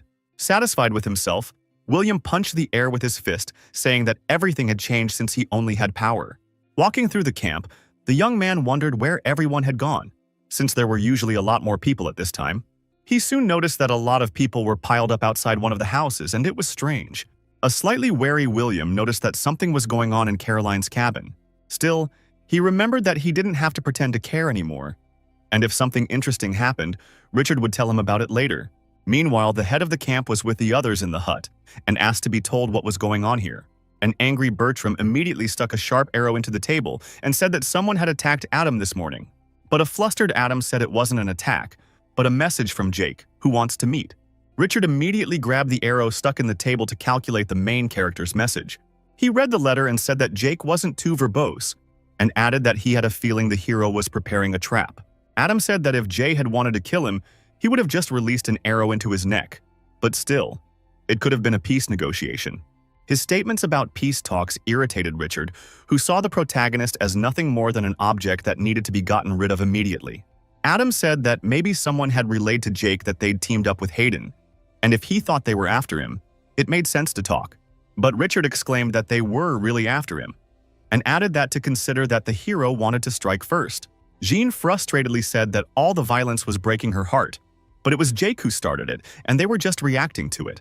She said she didn't know him too well, but she never felt he was capable of anything bad, since the first night was saved by him. Caroline looked at a sad Jean and wondered if Jake had really wanted to save her that terrible night. Hilaire suggested that the protagonist was just looking for a thrill, and Jean's situation helped him. Richard was bored with the conversation and asked if they could vacate the cabin because the discussions were pointless. He said Jean and Bertram were wonderful camp members, but he felt like they wouldn't come to a common decision if there were a bunch of people here. The camp head said in a serious tone that he wanted to discuss this serious matter alone with Adam and Caroline. Bertram immediately looked at Adam, who said that it made sense, asked not to worry, promising that he would lead them in afterward. Within seconds, the door was loudly slammed shut, and Richard said that now they were finally alone after all. The exasperated boss says that Jake may be their friend, but they know he can't risk his only hitman. A confident Adam firmly and decisively declared that he would go it alone so as not to put anyone in danger. Standing nearby, Caroline put her hand on her lover's shoulder and told him he wasn't going anywhere alone. Adam was sure that was the best thing he could do, but the girl firmly said that either he was staying or they were going together. Richard wondered if they were really trying to convince him to let the two of them go into a death trap. Future angry, he jabbed his finger at the guy in front of him and said he was a valuable role model for their people, but not a killer. The boss asked how Adam was going to handle a man who could kill an entire team by himself. The excited young man said they could set up a meeting near their camp, and if anything went wrong, they would run away. Richard asked why he was already so stubborn, since he was willing to put his life on the line for a damn coworker. Adam said that the boss didn't know Jake like he did, and added that he had followed all the instructions for a month, and all he was asking in return was to trust him for once. The boss grabbed him by the shirt and said that all he knew was that Adam had been supporting Jake since day one, and asked who said he wasn't the enemy. Caroline intervened in the showdown, keeping the matter quiet and asking them to calm down immediately so it didn't escalate into something bigger. The frightened girl asked Adam why he shouldn't talk to Jean and Bertram and asked him to let her handle things. The guy realized that he was powerless in this situation and only looked at the floor with a serious look, about to leave the cabin. He decided to let it go and told her she could do what she wanted, then headed for the exit. Bertram asked how it went, and an angry Adam said it was bad.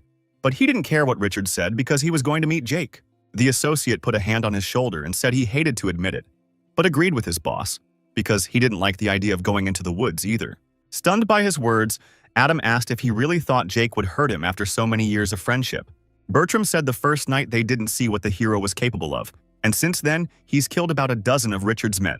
Adam asked if he trusted him, to which the guy replied that he always did, after which he said that the war that everyone was worried about had nothing to do with Jake. A smiling Caroline came out of the cabin and said that she had managed to convince Richard and they could go to the meeting tomorrow. With great surprise, her lover asked how she had made up the boss to change her mind, and the girl giggled. The girl said it wasn't easy, but she's the only hitter. So she has the ultimate trump card, and she threatened to leave. Even more surprised, and Adam asked his favorite girl if she really would have left the camp if Richard hadn't let them go. Caroline said that Jake and her had fought more than once, but he wouldn't have killed her just like that. Besides, it was very important to Adam, which meant it was important to her too. She lovingly cupped her palms over her lover's face, who smiled at her beloved and thanked her. Adam then hugged his favorite girl tightly, and Caroline said that she was with him until the very end and he should remember that. At that moment, they didn't even realize that Richard was watching them from the cabin, getting angrier and angrier. Meanwhile, Jake was making his way toward the spot he wanted, orienting himself by the large rock he'd stumbled upon. The hero also noticed a small river running nearby, which also served as a landmark.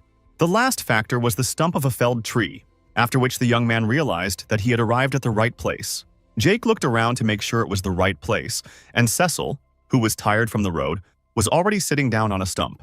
The long-eared demon asked the protagonist why he thought his friend would choose this particular place to meet. The young man replied that the place was pretty close to camp, so they wouldn't have to worry about getting through the woods. The hero also assumed that his co-workers would think he could attack them and would want to find a shortcut to escape.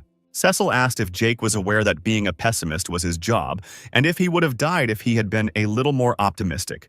The hero said he knows he can trust Adam and Casper, but he also can't deny that they've been with Richard for a while. He added that a month was enough time to turn the others against him, so Caroline, Bertram, and Jean could side with William. Cecil expressed his hope that he wasn't because this kid is a deranged lunatic, the hero adding that he's also dangerous on top of everything else. Jake says that the demon should stay in the necklace, since he doesn't know what might happen here and can't guarantee his safety. Eeyore agreed, but also asked the hero not to die or leave him hanging. Then the companions bumped fists, and the protagonist promised to do his best, and Cecil believed in him. After these words, the process of dipping Eeyore inside the necklace began, and lastly the friends only looked into each other's eyes. Meanwhile, Jake's old co-workers wandered into the woods, where Bertram asked Adam what their plan was. The first thing Adam asked his companion to do was to stop holding the hilt of his sword, reminding him that they weren't looking for a fight. Bertram lowered the hilt of his sword and apologized, saying he was just a little on edge, so he was ready for anything. Adam asked to be allowed to deal with it and said he would handle the conversation while trying to remain polite. He added that it was just a friendly conversation between old co-workers, and Caroline was sweating from nerves. The leader of the group then turned around and realized that Jake was sitting on the rock, whereupon he suggested to his companions that they should finally do it. A pleased Adam looked at the hero and asked if it was him, while the hooded man stared silently at the floor. Still, the young man took off his hood and said with a smile that they had made it, while being happy to see his friends. The surprised band leader froze in place and apologized belatedly, noting that Jake looked a little different. The character was a little embarrassed and said that it all seemed to be due to lots of exercise. Adam chuckled, saying to himself that Jake might have pumped up his muscles, but he was definitely still the same old ball of nerves. He then approached his old friend and asked how things were going, and the hero smiled back and said everything was fine. After that, there was a very awkward silence that made the group nervous as they looked at the longtime acquaintance. Jake felt a little awkward too, and decided to inquire about the rest of the group. Adam decided to answer for everyone, and, smiling genuinely, replied to his longtime buddy that they were doing just fine too. Caroline remained silent, wondering why she thought the guys were awkward. The leader of the group decided not to waste any time and reminded him that Jake had called him here anyway, then asked what was going on. The hero replied that he'd had strange run-ins with people in the woods who accused him of being responsible for something he had nothing to do with. Caroline intervened in the conversation and asked how many people he'd killed since he'd entered training, and Adam tried to stop her. He was incomprehensible to him for such malicious behavior by his lover, but the girl only asked Jake to answer her question. The hero replied that he had 3 battles with other people after they split up, but because of that, he couldn't start a war. Angry at the young man, Bertram asked if he was sure of what he was saying, then added that he would find out if Jake was lying. Jake swore on his heart and said it was only in self-defense and he wasn't some kind of aggressor. Caroline noticed that he looked nothing like what William had described, for she had expected something like a display of manic menace. Adam calmly told the associates that, just like he said, Jake hadn't done any of that, so William was lying. The protagonist heard these words and asked with great wariness if this kid was saying something about him. The terrified leader replied that he was one of the men Jake fought, and the hero replied that the guy was trying to ambush him when he left to meet them. The young man got very angry and asked Adam not to trust the brat because he was up to no good. The leader of the group pondered and said that he had his suspicions, which meant that William was the one who killed the Casper. Jake immediately shuddered at what he had heard, because he had not known that Casper, who had been his close friend, was no longer alive. Bertram sighed heavily and said they thought he was gone, and admitted he was a little surprised the hero didn't know that. The protagonist began to narrate, so kept track of the number of survivors left and every night wondered which of them might have died. He added that they couldn't even imagine the relief he felt when he found their camp and saw Jean there. Jake figured that if Jean could survive, I couldn't all of them could, and the rest of the team was very surprised to hear that. The character couldn't hold back tears and cried, saying he never envisioned Casper would be the one to leave. A flustered Adam asked if he was okay, and Jake wiped away his tears and replied that yes, he was just surprised at what was happening. Caroline was very uncomfortable and said that coming here was a bad idea and shouldn't have been done. Her lover turned his attention to her and asked if something was wrong because he didn't understand at all why she was saying that. The girl bit her lip and with sweat on her face said that Adam should have stayed home, but now it was too late. Jake was immediately alert because he sensed with his perception that someone else was here.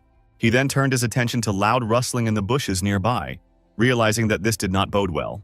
The protagonist immediately reached into his quiver for an arrow to prepare for the upcoming battle. With a sharp movement, the young man took aim toward the bush and shouted, and that there was no point in hiding, for he knew they were there. A worried Adam asked Jake what he was doing, realizing that there could now be a murder right in front of his eyes. From the bushes suddenly came out of the big man Richard, who began to approach the hero as if nothing had happened. He looked up at Jake's stern gaze and called him shrewd, coming closer and closer to him. Richard slung his huge sword on his shoulder and told the hero he was glad to see him, but it was a show of hypocrisy. An exasperated Jake immediately asked a flustered Adam if he had set him up, but he replied with a tremor in his voice that he hadn't. The big guy smiled slyly and told the hero not to worry, saying that the scared kid didn't even know about it. Richard apologized to Adam, saying that he couldn't risk implicating him in the plan, and added that he would have jeopardized the entire case. Adam became angry and immediately asked Caroline if she knew about the plan, and the girl only apologized. Trust in his lover was destroyed in a moment, and he only wondered how she could have lied to him. Caroline exclaimed that if he had heard the stories, he would have doubted Jake too, because people said he was a monster. But the exasperated young man exclaimed that he had heard all these stories, but still trusted his old pal. He asked his distraught lover why she didn't trust him, and she only lowered her sad gaze to the floor. Richard, on the other hand, continued to smile and suggested that Jake come with them to figure out together what was going on. The hero was very nervous, and the big guy said that if he really hadn't attacked anyone, they could put the past in the past. The big guy also said he'd almost forgotten that Jake had killed his archer Nicholas in their first encounter, showing no mercy. The protagonist's eyes were filling with anger at that moment, and he noticed that he felt Richard's desire to kill him. The young man looked at the scarred big man's devious face and was sure he was lying to him at every turn. Jake drew his arrow and ordered Richard to tell the others to move away first. Only then could they talk. Alarmed Hell immediately turned around, realizing that Richard hadn't come alone, and that spoke of the potential for carnage. Hayden came out of the bushes with his men behind him and said that Richard was right, for Jake was indeed a good hunter. The big man with the scarred face introduced the man to the protagonist, saying that they had decided to collaborate on this little project. Adam became angry and realized that the whole meeting had been a setup, whereupon he screamed at the top of his voice that he hadn't agreed to such a thing. A nervous Jake realized he was surrounded and wondered how on earth he could let so many people sneak up on him unnoticed. Richard stopped smiling and in a serious tone ordered him to surrender, threatening that otherwise, the hero would be deprived of his life. The protagonist became even more nervous, wondering what he should do, but told himself that he would never give up. Hayden used his fire spear, realizing that the guy wasn't going to give up, so it was time to take his life. He began waving the fire spear in cold blood, telling Jake that now it was time for him to lose his life. A huge burning ball flew towards the protagonist, who at the last second managed to fall to the ground and stay alive. The young man then immediately fired a shot toward Hayden, who counted on the ball to kill the guy. A sharp and lightning arrow flew towards the enemy, who was not afraid of it at all, because he had trump cards up his sleeve. Hayden was able to use a sturdy shield, which allowed the sharp arrow to ricochet off to the side. Richard raised his steel sword and ordered the rest of the warriors to fall back, so as not to come under fire. The gray-haired man tapped his staff and ordered the mages to restrict Jake's movements. The three mages got down on one knee in the same second, focusing on the task they had received from the group leader. Jake immediately became nervous because he felt the three mages destroying the ground, which made his legs start to shake. The hero realized that standing still wasn't an option and immediately bounced to the side, covering his head and realizing that things were crappy. Hayden wasn't going to give him any chance to escape and use the fireball again, telling him that the guy couldn't get away from him. The powerful fireball exploded immediately, but the man noticed that Jake had miraculously shifted. The young man, meanwhile, found himself on the stump of a felled tree, trying to anticipate his opponent's next moves. A horrified Adam asked Richard to call the fighters off, but he replied that the boy had had his chance, and it was the only way out. The man was very worried about his buddy, and with a tremor in his voice asked Caroline to do something, but she didn't know how to help. He realized that his buddy's life was in danger, but Jake was dodging the arrows of the enemy archers. A very nervous Caroline exclaimed that there was nothing she could do about it because she wasn't the one deciding it. The archers, however, were ordered to continue attacking, whereupon 3 of them drew their arrows again. Everyone else was ordered not to give the Jake any time to think, and the mages called for throwing knives. One of them put in a lot of effort and created something like a magic ball, remembering that one must not give the enemy a moment to rest. Hayden ordered his subordinate to attack with everything they had, then threw the fireball towards Jake again. Meanwhile, Richard pointed his sword at the protagonist and ordered the personnel to deal with the scoundrel. A worried Cecil watched nervously while wearing the necklace and couldn't believe that only humans had turned against Jake. The demon trembled with fear and said that the hero must urgently get out of this hell because he was surrounded on all sides. A dirt-stained Jake told himself he couldn't do anything, not even dodge so many attacks. He noticed that one of the enemy mages was somehow preventing the use of shadow. The enemies were getting closer and closer from all sides, and the protagonist can't even move, which was very alarming. His left leg was suddenly enveloped by a thorny plant that grew out of the ground thanks to one of the mages. Jake paid attention and realized that he was definitely finished now because he couldn't even take a step to the side. Angry, Richard ordered the archers to nail the guy to the spot so they could finally finish him off. After receiving the order, 2 arrows immediately flew towards the main character frozen in place, which spoke of his end. Jake couldn't dodge in any way and one of the arrows hit him, wounding him in the shoulder area, which immediately caused bleeding. The second arrow didn't ricochet either and went through the young man's right leg, causing more bleeding. From the unbearable pain, the protagonist clenched his teeth very tightly and the plants completely enveloped him and he could not go anywhere. Jake shouted at the top of his voice for the bastards to let him go immediately because he knew he was innocent. Satisfied with the personnel, Richard slung the steel sword on his shoulder and said that now would be a good time to end it. A bewildered Adam couldn't believe it and begged him not to do it, but absolutely no one considered his opinion. Cecil's insides flipped and he nearly clawed his eyes out, realizing that his opponents were going to kill Jake. Richard, meanwhile, walked over to the kneeling hero and, making a sympathetic face, said that this was the end for him. Jake was bleeding and trying to endure the intense pain, not even looking into his opponent's eyes and waiting for his doom. The big man with the scarred face swung his sword without mercy, exclaiming that now the hero would die. The young man looked at the ground with a sad look, saying in his mind that it was over and nothing could be changed. He began to take stock of his life and remembered all the battles he had won and bled through. Jake thought back to his precious victories and the monsters he'd managed to defeat single-handedly, though sometimes with injuries. Still, the hero realized that even after that he couldn't handle the betrayal, and Adam, on the other hand, rushed to save him, but Caroline stopped him. A bewildered and very excited Cecil couldn't believe that right now his fellow good friend was going to be killed. Jake closed his eyes, but even through his eyelids his sad look was visible, and he realized that this was really her end. But all of a sudden, a system notification was received to start developing and improving the ability of the bloodline. With great surprise, the protagonist looked at the digital signage and read the notice he had received. The system added that the recently initiated man had climbed the evolutionary ladder, and Jake's body had adjusted to the energy of the new world. The protagonist couldn't understand what was going on from wide-eyed rereading the notice he received. He also noticed that his heart had started beating much faster, and it was even more alarming. It was very surprising to Jake that besides his heartbeat, his instincts had taken over and it was giving him new hope. When the tip of the steel ball island was near his neck, the hero felt as if time had slowed down around him. He began to feel all the mana surrounding him, and it was as if his body was filling with power more and more with each passing second. The palpable mana seemed to fill the young man, endowing him with strength that he could channel to fight the crowd of opponents. Anger and hatred for his opponents made Jake's head snap up, and he realized he needed to act as soon as possible.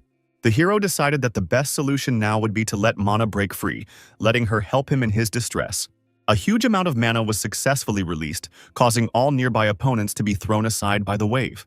Even the big man Richard, holding his heavy steel sword, flew aside a decent distance. Enraged, Jake continued to spew the mana that had saved him from an innocent death. The previously confident red-haired big man with the scarred face was discouraged and wondered what the hell this was all about. A similarly surprised Hayden exclaimed that what was happening was something like magic, but how to fight it was unclear. Jake, meanwhile, remained furious and grabbed with his hands at the thorny plants that enveloped his entire body. Less than a minute later, he freed himself from the dark green shackles, limping slightly after being shot in the leg. Adam froze in place and stared at his old buddy, who he was very worried about, but who had saved himself nonetheless. Then he asked Jake what had become of him. But the young man answered nothing, and his look was like the devil's at that moment.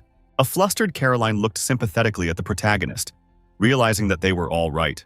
With her own eyes, the girl saw that Jake is indeed a monster who is capable of destroying everyone in his path. Richard tried to keep his subordinates in a fighting mood and ordered them not to let the enemy intimidate them, for he would not be able to defeat them all.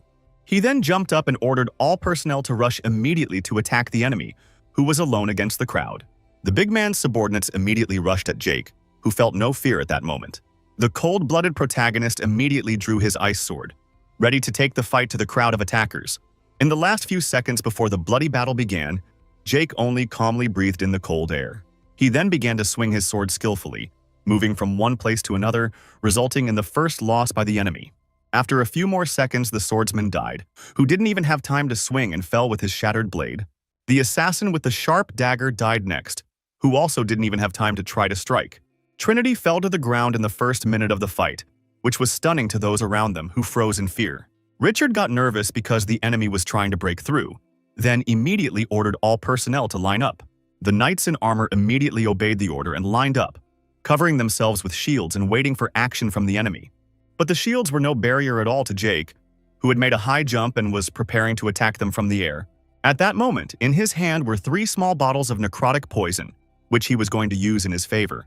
The bottles were immediately thrown at the knights frozen in place, who didn't know what to do, as shields wouldn't help them. The flasks shattered, and the necrotic poison splashed onto the exposed skin of the knights, who immediately felt a burning sensation in their eyes. Swords and shields were expressed from the hands of the victims, who were agonizing in incredible pain, while Jake, on the other hand, landed calmly on the ground.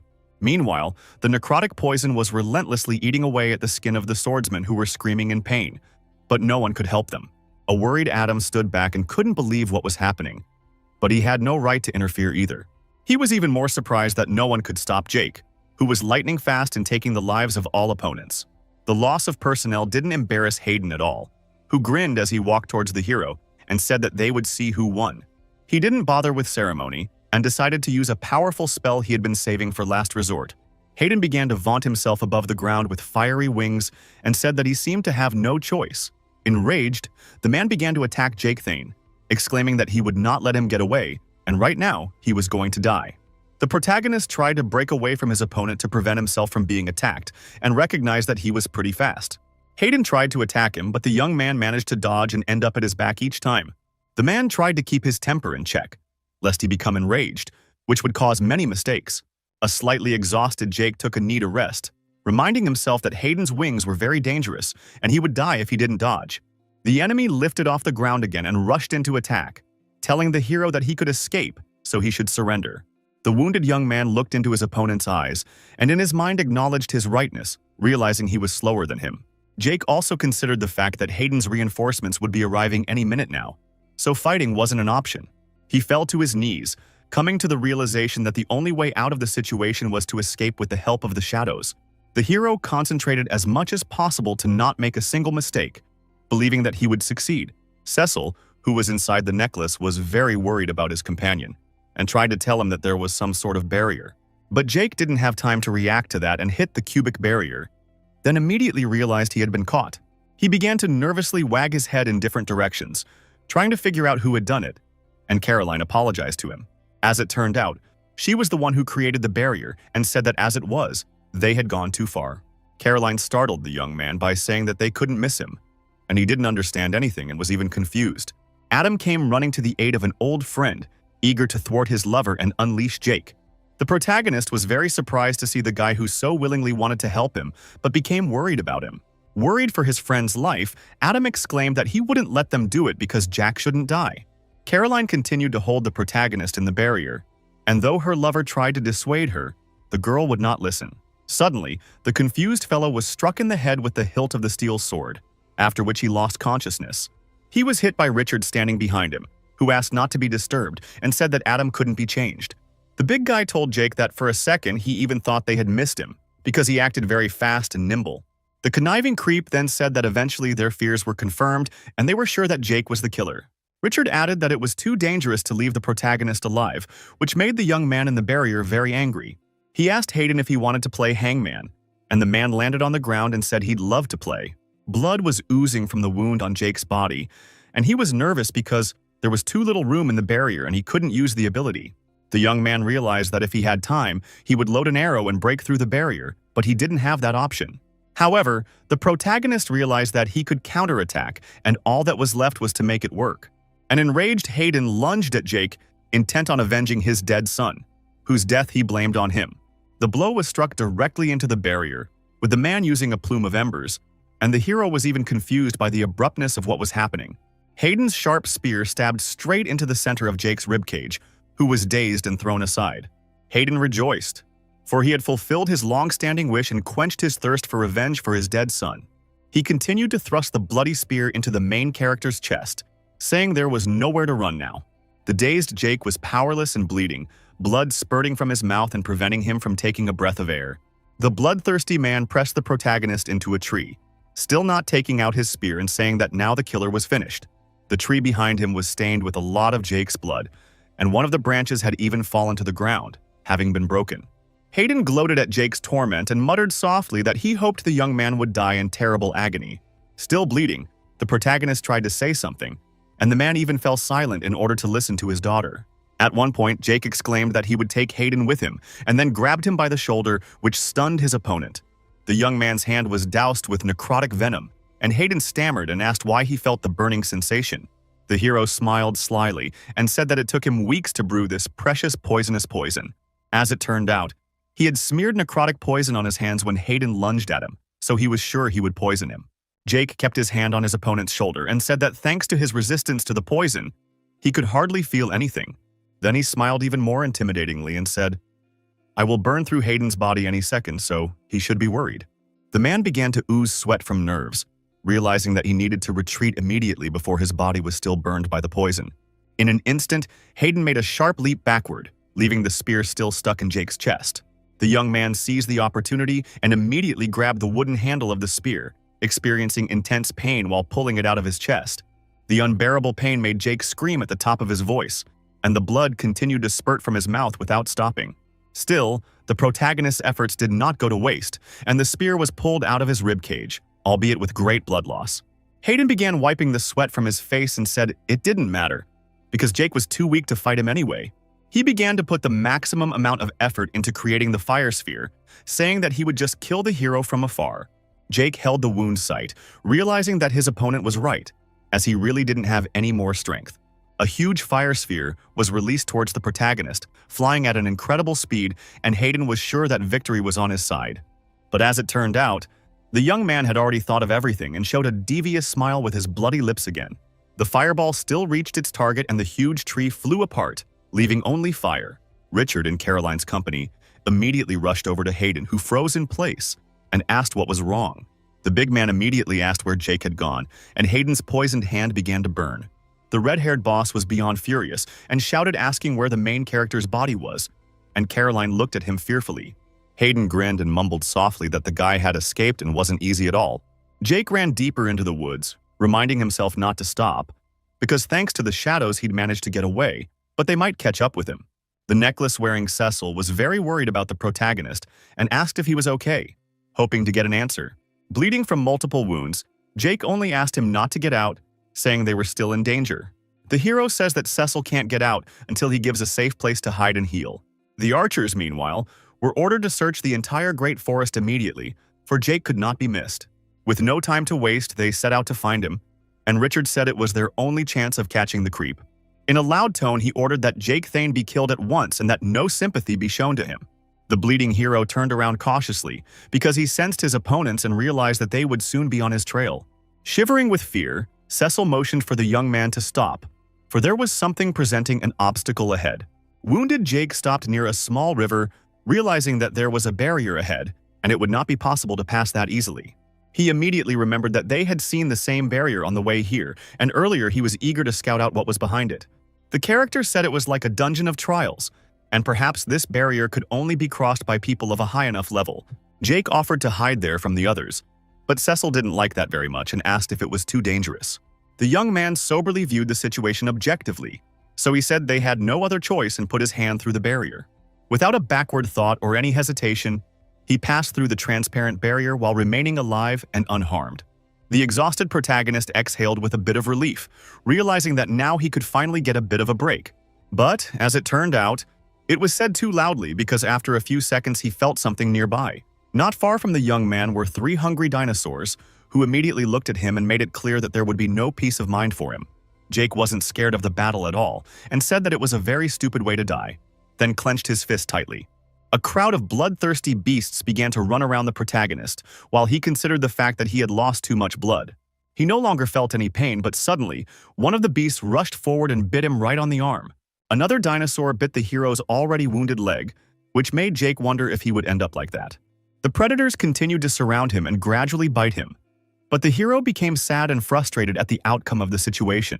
Bleeding, he wondered if he would die not in battle against a worthy opponent, but from worthless mobs. Suddenly, Jake found himself in front of Malicious Viper, who asked if he knew it was pretty rude to barge into someone else's house uninvited.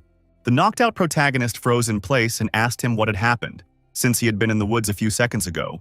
Viper called it a good question, and asked if the hero remembered the blessing he had given him the last time they met. Jake got nervous because he didn't know what he meant, but God replied that it was like a two-way street and they were connected in a way. With a smile on his face, he added that this was the first time something like this was happening, and he didn't think the main character would just show up like this. The young man continued to hold the wound site and asked if he understood correctly that he had been drafted here. The Malicious Viper said it wasn't really true because he made the transition easier, but the hero had instigated it himself. Jake asked where they were, and God said it was something like his Little Order's headquarters, which he thought was great. The hero inspected the headquarters very soberly and said that it looked very much on the part of the malignant Viper. The god said that this was an indispensable quality, if the young man was going to ascend to deities, of course, then asked him to sit down.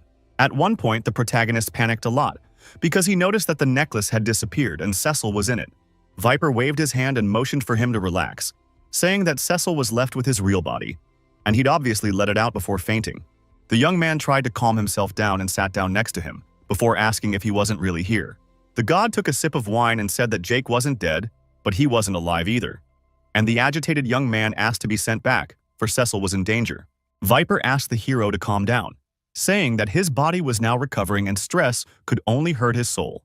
A bewildered Jake looked at him and wondered what the hell he was talking about, because it didn't even sound plausible. Malicious just said that karmic projections are a complicated thing for low ranks to understand, so it's not worth getting into it. He added that the protagonist's soul came here because deep in his soul he thought this place was safe. God said it was risky, but otherwise death would await Jake, so his instincts made the choice for him. The hero looked at his clenched fists and said that lately his instincts have been kicking in a lot. The young man asked how he could get back into his body, and Viper said to just wait for it to repair itself and hope no one found him. After those words, Jake's eyes filled with fear and he stammered, asking what would happen if his body was found.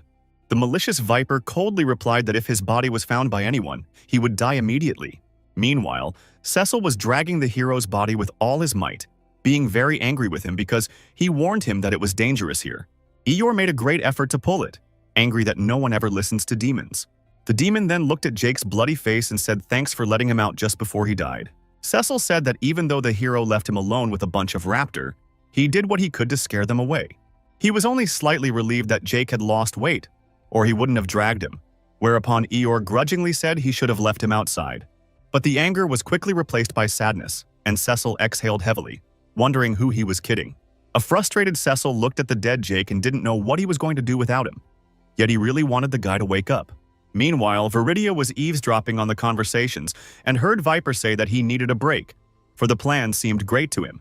The girl was very curious about who the malignant Viper was talking to, and even more so casually.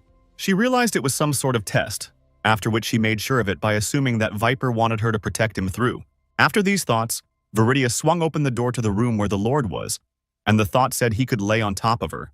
The hall mistress entered the room without knocking, and with a smile on her face, she told the malicious Viper that she was here. The girl apologized for interrupting them, and Viper, along with Jake, looked at her in bewilderment.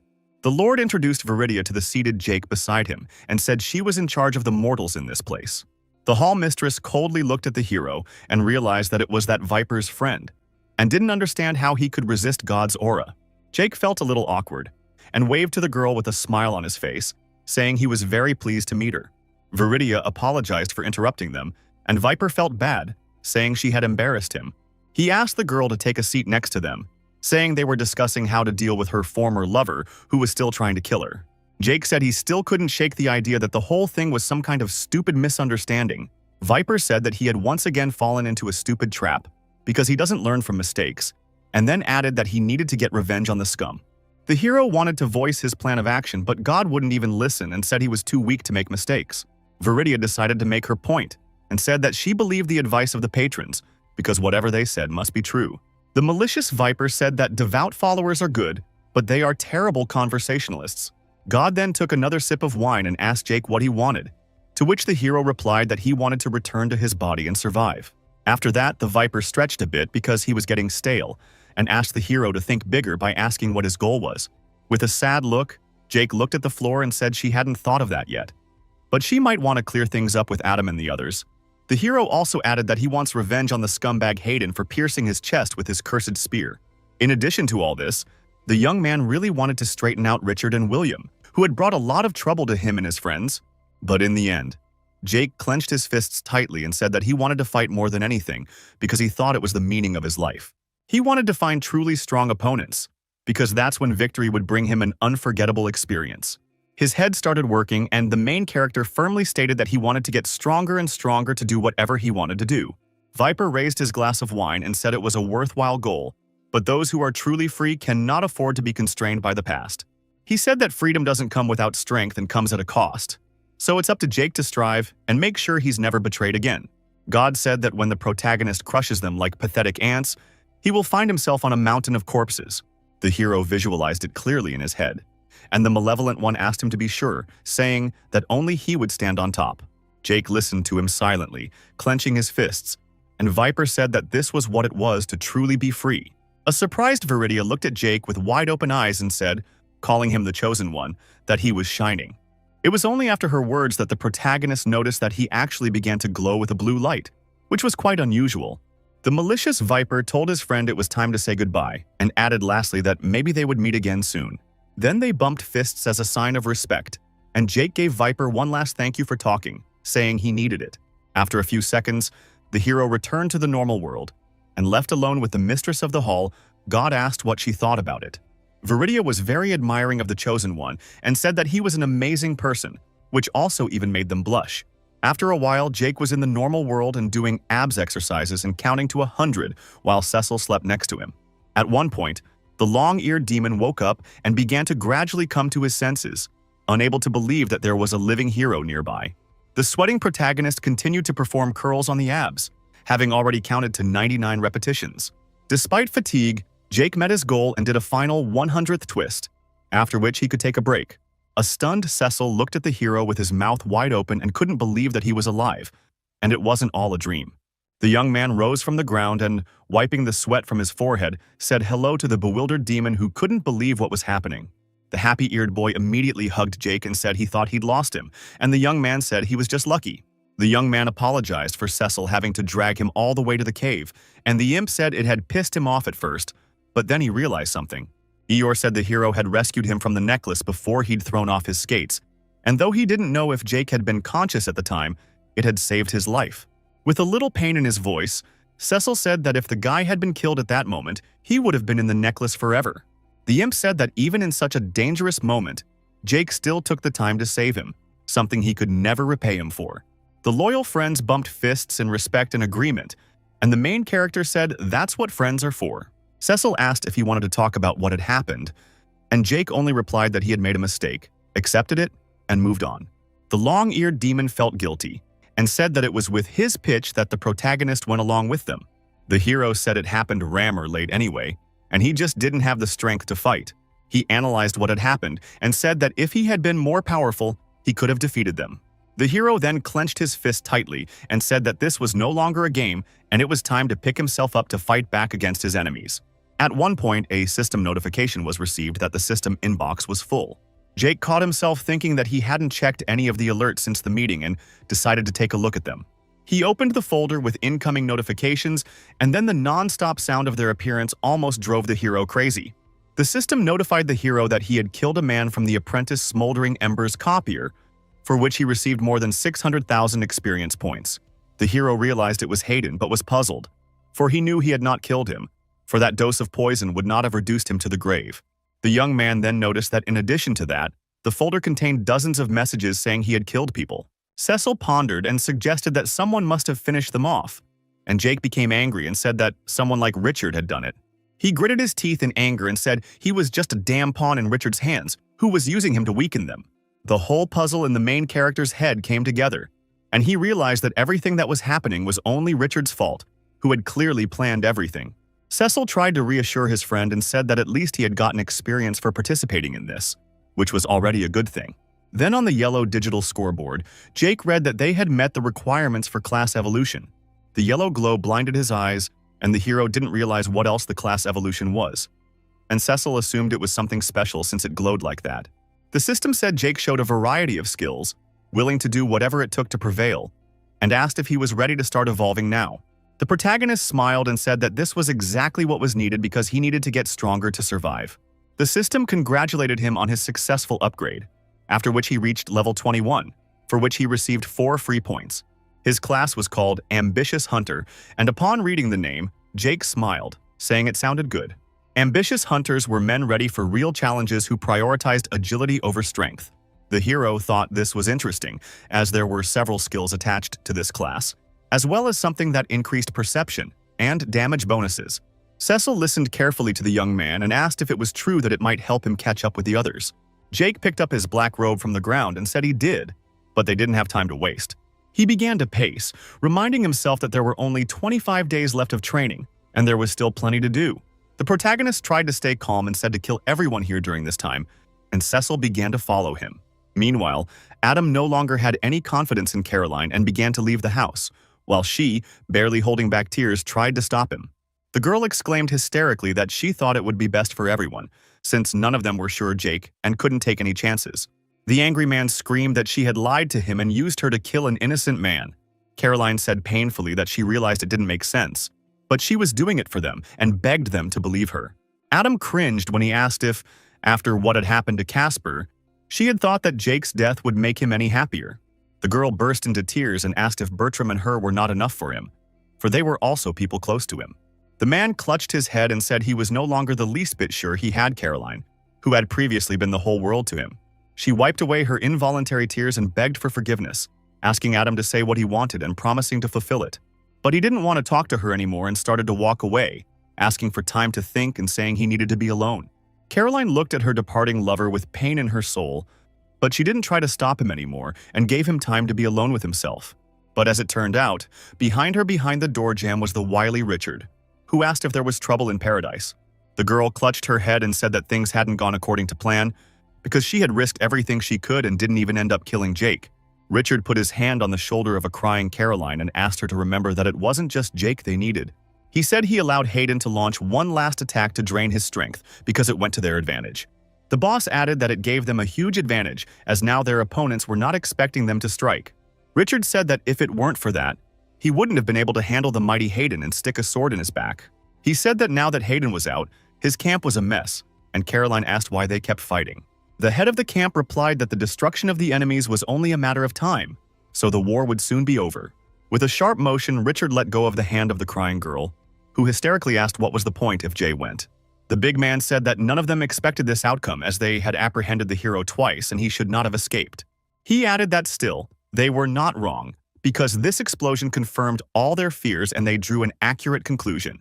Caroline listened intently to Richard, who said that Jake may not have killed those people, but now, nothing would stop him and he would want revenge on them. Richard then confidently said that they would be fully prepared for possible retaliation from the fierce protagonist. Meanwhile, William, who was in the shadows, was in the forge, forging a sharp steel sword. The slightly nervous fellow said to himself that if he had returned from the hunt earlier, he could have ambushed him. He clenched his teeth tightly in anger because he couldn't believe that his companions had missed Jake's bastard. In an instant, he calmed down and gripped the hilt of his sword tightly, remembering that there would be another assault on Hayden's camp tomorrow.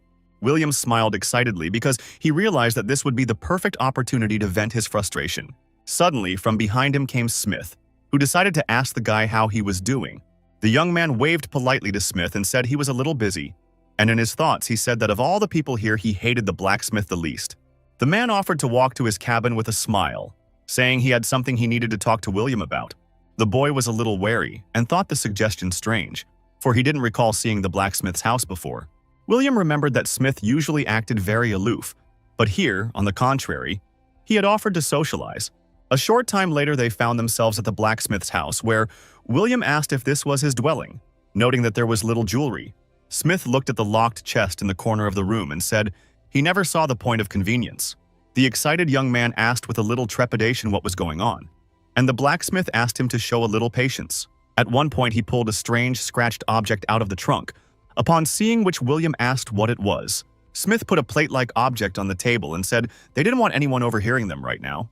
Upon contact with the wooden surface, the silver wire blocker glowed with a blue hue.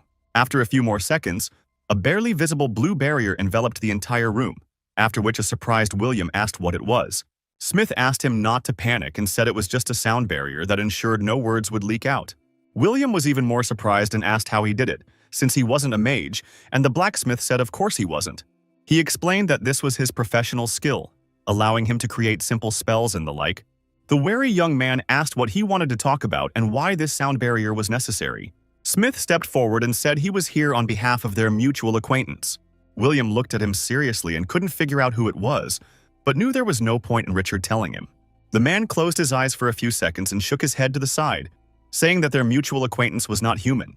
With a little bewilderment, the young man looked at him, and Smith said he was here at the request of the deity.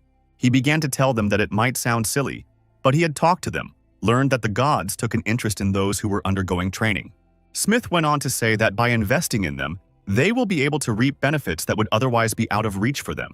It represented some sort of chance to earn more power or influence, which it would be foolish not to take advantage of. The man said he met one such whose name is Kamikas, who is the god of blacksmithing. An anxious William wondered with trepidation what this god of blacksmithing was going to do to him. Smith said that Pheroras, the god of iron, was interested in him, but William turned him down. He was relayed that he offered the lad another class, to which he was refused. The guy said it looked pretty awful and added that his metal connoisseur class was better in every way. Smith said he knows that William later adopted one of Pheroras' skills, so now they are connected, so he can call it karma. The young man looked at the man with a bit of disgust and asked if that made him one of the followers of the god of iron. Smith told the boy that he couldn't win alone, but together they could do it, and he could create something that would make the boy more powerful. The blacksmith promised that it would make him even stronger than Richard, and a shocked William asked why he had singled him out. A somewhat sad bearded man asked if the young man remembered that he had entered this training her alone, and with him were his son and his girlfriend. He began to tell me that at that moment he had confidently promised to protect them and was making every effort to do so. But unfortunately, he screwed up, leading to the agonizing deaths of his young son and his beloved.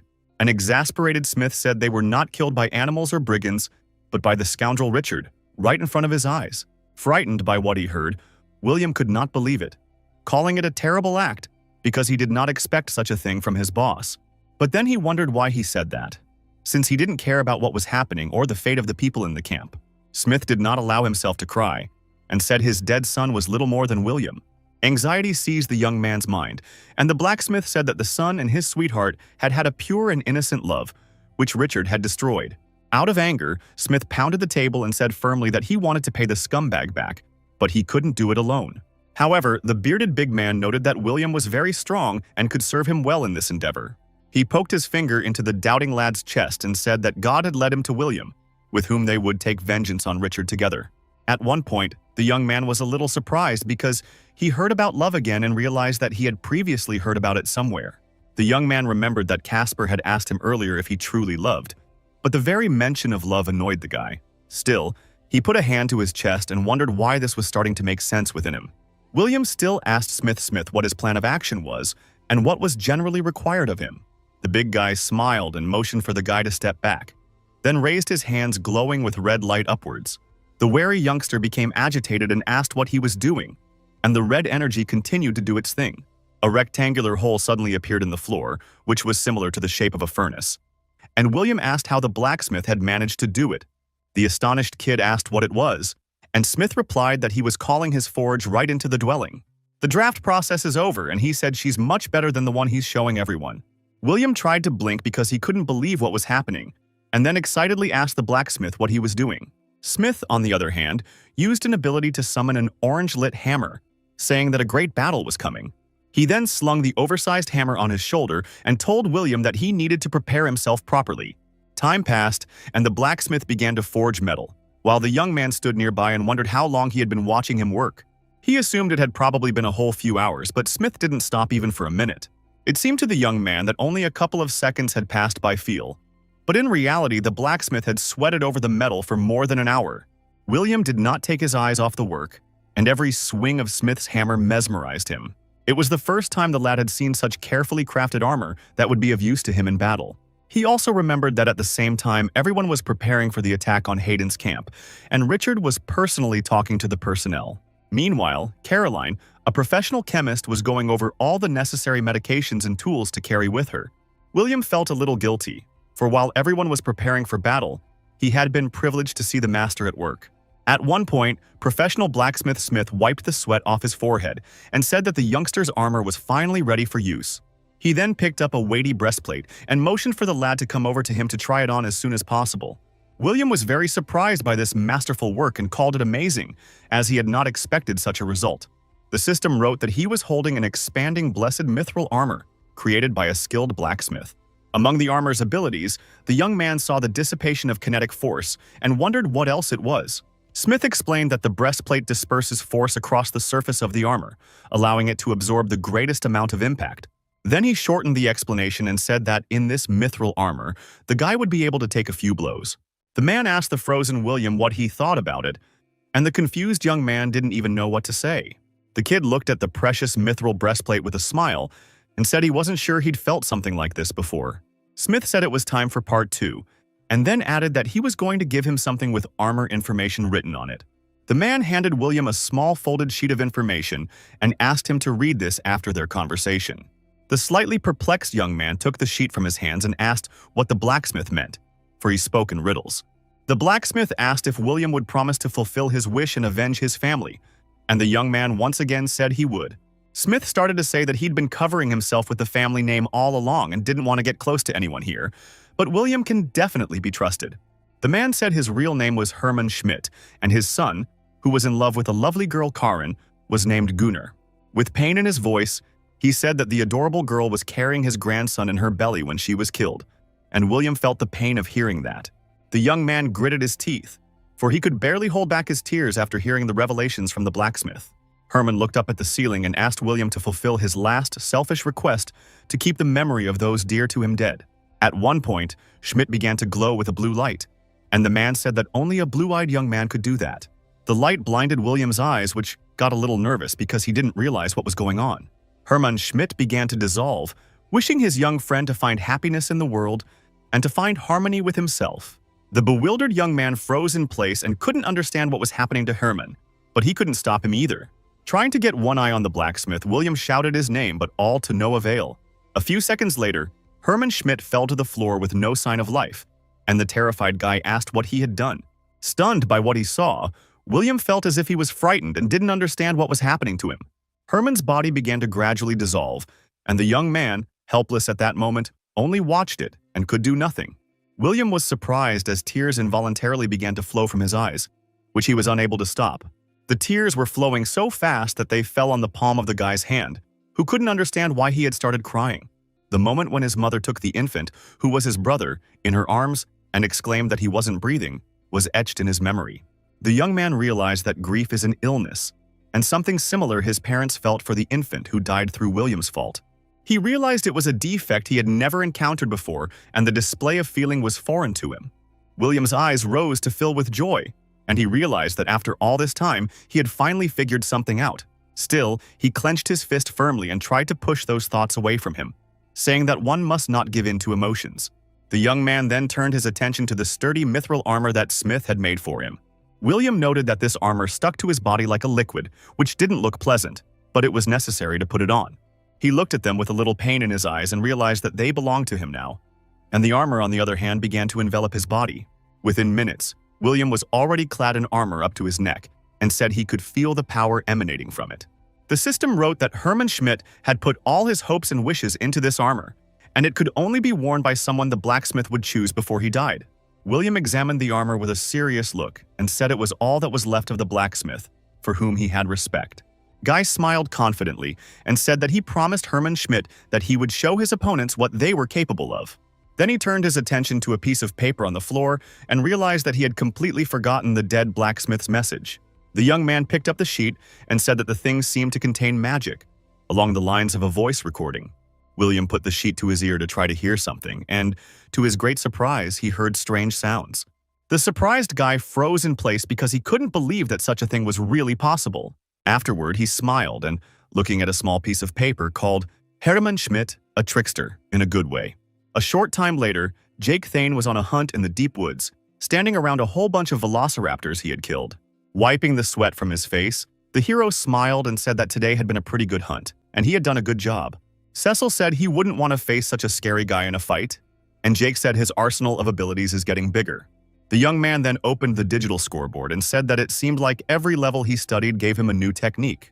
The system summarized the results, where it said that Jake had reached the 46th level of the Malignant Viper Alchemist profession and received 10 free points. Jake called it a good result and hoped that he could get his profession to level 50 before the end of his training. Cecil, however, asked how much time was left, and the hero thought for a moment and said that was a good question.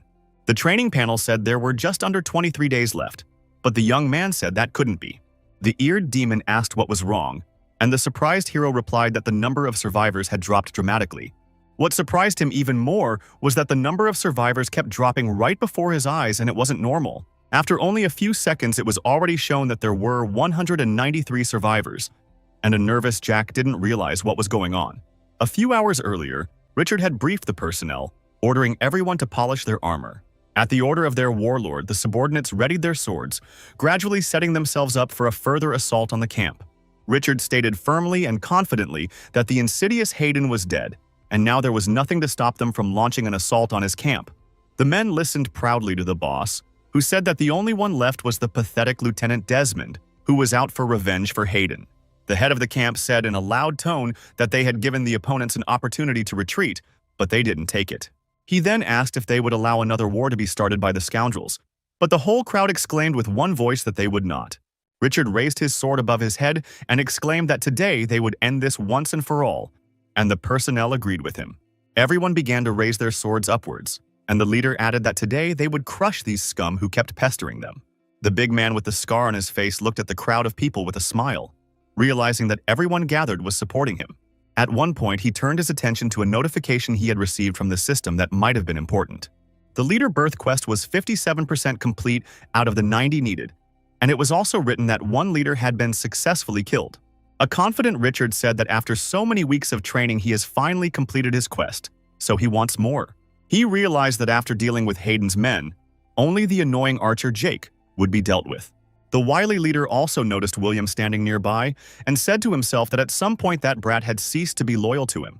But that didn't matter now, so Richard decided to put the little dog to sleep once and for all, after they had dealt with Hayden's squad. Richard then waved at the guy and asked if he'd seen Smith, and the young man said Smith wasn't a fan of that sort of thing. He added that the leader already knows that blacksmithing is more important to the old man than anything else in the world, so he will not be distracted from it. The big guy with the scarred face said it was unfortunate, as Smith's hammer would have been very useful to them in battle. Richard put his hand on William's shoulder and, calling him a friend, told him they still had him and asked him to show his opponents what he could do. His hand really annoyed the young man, and he also wondered in his mind, too, if this scoundrel was even such a bastard to call him a friend. Later, the treacherous boss and his men were already at the walls of the camp, where no one even had a thought of retreating back. Richard began calling out to Lieutenant Desmond in a raised tone, calling him a brat and asking him to come out to them and fight. At that moment, left to himself, the lieutenant stood behind a large wall, looking sadly at the ground. He did not respond in any way to Richard's cries and remained silent, without appearing panicked or nervous. The wily leader realized that no one was going to come out and said in a loud tone that, in that case, they would come in. Richard put his steel shield out in front of him and prepared to go on the attack, with the personnel following faithfully behind him. Shield began to study a strange, bright blue light that could blind anyone's eyes, while he stood still and smirked insidiously. Unexpectedly, the shield began to emit a huge amount of mana that shattered the sturdy wall ahead. William covered his face from possible splinters, in his thoughts calling this ability of the wily scoundrel pretty good. But beyond the shattered wall, they could not see the crowd of the remaining men of the slain Hayden, but they could see a black silhouette in the thick smoke. Meanwhile, Lieutenant Desmond used his staff, and in a low tone ordered the personnel to prepare. He then released a magical charge towards the enemies who had come to their land, signaling the start of the operation. Richard immediately understood his scheme and ordered his subordinates to immediately raise their shields and prepare to attack. A strong protective barrier he had created appeared around the camp, so Desmond's men could do nothing. Caroline asked what they were doing, since the opponents would just keep pelting them with spells and the shield wouldn't hold. The boss merely ordered everyone to charge the attack and rush forward, while becoming enraged with hatred towards his opponents. At the same time, Desmond ordered his personnel to retreat immediately because they risked being defeated. Richard cheered as he looked at the pitiful opponents fleeing the battlefield and said that it was even easier than he thought. But the spirited countenance at the same minute was shattered by a sudden explosion from the rear, which frightened all the personnel and him among them. The leader of the group immediately turned around and nervously asked what was going on because he hadn't expected something like this. He immediately realized that the enemies had ambushed them and were in the trees, firing on them and not giving them a chance to get any closer. One of the agitated subordinates asked Richard what they should do now that they were trapped. The enraged leader swung his sword and ordered his opponents to be destroyed immediately, no matter the cost. Everyone has long known that war is a very dirty business, on account of which many people die. This was not at all the training of young fighters competing with each other in strength, but something else. It is a senseless and bloody massacre in which people died to further the interests of their bloodthirsty leaders. First attacked the mages, aiming at the most significant ones to paralyze the enemy attack at long range. Then came the less powerful archers who were destroyed before they could even move a safe distance away. Healers tried their best, and if they are experienced, like Caroline for example, you can't worry about them. Meanwhile, Richard mercilessly dealt with his opponents, swinging his sword in different directions. After killing another opponent, he smirked proudly. For after all, no one shines better than a true warrior. The system notified that there were only 108 survivors left, and the bodies of non-survivors were scattered around. Richard told the fallen kneeling Desmond that if he surrendered he would stay alive, but he asked to just finish him off. The bloodthirsty leader immediately raised his sword and, looking at the lieutenant with a smile, said that he would gladly finish him off. In this senseless battle, Desmond lost all his personnel and received several wounds. Just before Richard struck his head, the lieutenant shrank slightly and glowed with a bright yellow light. A blue protective barrier was immediately built around the wily leader because there was a risk of him getting injured. The barrier was lined up by Caroline, who said it didn't matter at all what the spell was, as it would protect Richard. But instead of thanking her, she was called an idiot by a stern boss, and another male voice said he agreed. Within seconds, Richard's face was stained with blood, and Caroline was barely breathing and didn't realize what was happening. As it turned out, William took his chance and impaled the team's hitman with a sharp spear, leaving her no chance of survival. Blood was spurting from the dazed girl's mouth, and she asked with great effort why he had done this to her. But the girl heard nothing in response and was simply turned into a stone statue that was no longer alive. William laughed slyly and called the rest of the group idiots that he had managed to fool around. A stunned Caroline lay on the ground and no longer gave any sign of life, having been betrayed by the young man. The guy, on the other hand, chuckled slightly and said that in the beginning they killed the healers who heal the personnel. The rest of the group was dumbfounded that William had killed Caroline, which could be seen as a betrayal. One of the swordsmen immediately rushed at him, ordering the others to immediately capture the traitor to the group. But William called for throwing knives with a smile on his face and said that the minions were the next to be killed after the healers. The two attackers were scrambled on the run by flying blades that left no chance of survival. Blood immediately began to spurt from the mouth of one of the swordsmen, and his eyes filled with great shock. But there was nothing that could be done. William stood in the middle of the bodies of the attackers he had killed and smirked, looking at Richard, who was alone. The young man was very happy that it was finally time to fight the main boss, who was very exhausted. The nimble fighter then put his spear in front of him and lunged at Richard, who was taken by surprise. The leader managed to block the attack at the last moment, but he still didn't understand what William was doing. All the guy said in response was that he was only doing what he should have done a long time ago, but still couldn't. Richard continued to block his attacks, and William said in his mind that one must not act rashly. Then the leader struck, and the lad realized that although the armor added to his strength, he shouldn't forget that Richard was a high-ranking warrior. The young man was well aware that if he wasn't careful, his opponent would overpower him and continue to dodge his attacks. Richard was very angry that he had failed to land a single blow on the young man, who seemed very weak in a one-on-one battle. An exasperated big guy with a scar on his face called the guy a naive little mutt and asked him who he thought he was. The insults on his part made William very angry, who looked into his eyes as he clenched his teeth in anger. The head of the camp began to remember the very beginning of the training and told the guy that he would have died on the first day. The big man then added that everyone had figured William out a long time ago, but he saw his potential and didn't want to throw him away by kicking him out of camp. An enraged Richard swung his sword in a sharp motion and asked the guy if this was how he thanked him for everything. But suddenly, William swung his sharp spear, thus leaving a deep cut on the body of the big man who didn't think that such a thing could happen. The bleeding ringleader immediately fell to the ground and began to agonize more, and the young man said that he was no mutt. Then he asked Richard not to look down on him. But the big man was bleeding, and it was hard for him to speak. At one point he ran his fingers along the ground, which was quite incomprehensible to William, who was looking at him. The nervous fellow noticed his opponent rising from the ground and immediately began to cover his body. Richard grasped the handle of the ball firmly and swung it, exclaiming that he wasn't done yet and would fight to the last man. William managed to block the attack in time and prevent him from striking, which made him even angrier for health. The guy in an instant felt the strange power he was endowed with and realized that it wasn't just the armor. He realized that something else was giving him strength. Then with a powerful leg kick he pushed the big guy away, who was thrown aside. William smiled slyly and wondered what the other feeling was that had so suddenly appeared. Richard managed to stop his fall by stabbing his steel knife into the ground while glaring viciously at his opponent. Trying to catch his breath after what had happened, the wily camp leader said he had no intention of being ceremonious any longer. The thing that pissed him off the most was that he was being counted out in the fight by some brat he himself had warmed up to. Richard then firmly and confidently stated that he was not going to die at the hands of the traitor William and would fight to the end. He stuck his finger in his mouth and pressed his tongue, which triggered more bleeding and was something of an ability. A surprised William realized that perhaps his opponent had the same abilities as Hermann Schmidt. The guy realized that his opponent was sacrificing some of his life force to get extra and keep fighting. Furious, Richard's head snapped up and he lunged at William, eager to take him down as soon as possible. The young man objectively assessed the situation because of nervousness, as the opponent was approaching quickly, and he realized that he would not have time to dodge. His premonitions did not fail William, and the minute he was stabbed through the blade of the bloodthirsty Richard, who exclaimed that it was all over. William was shocked at what was happening, and a large amount of blood immediately began to spurt from his mouth. Holding onto Richard's neck, the young man smiled and said it was a pretty good move, but the game wasn't over yet. He whispered in his ear that the move had been made too late, and the big guy looked at him a little worriedly. The enraged young man then grabbed Richard firmly by the shoulders, who was confused and didn't realize what was happening. The abilities were used to summon all the cold weapons that were lying around somewhere nearby. All of the assembled weapons were approaching William, who summoned them, and goosebumps ran through Richard's body.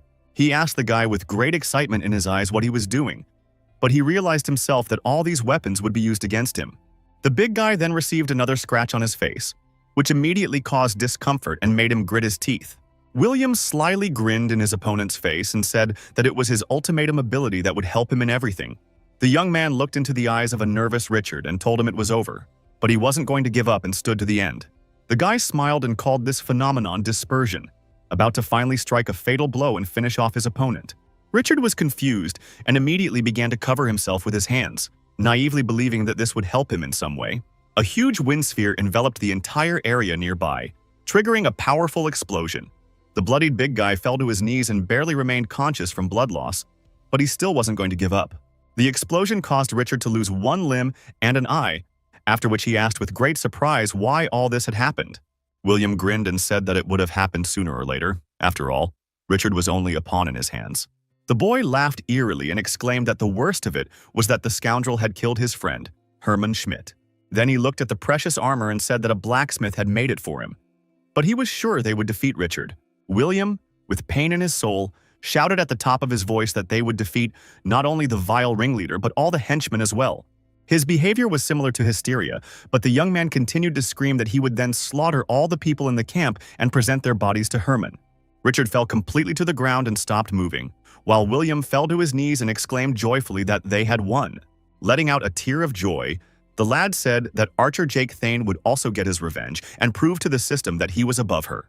The lad repeated that he would fight to the last, but in an instant, his eyes filled with sadness, and he fell unconscious with a rumble. There were many dead lying on the battlefield, and an unfamiliar old man began to approach them, saying that he had never experienced anything like this. He called it a gift of the system to someone who is always watching others and even a little worried.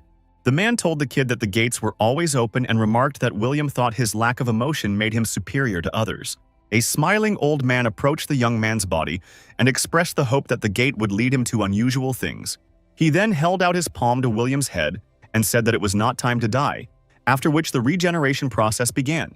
At the same instant, the young man's heart began to beat very often and filled with life, and he himself gradually regained consciousness. At the age of 16, Adam got a job as a tutor and came to the elementary school every day to help kids with their homework. The young man's first job was something like babysitting, but he had no other option at the time. One school he hated going to because it was in a disadvantaged area of town, and all the kids from there were always getting into trouble. Adam recalled how at one point a girl had run into the office and exclaimed excitedly that there was a fight in the hallway. One of the guys in the hallway knocked the other guy to the floor and yelled that he saw him steal his notebook. At that moment, a stern Adam came to the showdown and in a loud tone asked them to stop fighting immediately. He grabbed his attacker's wrist as he threw a punch, causing the young man to experience an unpleasant sensation. But suddenly, the cocky guy wrenched his arm away, elbowing Adam right in the face, much to his annoyance. After such trips, a new bruise appeared on his face, and the young man did not like it because he came to work, not to fight. At that moment, he was standing in front of the mirror, but his father showed up at home and asked if his son was home, and the young man replied that he was in the bathroom. His father asked how he got the black eye, and Adam replied that it was all from the same place, school. The man laughed and said it could have been worse, and added that he was sure things would get better, so there was nothing to worry about. An angry Adam exclaimed that he didn't want to work with children and asked to be given a job with his father's company. He said he was willing to do anything to be away from rude children, and his father asked him not to say that. The nervous man said that the kids from that school had a hard life and Adam had no idea what it was like. But the young man asked in what way. The father told his son that his care began when he was born, so he never needed anything. He also added that Adam never worried about whether he had enough stuff or food for tomorrow. The man said he got him a job to show him to appreciate what you have, so Adam should be an example to those kids. The stern father poked his finger into his son's chest and firmly asked him to become someone people would follow. Adam took this lesson to heart, so the next time he took both brawlers aside and talked to them.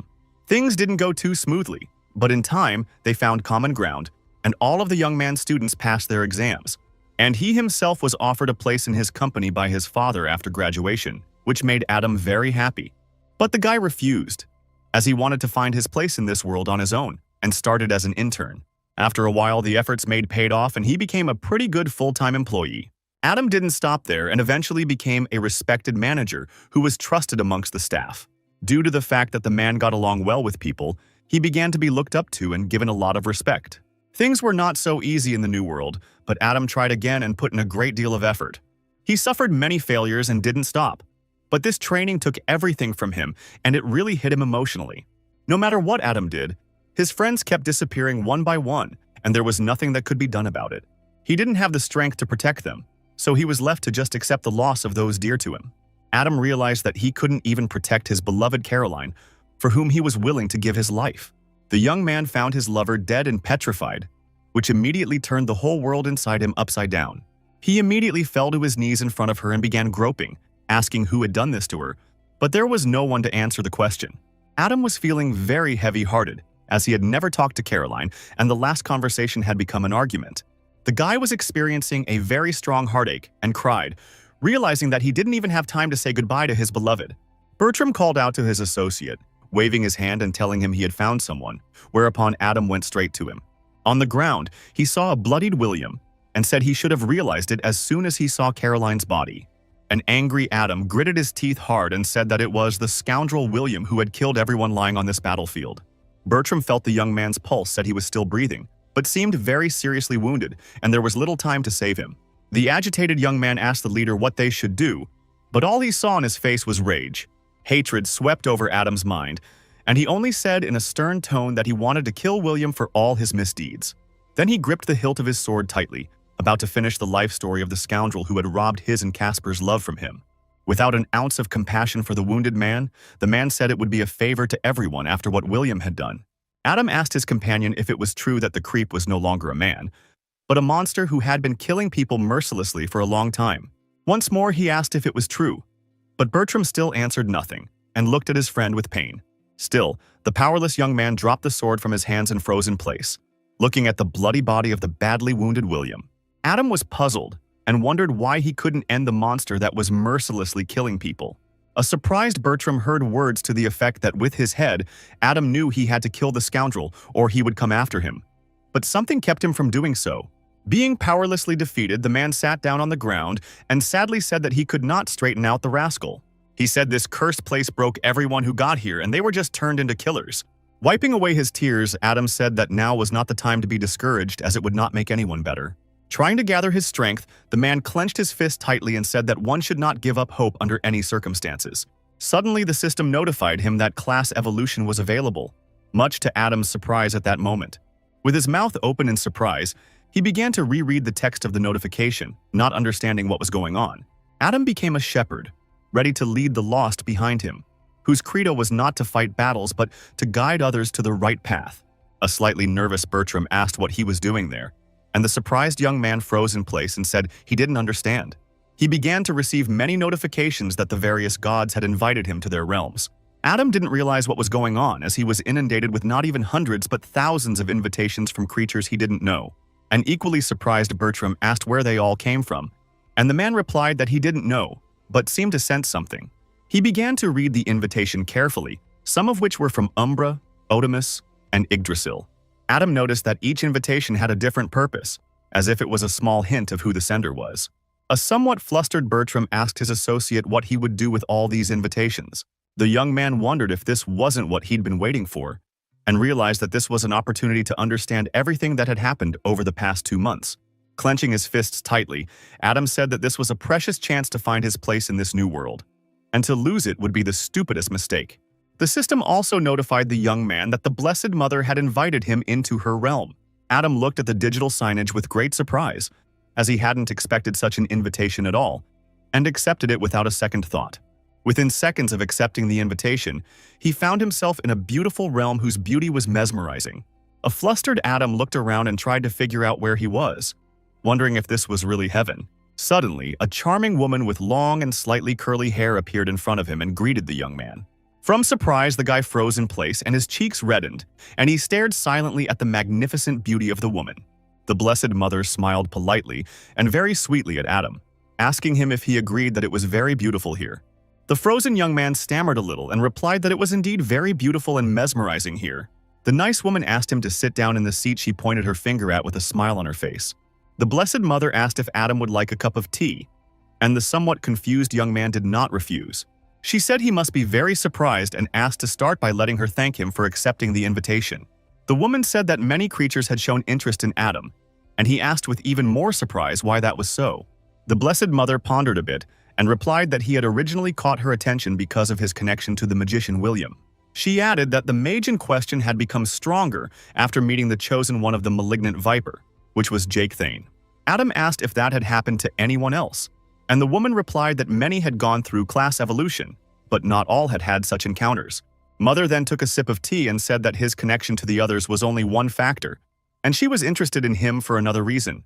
The woman said that in the entire training, only one person had never killed anyone, which impressed her greatly. She said he was the Adam she had been looking for all along, for he was the merciful shepherd who could bring more light into the world. The excited young man asked if it was true that she was trying to get him involved in religion, and which Viper's chosen one and the mage were in question. The mother replied that the mage had interested her old friend, and the hunter had awakened the Viper by his actions. She said she didn't see the other one anymore, and Viper was probably involved, but she was told he was a friend of Adam's. A surprised Adam racked his brain a little and assumed that this friend of Malicious was Jake Thane. He asked what it meant to awaken a Viper, and the mother explained that it was an ancient creature born long before the system itself. The woman began to tell that the Malignant spent many eras wandering until their world was united. She was fully convinced that Adam's friend was the only person who had managed to awaken him. The young man still didn't understand whether the Viper's return was bad or good, or what to expect from it. The Blessed Mother lowered her head a little and said that no one knows that, but time will tell. She then expressed her joy for the malignant Viper, no longer moping around in his empty kingdom. A wary Adam said in thought that the woman spoke in riddles alone, so he understood absolutely nothing. He decided to ask if he was right to come here, and his mother said he was too fixated on what was right and wrong. With a genuine smile on her face, the woman replied that it all depended solely on his actions. But if she had to choose, she would say it was a good deed. The bewildered young man asked what he had to do and why the Blessed Mother had brought him to her kingdom. The woman continued to smile genuinely and said that what she would give him would be both a gift and a fate of responsibility. She suddenly used her long angel wings to give Adam her blessing and exalt herself above the earth. The mother said that in return for her blessing, he would become a faithful servant and spread her will throughout the world. With his mouth open in amazement, Adam stared at the importunate woman, finding what was happening unbelievable. Putting his hand on his heart, the lad was curious as to what he would need to spread around the world for mistress. The Blessed Mother smiled at him and told him in a calm tone that everything was simple, because he just needed to serve her and the sacred light. She began to tell me that her sincere teachings were based on hope, justice, and devotion. The woman added that this is the impartiality and love for each other that people value very much. It was also noted that this is also the punishment of the wicked, and all of this will help Adam become a better version of himself. A young man, a little confused with surprise, asked the Blessed Mother if it was true that she was a deity. The woman covered her face with her palm and, giggling, admitted she was a deity, but not one he'd heard of before. She then told Adam that he would get that opportunity someday, but that it would require a hard road. A path began to appear near them, and the mother said it might take a long time, but if he followed it, she would help put him on the right path. Adam didn't make those decisions every day and said he needed to think about it for a while so he wouldn't regret it later. The Blessed One said their time here was limited, but if he wished to join her, she would bless him and send him back. She then excitedly said that it was impossible to be here for long and asked Adam what he had to say about it. The worried guy pondered a bit and said he thought he'd finally figured it out and concluded. He said he'd been wandering aimlessly all this time, remembering how he'd told his companions on the first day that this was a new world, and the old rules didn't work here. Recalling his last fight with Caroline, Adam said that this training had broken him, but there was a but.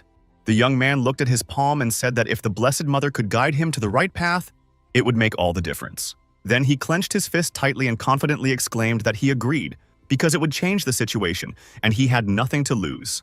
The Blessed Mother smiled a little and said that it was very good to call Adam her child. The woman touched his forehead with her index finger, exalting the young man above the earth and blessing him to fulfill all his desires.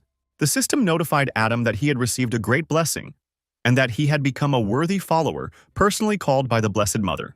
A frightened Bertram tugged at his shoulders and asked what was wrong, and a recovering Adam asked what was wrong. The agitated companion said he was in a stupor, but the young man wondered if it was a mere illusion. At that minute, he received a notification that he had reached the 25th level of the Hope Shepherd class and received 8 free points. Bertram asked in surprise if it was really a deity, and Adam suggested that it really was. Suddenly, he began to lose his previous skills, wondering what was going on, as all the combat abilities were slipping away. The notification of losing combat skills was very soon replaced by a notification of gaining a new ability. Adam immediately decided to read the notice he had received and was shocked as he hadn't expected it at all. In exchange for his old skills, he gained a legendary ability he never even hoped to gain. Meanwhile, Jake was somewhere deep in the woods, looking at a digital scoreboard and monitoring the situation. A slightly flustered Cecil asked the hero if he was still watching this, and it was so important to him. The training panel said that there were only 49 survivors, and there were 22 days to go. A wary Jake said that as many as 200 people had died in just a couple minutes, so something must have happened. The imp was worried about him and asked if he cared, and the hero replied that of course he cared.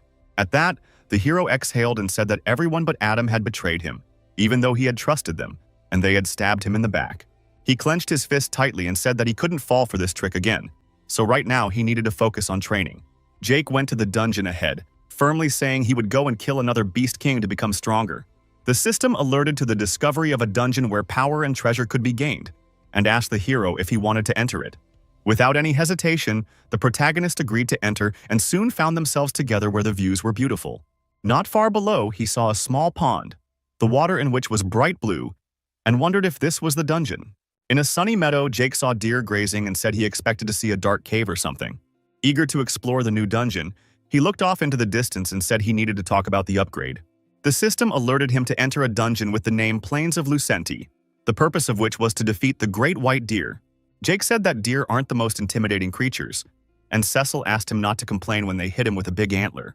But the young man asked the demon sitting on his shoulder to wait a bit, because he noticed something nearby. Near a clear body of water, he noticed a Lucenti deer drinking water, the level of which was over 60. The hero then turned his attention to a level 65 deer and assumed it was the head of the pack.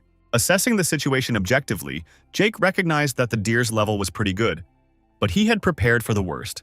But suddenly, he felt a vibration under his feet and immediately began to look around, being wary. As it turned out, a huge white deer, which was the king of beasts and posed a great danger, loudly stepped on the ground. A slightly confused Jake looked at the large beast and said that he seemed to have been hasty and mistaken with what he had said earlier. The young man realized that they needed a great white sloth whose level was unknown, but he looked very threatening. Jake immediately rushed over, saying he needed to get a closer look at the deer, and an excited Cecil asked to let him in on the necklace. The hero hid behind a rock and watched the deer drink the water, realizing that this was the largest creature he had seen here. He also noticed that the huge and beautiful deer had a majestic appearance, which emphasized its status among the beasts. There were 3 white fallow deer hanging around him that were some sort of guards, but they were so high level that Jake couldn't tell. The gambling young man was eager to fight with a huge deer, and he realized that he had not come here in vain. But suddenly, he crushed a wooden branch under his feet that he hadn't noticed, which provoked a commotion. The white fallow deer, who were the guards of the majestic deer, noticed the noise and immediately looked in Jake's direction. One of them immediately used a magic ball to launch it towards the person posing a threat. At great speed, the fireball flew towards Jake, who was a little confused.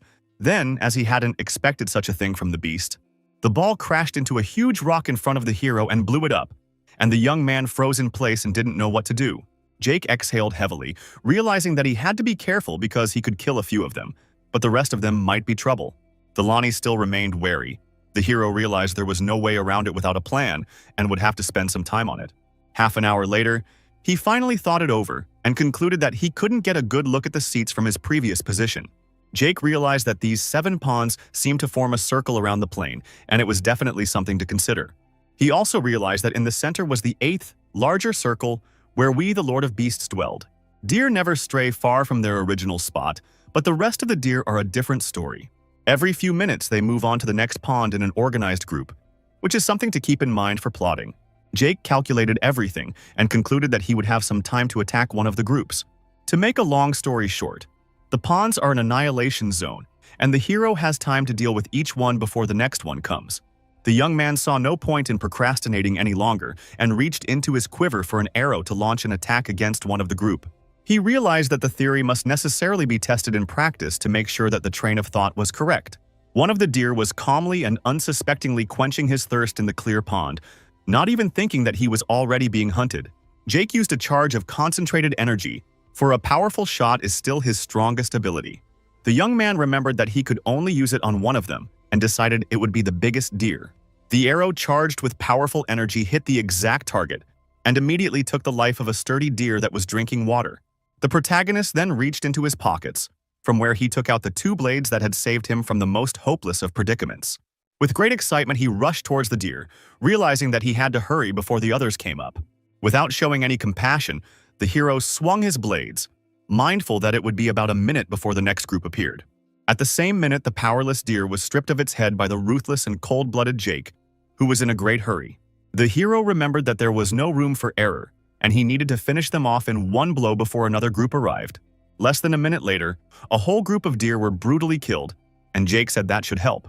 Cecil, who was in the necklace, had been watching the whole situation and recognized that the kid had worked out pretty well. The hero was curious as to why deer lived near ponds, if animals of their level didn't need too much water and food. Seeing his surprised reflection in the water, Jake realized he had a few more seconds and had time to check. He used the ability to carefully and thoroughly analyze the body of water from which the deer drank. The young man said you can't see it from the surface, but there seemed to be holes in the bottom of the lake, and it's a little strange. The holes formed a sort of tunnel to the center of the circle and back, and the hero assumed they were somehow connected. Jake concentrated on that thought as much as possible, and he was very curious as to what was out there. But in a moment, his thoughts were interrupted, and the young man looked forward with a very shocked look. A rather tough and fierce deer ran at him with an aggressive attitude, and the hero didn't understand how he survived. It was not at all clear to him how the animal had managed to survive after he had nearly blown its head off with his powerful shot. Jake assumed the deer had some kind of healing ability, since there was no trace left of the wound. The hero used the powerful charge again, telling himself that he had to find out everything before it got to the Animal King. But the deer was too fast, so the young man couldn't aim, and it made him nervous.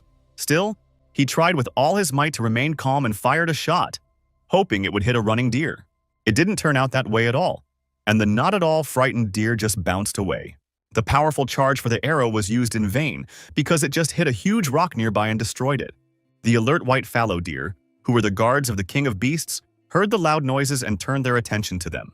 The shot was so loud that besides the fallow deer, even the King of Beasts himself heard it. A very nervous Jake was confused, realizing the situation was a stalemate, but he hadn't figured out how to get out of it yet. The hero immediately rushed out, realizing that a lot of deer could be turning against him right now. His bad premonitions had not failed him, for by his actions the young man had indeed angered the entire herd of deer. A nervous Cecil watched the situation and asked Jake with trepidation what had just happened. The young man, serious at that moment, replied that he panicked and did not have time to shoot the deer, thus missing his opportunity. The white doe chased the protagonist, releasing fireballs in his direction, but he managed to dodge them. Cecil advised him to hurry up, for the deer had put on a laser show, and the nervous hero exclaimed that he was trying to do it. The imp asked what the stag was doing and if he was after the young man, but in fact it was different and the King of Beasts was just washing his hooves. Jake replied that the huge white deer were still waiting by the center pond and not nervous at all. The young man realized that in all likelihood he had left his servants on him, who continued to attack him with orbs. The hero tried not to panic and think soberly, saying he needed to find a safe place before the laser hit him. He began to roll down the steep slope, and in a moment he noticed that the white fallow deer had stopped chasing him. A puzzled Jake wondered why the previously aggressive deer had stopped running after him. A slightly agitated Cecil assumed that something had forced them to stop, for it couldn't have just happened. The nervous protagonist asked the demon to come out of the necklace because he wanted him to check something out. The eared companion got out of his necklace and looked off into the distance, saying he could only see something that looked like a large field. Jake, on the other hand, asked him about the doe and where they were at the moment, hoping to hear something good for himself. Cecil took a closer look and said it looked like they were heading back to their ponds and could take a breather. The young man found it very interesting, and the slightly angry demon asked him to lay out what he was up to. Jake assumed that the ponds formed a border of sorts, but by magic or by choice, none of the animals could go beyond it. The young man confidently said that as long as he was in the area, the aggressive animals would not pursue him. Then he began to climb the stone wall, and when Cecil asked him where he was going, he said he wanted to find a higher place to check something out. It was quite easy for the wings bearer to do, but the young man managed to climb, albeit with a little difficulty. Jake looked out into the distance, realizing that although he couldn't shoot at long range, he could do it from here. Looking at the deer drinking water, in his mind he said that if they really couldn't come out from across the pond, he would just shoot them all. The protagonist decided to put all his strength into the first arrow, for which he reached into his quiver at that moment just in case. He poured necrotic poison on the arrow because he had wanted to combine the strongest skill and charged attack for a long time. Slowly loading the arrow, Jake realized that he only had one shot and it needed to be made with purpose. The target of this loaded shot was obviously the most important target among the deer, namely their White King. The protagonist took advantage of the ability and charged an arrow of immense power, gazing at the target in the distance with excitement. Focusing as much as possible, he began to count the seconds until the shot was fired, and realized that there was still some time left. Jake's gaze was very intense, and though the Beast King remained calm, it was as if he felt something at that moment. Within a couple seconds, a powerful shot was already fired, and the arrow flew straight into the head of a huge white deer. The burning arrow was frightening in its appearance as it continued to approach the target at an incredible speed. Confident, Jake said it was time for a new skill, which he immediately began to activate. The double arrow skill was successfully activated, and the hero decided to destroy the King of Beasts and one of his fallow deer before they could realize what had happened. The huge white deer was wary, sensing the arrow approaching, and Jake recognized that he had a pretty good reaction. With his adorable blue eyes, he looked at the approaching danger, but he didn't panic. As it turned out, he had a trump card up his sleeve, and at the last moment the king created a shield around himself that prevented the arrow from hitting him. A very powerful charged arrow crashed into the reliable and sturdy shield, causing no damage to the deer. The second arrow, however, successfully hit one of the fallow deer, going through and leaving it no chance of survival. Another doe turned her attention to her bloodied companion, who was lying on the ground and no longer showing signs of life. The huge white deer didn't even change its face or show any sympathy for the fallen doe. Jake realized that he was only interested in his own life and didn't care about the death of the doe, so it was all for nothing. Evil Cecil asked what he planned to do next, and the hero reached for an arrow and said he would keep shooting from afar. He smirked slyly and said that of course he had expected a slightly different outcome. But the important thing was that the female was already dead. After saying that, a confident Jake drew his arrow and said he would take care of the deer later. But for now, he would take up archery. Time passed, and the protagonist persistently practiced archery and launched arrows endowed with powerful energy. One by one, the bewildered deer were killed by powerful arrows. But the young man did not stop, for it was not enough. He continued to relentlessly fire a successful series of shots with powerful arrows, gradually improving his shooting skill. Each one of them hit the deer carcass with precision, passing through them and taking away any possibility of the points remaining alive. Jake mercilessly continued to load the fire arrows and made accurate shots, satisfied with his shooting. At the same minute, another powerful arrow flew toward another deer grazing near the pond. As a result of the hit, the helpless deer was deprived of its head and its broken antlers were scattered in different directions. Jake asked how many potions he had left, and Cecil rummaged through his bag and replied that he'd used everything in the necklace. The exhausted hero said it was difficult to use skills of this level, as it took him a whole day to get rid of the animals. Finally, all the minions were done away with and only one great white stag remained, who still remained calm. Cecil couldn't believe that Sloth was just standing there watching everything and didn't seem to care about the rest of the herd. Jake recognized that it was odd and tried to figure out what the deer, who was calmly drinking water from the pond, was up to. The young man said that if he didn't move from his position, there was no point in attacking now and it would be better to retreat. Then he offered to build a fire and take a little respite by the fire, but an excited Cecil asked him to wait a little longer. The imp asked if Jake could see what the white deer was doing right now, and the hero began to watch him closely. The young man saw the mighty deer walking into the pond, and a surprised Cecil wondered why it was shining. As it turned out, it was not only the beast's host that glowed with a bright blue light, but also the deer that had already died. Much to his surprise, even the bloody carcasses shone, but the reason for this was unclear to the hero at that moment. Saddened, Cecil lowered his ears and said it was no good, but Jake tried to remain calm. After a few minutes, the glow took its toll, and they saw signs appearing ahead, but had no idea what they meant. There were more and more signs, and they formed a kind of mural that could answer some questions. Jake and Cecil held their breath, watching quietly, but not realizing what all this nonsense meant. The hero immediately began climbing the stone to the wall, saying that he needed to act quickly so as not to miss the chance. The young man asked the demon to stay there, and the excited Session asked if he was serious about running straight to that thing. Jake asked him to take a closer look at the pond, telling him that the splash from moving the King of Beasts was everywhere. Thane called it not important at all what kind of ritual it was, but it made the King of Beasts grow with every second. He was adamant that he had to act immediately before this whole thing turned into a scary kaiju movie.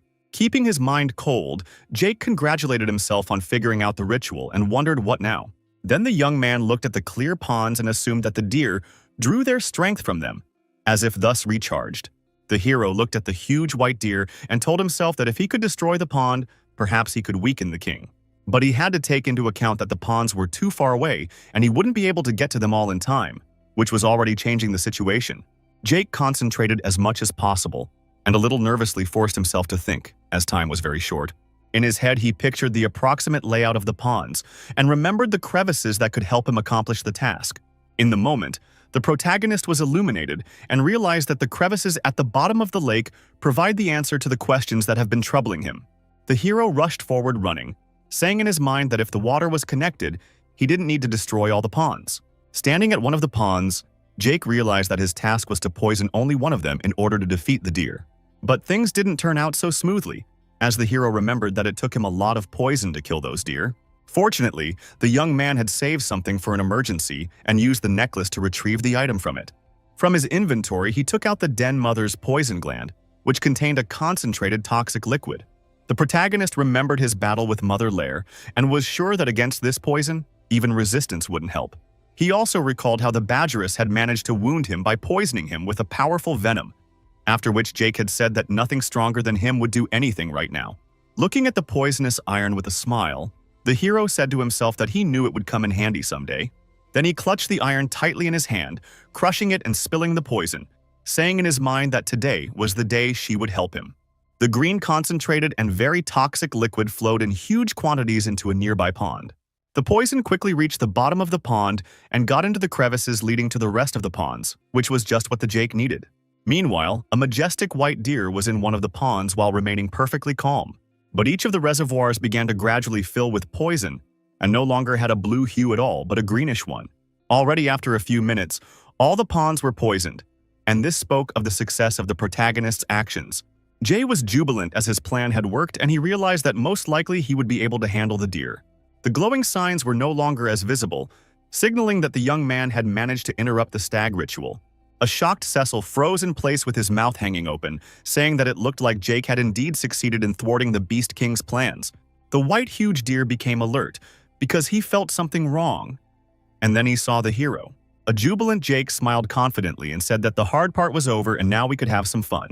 The King of Beasts, however, was very displeased and became furious, realizing that some boy had interrupted his ritual. He jumped up, his whole voice shrieking with anger, about to lash out at the hero who had come to him.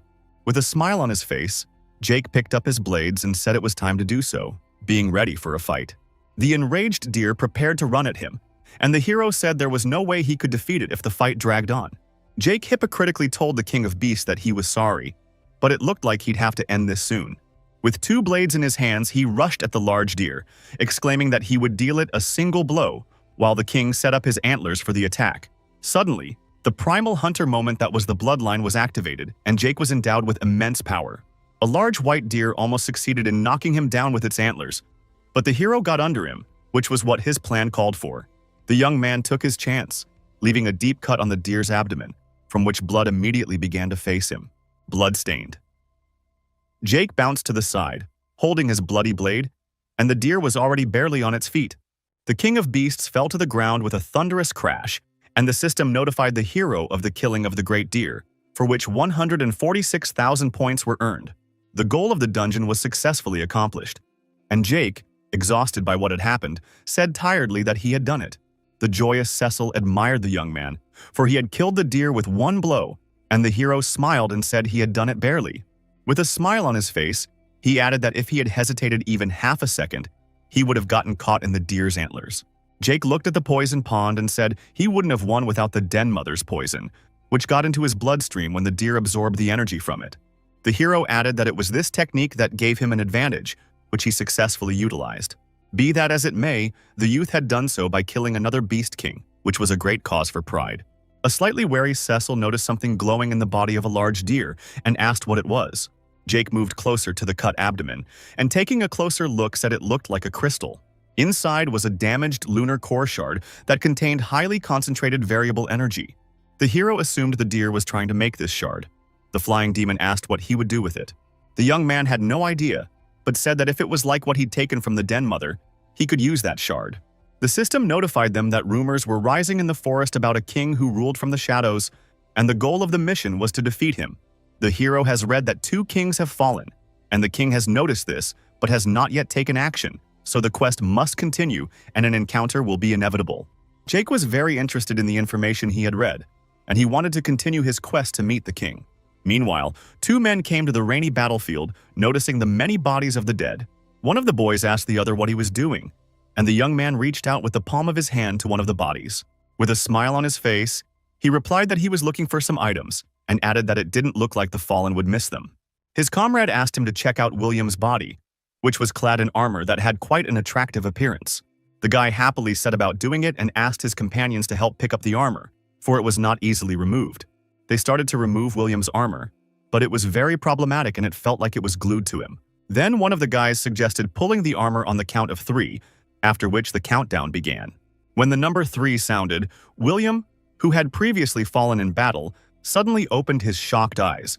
The training panel said there were 2 weeks left in the training and only 49 survivors.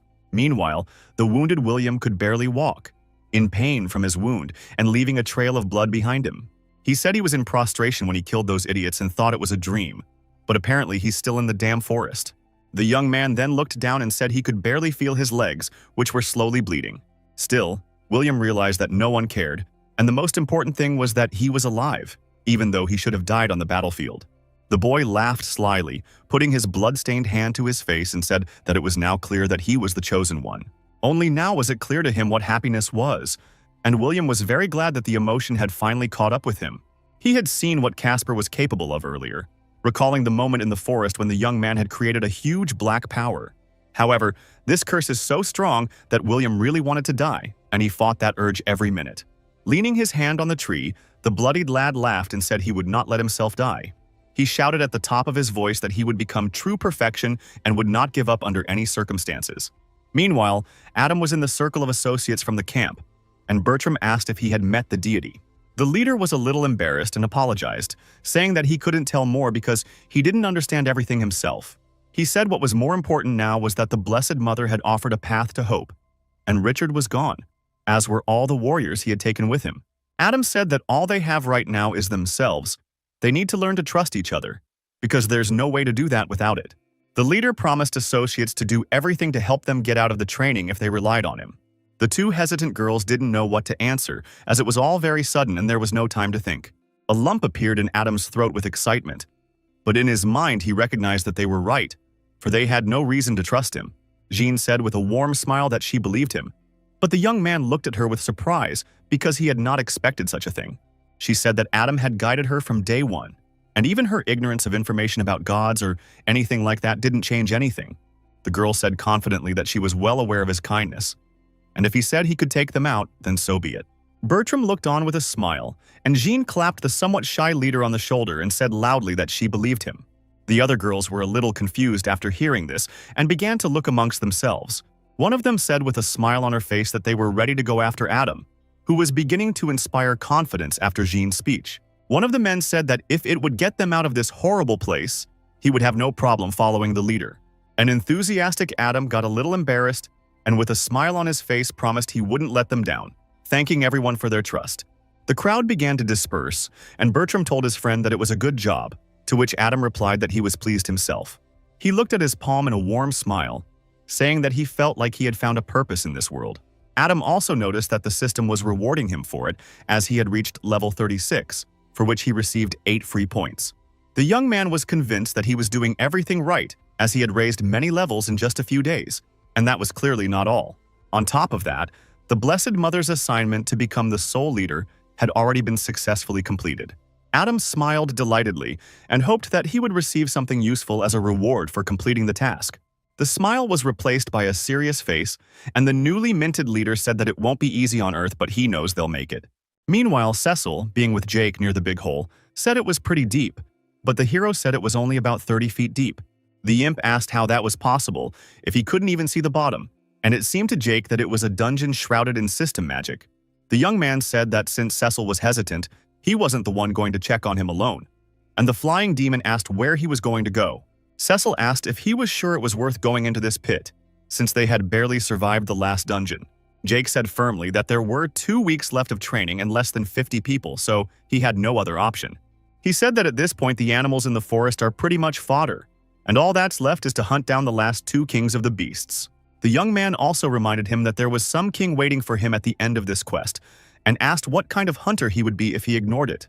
Cecil said he was already starting to think about finding a more sane and lazy person to travel together. Jake looked emotionlessly into the deep hole and said that it was time for them to head in, since time was running out.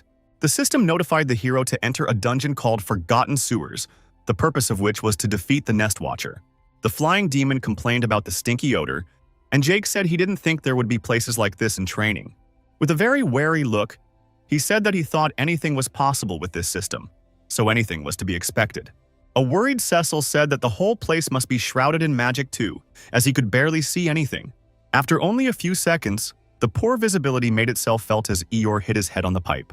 Jake asked if he was okay, and an embarrassed Cecil asked him to pretend he hadn't seen it. The character asked him not to sweat it and said that even he has a hard time with his perception, so there's nothing wrong with it. He felt as if the whole place was filled with a liquid with thick mana that he could barely pierce through it. The hero then asked the demon to be quiet and tried to focus better, hoping that the view would then expand. Being as focused as possible, he saw a grated door nearby that led to an unclear destination. Also noticed the water droplets that were dripping from a pipe nearby with an annoying sound. In addition to that, there was a dilapidated brick wall not far away, but that was nothing unusual. Jake pondered and realized that with a little effort, he saw absolutely nothing of interest. The hero suggested Cecil return to the necklace, saying he could navigate here, but it would be bad if they got separated.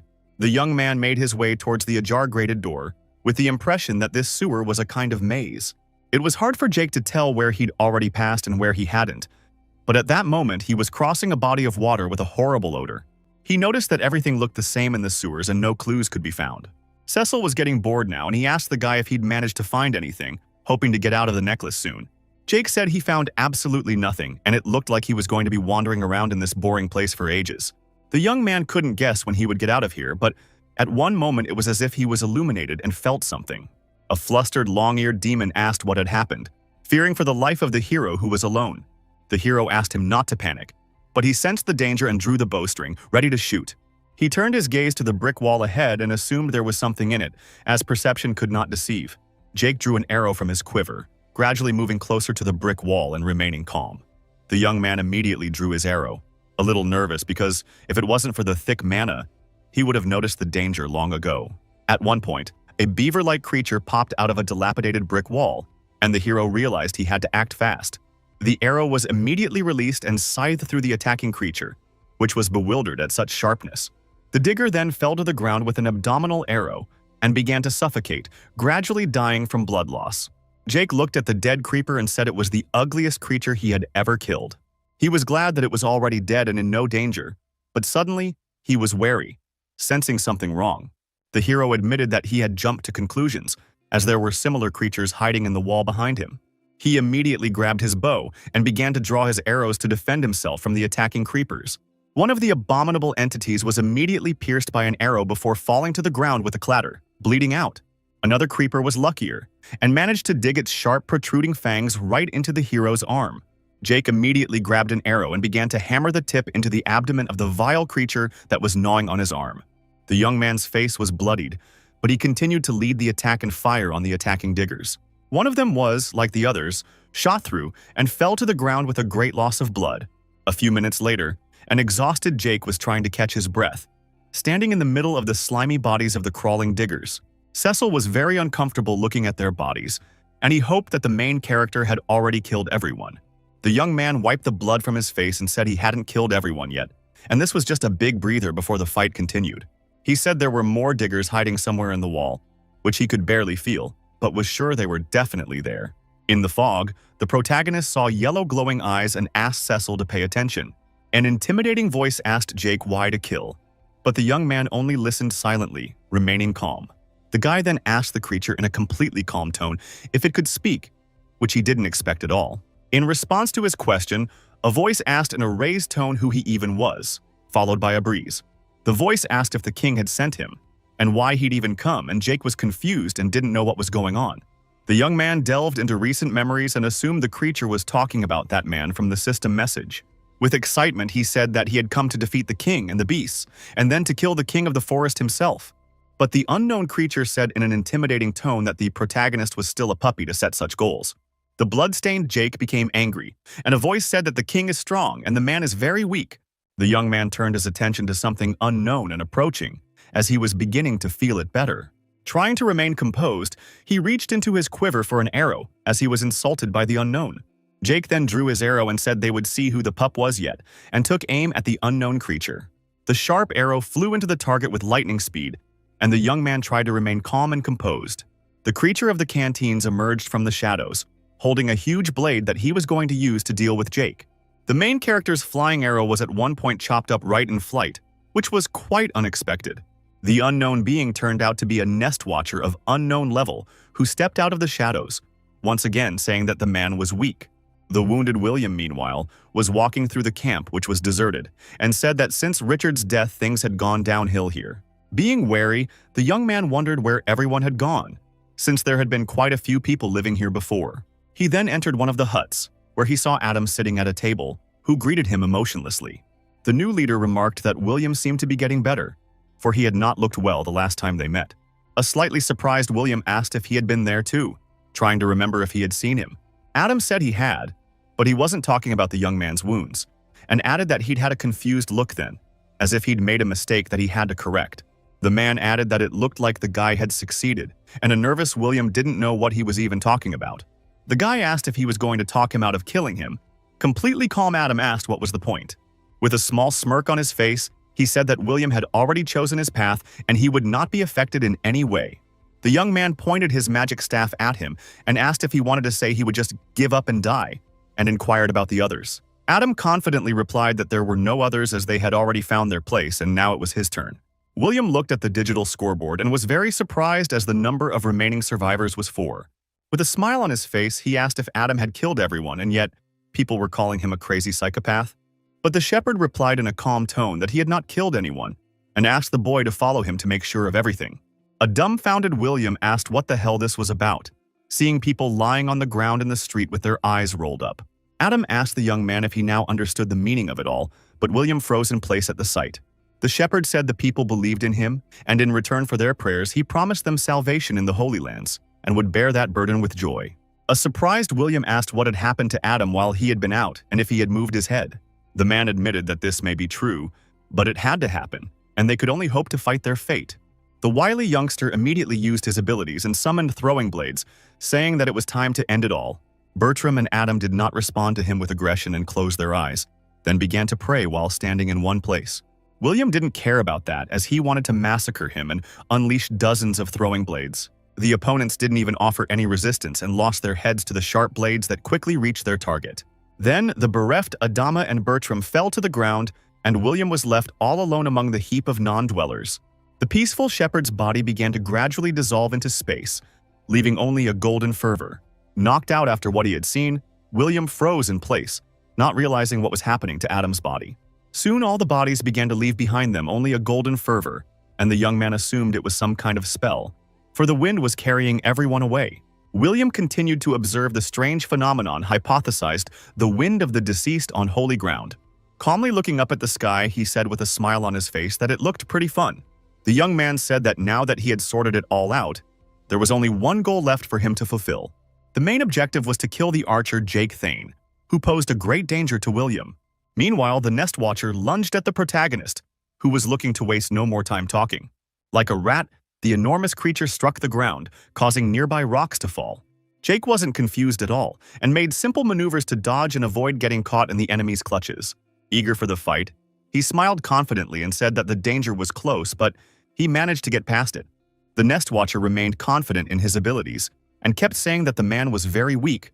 The protagonist analyzed the enemy's action and tried to think of a plan of action to avoid falling into a trap.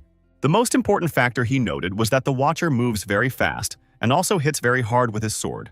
Jake wasn't frightened at all, but he took into account that this situation couldn't be relied on archery alone.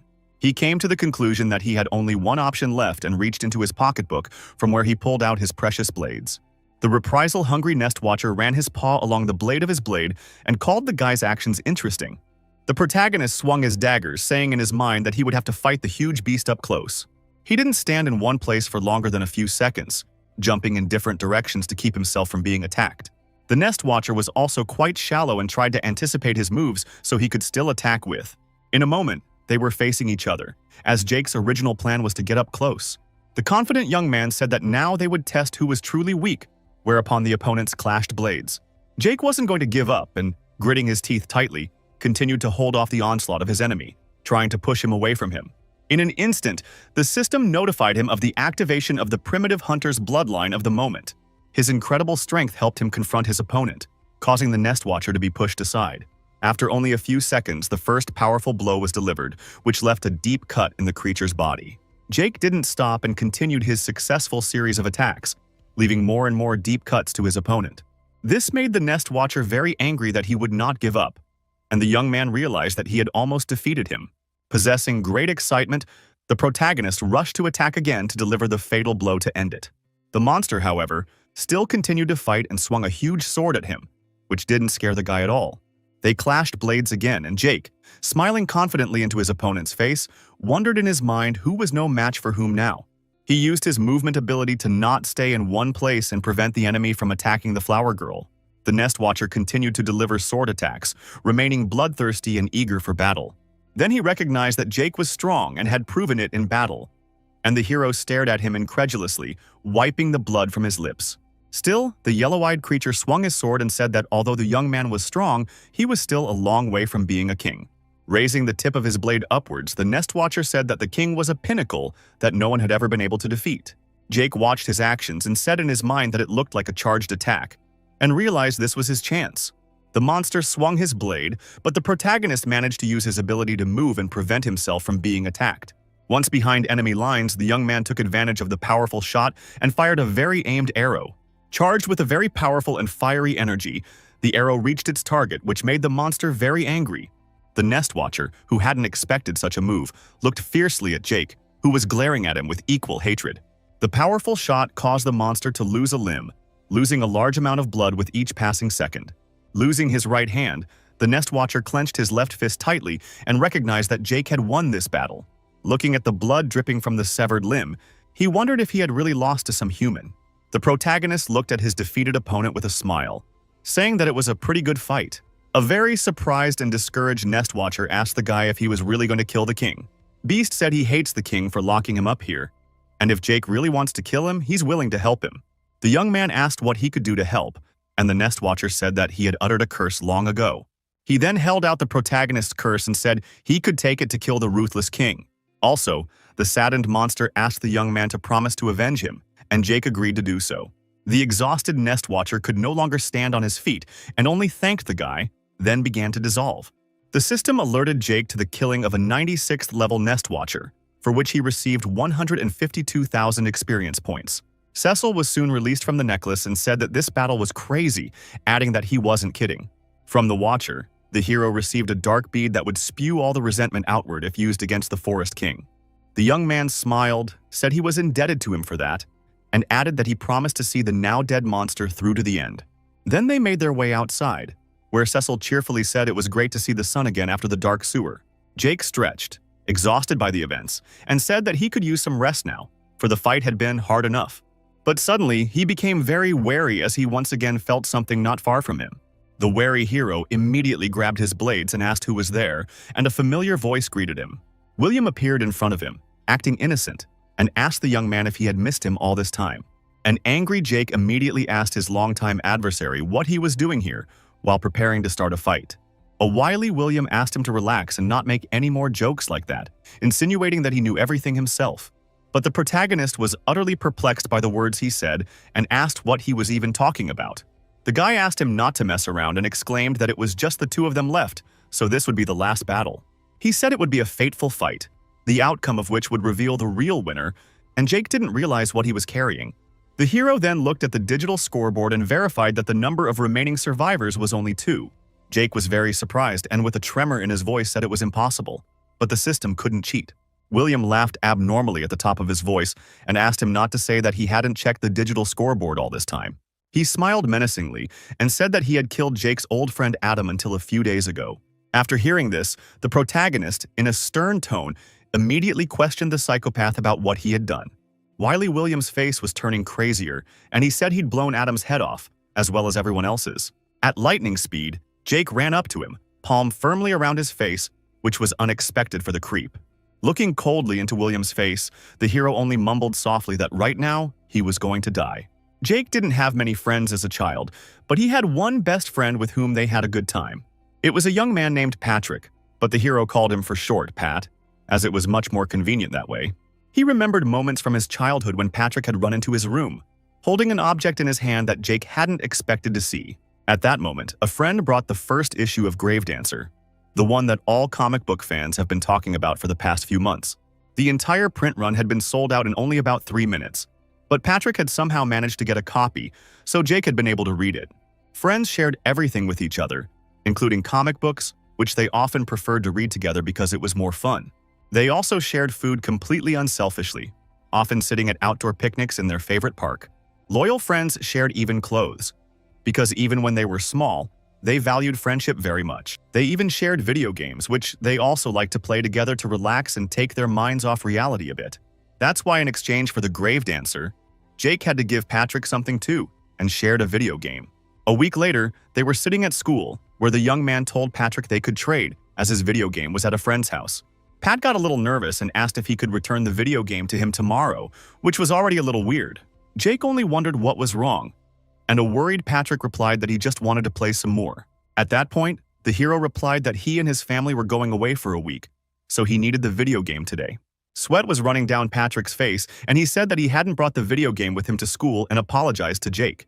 The protagonist remained persistent and offered to come over after school because he really needed the game. Nerves made a lump appear in Patrick's throat, and at one point he boldly asked his friend why he was picking on him. Still, he gathered all the strength in his fist and exclaimed that he had broken his video game, after which it was as if a stone had fallen from his soul. A bewildered Jake questioned what he had done, and Patrick apologized once more, not knowing how to behave in such a situation. It will sound silly, but after this situation they did not communicate for 2 weeks, as the hero was offended by the carelessness on the part of his friend. Patrick didn't hold out first and said he had something for the young man, while maintaining intrigue. At recess, Jake went to look for his friend but never found him, which made him a little worried. Ironically, Patrick changed schools shortly afterward, leaving his best friend to sit at a desk by himself. It wasn't until years later that Jake learned that Pat hadn't actually broken his game. It had just been taken away from him by the bullies. Local bullies attacked Patrick just as he was about to return the video game to the hero. Excited about what happened, Pat even saved up some money to buy one and return it to his best friend. But unfortunately, the video game he bought with his own money was also taken away from him by local hooligans. Patrick was beaten so badly that his parents had no option but to move their son elsewhere. Jake always thought Pat wanted to protect him, because if he found out about it, he certainly wouldn't stay in the country. All his life, the main character has regretted something because he didn't do the right thing when he found out the truth. As it turned out, after learning the truth, he just did nothing and never contacted Patrick, who was his best friend. Jake had never apologized to his friend for leaving him, and the thought had never left him. He'd never told his precious Patrick how much he appreciated his care, and there was nothing he could ever do to get it back. The young man just went on with his life and pretended as if nothing had happened, but never parted with thoughts of his friend. That's how Jake Thane actually turned out to be, who at first glance was a hero who was returning justice. Jake recalled himself back in the old days when he was a regular office worker, calling himself a coward running from trouble. Presently, the hero became enraged, as everything in the pile had brought him to this state and was about to massacre William. He brutally and mercilessly beat the youngster with his fists, who tried to block his blows somehow, but nothing succeeded. Jake used all the strength he possessed to deliver endless punches to William's face. A flustered Cecil saw how the hero was feeling at that moment, but he was powerless to stop him. The furious young man continued to strike mercilessly, showing great hatred for William, who had deprived him of his friends. The blonde lying on the ground didn't even fight back and was bleeding, taking another powerful blows to the face. A shocked Cecil watched silently and wondered what kind of power the hero was using. He remembered how confidently William had smiled earlier, but in the end, the fight was over before it started. The ruthless Jake drove his already powerless opponent into the ground, but he didn't stop and kept pounding him. The long-eared beast watched his hatred and immense strength, imagining that jar of blue mana. He began to speculate that it was as if something had burst inside the protagonist, thus giving him a huge boost of power. Imp picked up on the fact that Jake had lost his temper, becoming furious and not stopping even for a second to take a breath. The bewildered William, on the other hand, was simply caught in the act, not even able to resist such force. Loud sounds came throughout the great forest, scaring away birds and attracting the attention of the deer grazing in it. The ground shook and vibrated as the still fierce hero could not calm his feelings and continued to beat up his opponent. His bloody fist worked in reciprocating motion, and Cecil exclaimed that William was already dead. He tried to stop him, and the frozen hero stopped punching his opponent in an instant, looking at Cecil in surprise. Frightened by the situation, the imp said with a tremor in his voice that Jake needed to stop, for it was as if he had lost his mind. The bewildered hero didn't understand what was happening and began to wonder what he had done. He then sat helplessly on the ground, with sadness in his eyes, saying that they were all dead, while the session tried to calm him down. Jake let his emotions grip his hair, barely holding back tears and saying that his friends were gone. The first thing he remembered was Adam, whom he had always respected for his leadership skills and collectedness in all situations. Following close behind was his dear friend Casper, whom he could trust completely. and with whom they had come a long way at work. After the hero remembered Caroline, who turned out to be hostage to the situation and betrayed him at the will of the scoundrel Richard. She was followed by Bertram and Jeanne, who, though they didn't trust much, were loyal and stayed at Jake's side, powerless. Jake could no longer hold back his tears and said with pain in his voice that none of them were there anymore, and he was alone. 10 minutes later, Cecil tried to get his attention and said it was time for them to move out and get out of here. The imp said there was no reason for them to stay here, but Jake, who had lost the meaning of life, replied that he didn't want to move at all. Eeyore asked what he was waiting for. Because you can't sit here forever.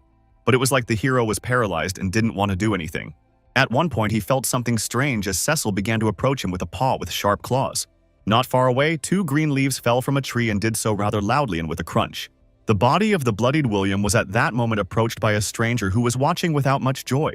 The oddly smiling old man admitted he was disappointed with what he saw, as he had high hopes for the lad. He decided to try again to give it another shot. But suddenly the malignant viper appeared and said it wasn't very kind to just someone else's prey. The elder said he wasn't often seen here, and Viper smiled and replied that someone should have stepped in and stopped the thievery. The man asked if it wasn't Malignant's fault, for he himself had said to get behind his man. But his boy was being picked on for some reason. Viper kept it polite and said he needed a body.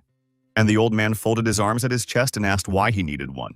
The Lord replied that it was none of his business, but that the fellow belonged to his man, and therefore to himself. The strangely smiling old man asked the malicious viper what he wanted, for he had clearly come here for a reason. God warned that if he took this body, he would owe him another in return. But the man replied that they both knew that was not the case. The elder turned his attention to Jake and asked how about compensation in the form of him, but the Lord was not so simple. He spoke as simply as possible and said that either the old man would leave the body here or he would owe him. The man smiled and said that Viper had already done a lot of damage and his chosen one had ruined the area. Malicious looked sternly into his eyes and said he wouldn't tell him twice. If he touched William's body, he would owe him. The old man did not interrupt again and turned his back to him, saying he would do as Viper said. He then squatted down beside William's body and continued to perform strange machinations while smiling. 2 more leaves fell from the tree, signaling the old man's departure, and the cold-blooded viper who was watching hypocritically expressed his pain. Jake asked him who it was, and Malicious calmly asked if he really saw the whole thing, since they kind of stopped time. The protagonist replied that they stopped time, but not his blood, so he could feel all the energy around him. God said that he could use it in the future, as blood is a rare ability, and his seemed to be very strong as well. A nervous Jake exclaimed that he didn't care about that right now and asked who the man was and why he had taken William's body. Viper replied in a calm tone that it was the ever-smirking deity who was now owed a debt, which stunned the hero. The hero angrily asked if he had really let him go with the man who had killed all his friends, and God replied that claiming a debt was no hooey. He added that if it made Jake feel better, his friends weren't quite dead, which gave the guy hope at that moment. Malicious said that Adam, Bertram, and even Casper are alive and waiting for them on the other side, so there's still a little hope. A very surprised Jake asked in awe how such a thing was possible, while still not fully believing it. Viper said that when it comes to powerful guys with high class like Adam, this guy will still outlast them all, because they're hard to kill. He didn't give any details about Casper, saying that Jake would just have to wait and see for himself. A concerned Cecil asked what was wrong with William, and the Lord replied that he would definitely be brought back to life, for he was the favorite of that deity. Viper said he'd done everything he could to get revenge on Jake, even arranging this little encounter so that he could throw William off a little. He admitted that the hero did not disappoint him, and the angry young man replied that he thought the system did not tolerate interference. The Lord lightly and calmly replied that he didn't know since he didn't get involved much, but it seemed fine. Hate-filled Jake asked what the smiling old man meant by ruining everything here. The slightly tired malicious Viper noticed that the young man really had a lot of questions. In an instant, he reached out his palm toward Jake's face, standing still, which was very strange and incomprehensible to him. Then Viper suddenly grabbed his face, which began to emit a bright light, which dumbfounded the hero a bit. Time has shown that it's all a story with 2 main characters, where one enters with comrades and the other without. The latter quickly finds a way out when he picks up the rod and kills everyone around him, believing it to be the best way to get rid of his problems. The other was a little harder as he had to think for the whole team, but they were attacked on the first day. 2 end up dead, Jake and Jean, but that's not the point as this is not Jake's story and it was destined to happen. The malicious Viper said. Worried about his losses, Adam's group joined Richard and Nicholas. Jake said that this archer he killed, whereupon the Lord said that the fact that the young man was still living spoiled everything. He began to tell that while Richard was manipulating William, he didn't notice how he had fallen into Nicholas's archer's trap. In fact, that's what produced Richard's demise, and Nicholas simply shot his back at the appropriate moment. The Viper also said that Nicholas was cunning but weaker in battle, which made it easy for William to take over. Eventually, the conniving young man would do the same thing he did in their version of the universe, kill everyone around him, and Jake wouldn't get in his way. He would emerge the only winner, which would bring the ever-smirking god, the strongest disciple. Jake said it turned out differently. And Malicious Viper said that fate changed because of one variable. The Lord added that one hunter had awakened a power no one knew he had and survived a battle where he was originally destined to die. Malicious Viper said that was why the grinning man said so, and Cecil, sitting on his shoulder, listened intently. God then asked Jake to realize that in both versions of the universe, his friends died at William's hands, so he shouldn't blame himself. The hero exclaimed that in this version he could have helped them, but the Lord replied that maybe, but he could have screwed up and died sooner. The young man grabbed his head and said that he would have at least tried, but he just chickened out and pretended that nothing happened. Viper, on the other hand, said it wasn't his problem, and a testy Jake yelped and asked why ignoring his friends and then killing them wasn't his problem. The Lord asked if he was responsible for their weaknesses, and added that it wasn't his fault they couldn't pull themselves together. An impulsive Jake cringed, asking if he meant he should just become a complete egomaniac and ignore everyone around him. Malignant said that people are not his responsibility until he decides so himself, so no one dares encroach on his will. The evil hero immediately said that otherwise he would be like the Viper, sad and lonely for all eternity. In response, the Lord looked at the impulsive young man with a little sympathy for the heartache within. Jake turned around and started to walk away, but stopped a moment as he wanted to say something else to Viper. The protagonist firmly asked God not to dare resurrect him if he ever died in battle. An angry Cecil intervened and asked what he was saying and why, but the young man only replied that it was useless. He said he didn't want to hope for a second life and he didn't need any help, so there would only be two left to risk their lives in battle. Jake then said he had to go, as there were still creatures he had to finish off. The agitated demon asked him to stop, but the malignant Viper, on the other hand, said that the guy was having a hard time and didn't need to be touched. He looked at the back of Jake as he walked away with a serious look that told him it was only going to get worse from here on out. A saddened Cecil asked what he was talking about, while being very sorry that fate had dealt the hero such a fate. Viper exhaled heavily, saying he didn't dare say it in front of Jake, but he had some bad news. He said that as a deity, he is able to peek slightly behind the veil of fate to predict the near future. Malicious said that while preparing for William and Jake's meeting tonight, he became aware of not only the outcome of this fight, but something else as well. The Lord then added that the introduction was vague, but it was better than nothing, and a nervous Cecil asked what it was. Viper said that Jake has to fight the king of the forest before he leaves this place, and he is destined to lose. After a while, Malicious stood by the orb and Viridia said that rumor had it that the dimension would end soon, and asked how his chosen one was doing. The gentleman replied that you could say not bad, and better than the others, which surprised the girl a little. With great bewilderment, Viridia said she didn't understand anything while looking at the malicious Viper. He replied, however, that much had changed since the clash with the ever-smirking deity. After the fight, Jake became more silent and also took the plunge and began hunting beasts, gaining experience and becoming stronger. The hero began to kill more, and the system notified him more and more often that he had reached a new level of outstanding alchemist. The young man even took the task of killing the king of beasts, which he didn't get scared and didn't turn back, walking clearly towards his goal. Jake managed to defeat the boss of the Weepraise, and the Viper watching him said he doesn't judge him because he needs to get stronger. But there are nuances. It wasn't long before the protagonist reached the 55th level of alchemist, gaining more and more points and improving his abilities. The malicious Viper considered his excessive coldness unnecessary, as there was no longer any compassion or emotion in Jake's eyes. He believed that the hero had become a soulless machine, for he had reached the 74th level of an ambitious hunter very quickly. At this point, all obstacles were behind Jake, and all that remained was to defeat the mighty king of beasts. Meanwhile, the protagonist was sitting by the fire sharpening his dagger, with just under 15 hours to go before the end of his training. Cecil lay on a rock and asked what their plan was, and Jake extra loudly replied that it was the same as before. The young man examined in the dagger and said that the king would appear at dawn and all that remained was to kill him. The eared demon who was worried about him asked if Jake was nervous before such a fight, for the king of beasts was clearly not a pawn. The hero lowered his saddened gaze to the floor, remaining silent and still holding his dagger. Cecil said that he could share his worries with him since he'd been feeling cold all week, but Jake replied that he was fine. The young man said that everything in this god-forsaken place leads to this, so this was the only way he would justify all these sacrifices. Eeyore asked what would happen if he lost, but the hero stuck his dagger into the ground and said firmly that there was no way he would do that. Imp looked sadly into Jake's eyes, who wasn't feeling sorry for himself and whom he felt very sorry for.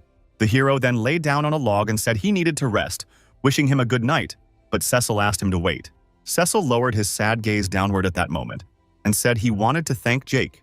The slightly flustered protagonist asked what he wanted to thank him for, listening intently to his companion. The imp said that if it wasn't for Jake, he wouldn't be here, and he'd still be sitting in that necklace in that dungeon. He discouraged Jake by saying he was there all alone, but thanks to him, he had a dear friend. Cecil was very uncomfortable and said that it was a difficult time, after which he once again expressed his gratitude to the hero. Eeyore then winked shyly at the surprised young man, saying that he could now rest and regain his strength. Jake listened intently and held out his fist, thanking him for being with him all this time. Cecil respectfully batted his fist and said they were together to the end, whereupon the hero lay down to rest. The imp couldn't sleep, for he remembered the Viper's words that Jake was destined to lose in the coming battle with the King of the Forest. He was very worried and couldn't find a place to be, really hoping that the malicious Viper was wrong and the hero would succeed. The next morning, the young man woke up not with a smile on his face, but with the shocks and vibrations of the earth. The hero immediately jumped up and, flustered, wondered what the hell was going on around him. A puzzled Cecil assumed it was an earthquake, but Jake said he had no idea. The demon then asked the hero running in an unknown direction where he was running to, and he replied that there was something he needed to check out. Jake ran without stopping, his thoughts saying that the sound was coming from something big, but what it was he couldn't quite figure out yet. In a moment, he was confused and frozen in place as the realization of the situation began to come to him. Ahead of him was a huge beast king of unknown level who said that Jake had come even before not him. He admitted that the young man had exceeded his expectations and reached out his wooden hand toward him. Jake tried to remain calm, looking incredulously at the king, who looked to find that he was sorry the young man was destined to die here. Suddenly, a quest called The End of the Chosen One became available to the hero as time was running out, and he needed to make a choice. The first option was to leave the place now and keep the points, as well as any other awards earned. The second option was to fight to the end to kill the Beast King or die in battle as a hero. Jake was very nervous because he couldn't make up his mind, but was a little surprised that he even had a choice. He then looked at the huge wooden monster and recognized that the chances of winning were slim, but he really wanted to fight. The main character said in his mind that, in another situation, there's no way he would have given up the fight, but he's not an idiot after all. The young man looked at the King of Beasts and realized that absolutely anyone would feel the emanating threat from this creature. He gritted his teeth hard with anger as he couldn't make up his mind and choose the right option for him. Jake remembered telling Cecil last night that this forgotten place was where it was going, and he was the only one who would justify the sacrifices. At that moment, he stuck his dagger into the ground and firmly said that there was no way he was going to give the backside and would fight to the last man. Suddenly, the protagonist smiled and wondered in his mind who he was fooling, then immediately chose the battle option. He then shouted to the Beast King that he only had one request, and he only asked in a calm tone what it was. Jake prepared an energized bow and asked if he could hit the king once to see the difference in their powers. The powerful being smiled, calling it interesting and asking if the youngster wanted to try it out. The King of Beasts continued to smile, asking Jake to show what he could do, while he looked at the creature, eager for battle. The protagonist then reached into his quiver for an arrow, saying to himself, "I wouldn't ask for the opportunity to strike first," but still, did it to check himself, as it was no small matter, after which he began to draw the arrow. Confident, Jake drew a fiery arrow, calling it a mighty blow flavored with deadly venom. He said this attack is the fruit of all his training and it is the strongest one he has. The hero remained completely calm, preparing to release the arrow and saying that this powerful attack could kill anyone. Releasing the arrow endowed with immense power, Jake angrily exclaimed that this attack could kill even the King of Beasts only. At great speed, the fire-charged arrow flew toward the enemy, who did not take the young man's words seriously. Showing utmost calmness, the Beast King smirked, calling everything that was happening quite intriguing. The fiery arrow hit the target precisely, triggering a powerful explosion as well as a powerful blast wave.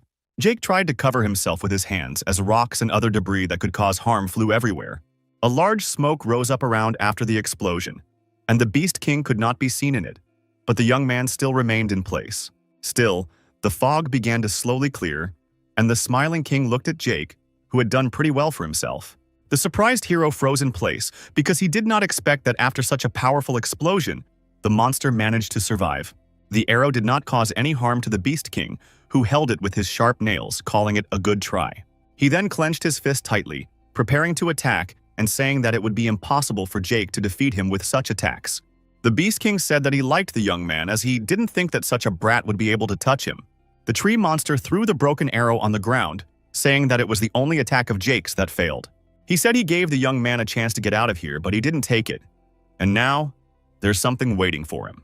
The king poked at the protagonist with his sharp fingernail, while he tried to remain calm and observe the enemy's actions. The creature said in an intimidating tone that it was time to suffer, then attacked Jake.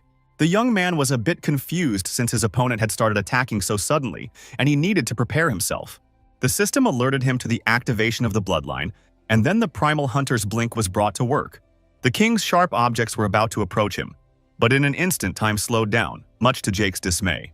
The excited young man didn't freeze in place as he quickly realized that he needed to dodge while he had the chance.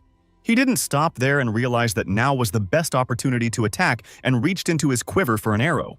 The Beast King didn't slumber either and continued to launch attacks, saying that Jake's actions were too slow, which stressed him out even more. The wooden creature continued to throw sharp objects at him, confident of its lightning-fast victory. Maximally stressed at that moment, the protagonist tried to put up a block to keep himself at least somewhat safe. Still, the wristbands didn't save him and he was thrown aside by the force wave, crashing into the rock behind him. A knocked-out Jake couldn't understand how this had happened, while coughing up blood but remaining conscious. The hero couldn't move and was breathing very heavily, and the king of beasts looked at him and called his behavior arrogant. The monster began to approach the powerless young man, asking if he thought the king was as stupid as the rest of the creatures. He mumbled that he expected more from the kid, but Jake wasn't going to give up and got up off the ground, telling him to shut up. The mighty Beast King jabbed his finger at him and said that they would still see if he would dodge the next strike. This time, he was no longer going to be ceremonious with the cocky kid and wanted to get it over with as soon as possible. In the same second, a wooden finger with a sharp claw flew at Jake, who couldn't slow down time and realized there was only a shadowy jump left. The hero managed to use his ability and bounce aside in time, but his claws crashed into a thick tree trunk. Without wasting a second, Jake immediately began to draw his arrow, realizing that he needed to keep his opponent at bay. 2 arrows were immediately fired towards the Beast King, who was a bit confused but not confused. He began to fill his mighty hands with power, saying that the young man was mistaken if he thought that paltry arrows would save him. In an instant, the Beast King joined his palms together, creating a kind of force that was some kind of arrow reflector. Both arrows were destroyed right in flight and broken into splinters by the summoned power of the king, which was astounding. A tense Jake was getting very angry because nothing was working against the king of beasts and his hands were slowly beginning to droop. He decided to hide his bow in his necklace because he was convinced that it was useless in a fight with such a monster. The protagonist realized that it was necessary to take cover as soon as possible and come up with a plan, because he risked defeat. The young man then turned around and rushed away, which caused the Beast King to laugh, calling him a coward. The king also said that Jake might not think he could get away from him and threatened that he would end him soon enough. The protagonist kept running out and the enemy started shelling him and the powerful explosions didn't stop. Cecil, meanwhile, climbed to the highest point 5 kilometers away, hoping he would be safe here. But the peace didn't last long, as a few seconds later something exploded nearby, causing the demon to shake with fear. The bewildered Eeyore was very frightened and began to look around apprehensively, trying to figure out what those explosions were. He immediately wondered if Jake would be okay, as he realized that he was clearly the one being shelled. The panting hero hid behind rocks, realizing that he couldn't defeat the king just like that, so he needed to find his weaknesses. Jake tried to analyze and assumed that the Beast King had some kind of armor, but even his strongest never penetrated it. The tree monster, on the other hand, was trying to intimidate him and push him psychologically, saying it knew he was out there somewhere. The nervous and tense protagonist wouldn't come out from behind the rock, and the king of beasts asked why the stalling. In an instant, an epiphany came to the young man, and it was as if a plan to destroy the powerful boss had appeared in his head. King asked if Jake still believed he had won, and if he thought it was pointless. From such suppositions, he laughed and said that there was no way the young man could defeat him, for they had a very great difference in strength. Suddenly, the boss heard strange rustlings behind a rock near him and immediately paid attention to them, ready to fight. He immediately realized that Jake was hiding behind the rock and, calling him a wee one, told him that he was about to be finished. The stone was immediately blasted away in a powerful Beast King ability that left no trace of it. The boss said that it was clearly impossible for the kid to dodge this attack, and a fire broke out at the sight of the stone. Then the monster said that victory was his, the real king. But he didn't see the black ball lying on the ground first.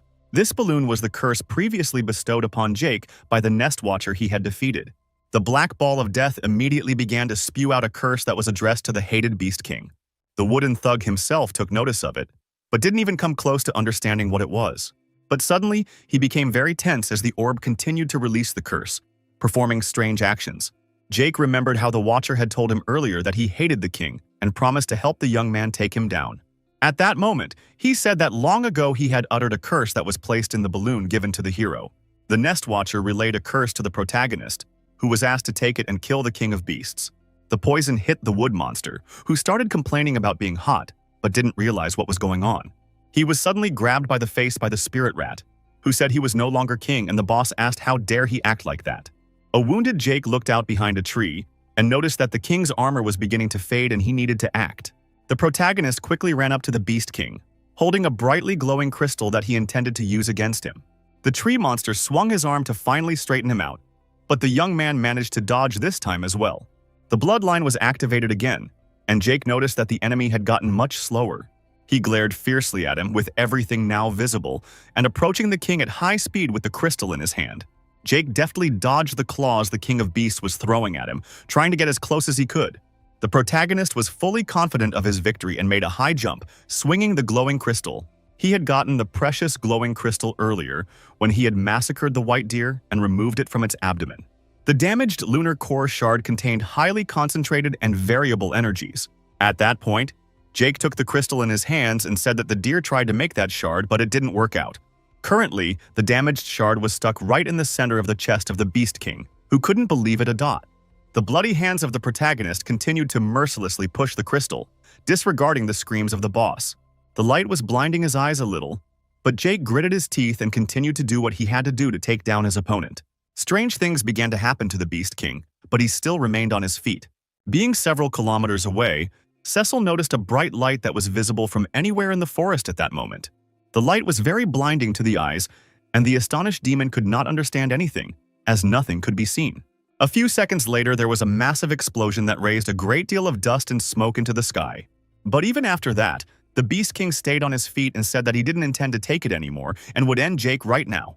Shocked by his resilience, the protagonist trembled slightly with excitement as he didn't even know what to do next. The king called him a vile puppy and asked how he and such vile entities as the White Stag and the Nest Watcher dare attack him. Enraged, the wooden monster screamed that this game was boring him, and Jake took a step back in fear. The boss said things had gone too far and he had lost a lot of time, and the young man was confused, not knowing what to do. The Beast King looked at the protagonist intimidatingly, saying that right now, he would die an agonizing death. At one point, he noticed that he was experiencing intense pain, the cause of which was unknown. Bloodstained Jake held his blades in his hands, and the king didn't understand how the man had managed to wound him so badly. He kept repeating that he was a king and had no equal in this world, so it would be impossible for a human to deal with him. The Beast King said that the system had sent him to this forest to mercilessly destroy all the lords. The merciless wooden monster massacred everyone in its path without showing an ounce of compassion. This task was not at all difficult for the King of Beasts, who was skillful in exterminating lords, among whom were the Watcher and the Stag. The tree monster said that this was how he became the final boss that no one could defeat. He proudly held the severed head of a white deer in his hand, stepping his paw over its bloody body. Beneath his feet were many brutally slaughtered beasts that couldn't resist such a powerful opponent at all. The King of Beasts said that this puppy Jake was the reason everything was going downhill, and it seemed like he was being unnecessarily arrogant.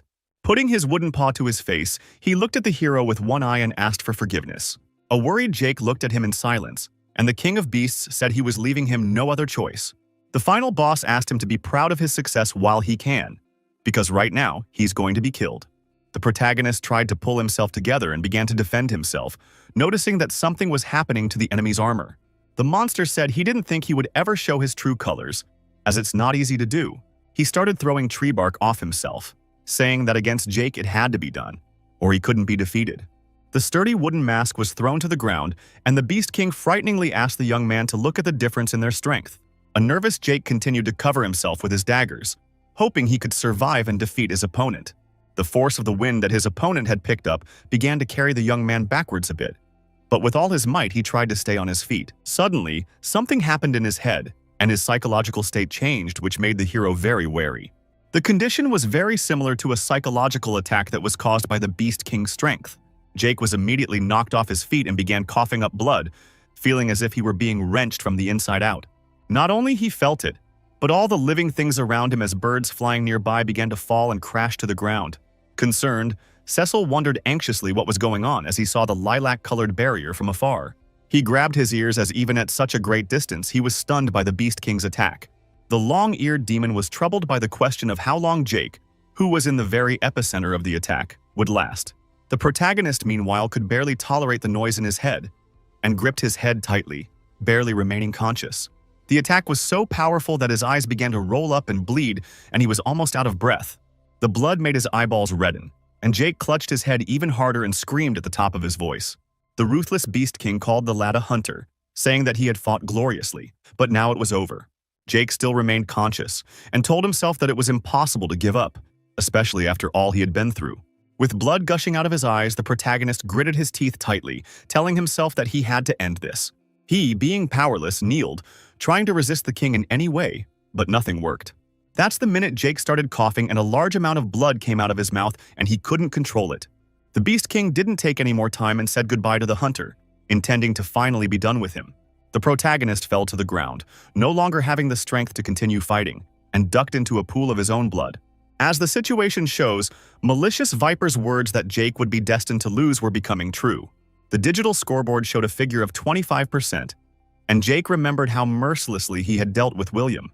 At that moment, he was in a furious state and mercilessly struck his fists in the face of his opponent. The number on the scoreboard had reached 40%, and his memory flashed back to the moments when Sessions thought it was as if there was something inside Jake. The hero's furious state at that moment was like an exploded jar of mana that empowered him. Then Jake was out of rage and hatred for William, who was responsible for the deaths of his friends of great value.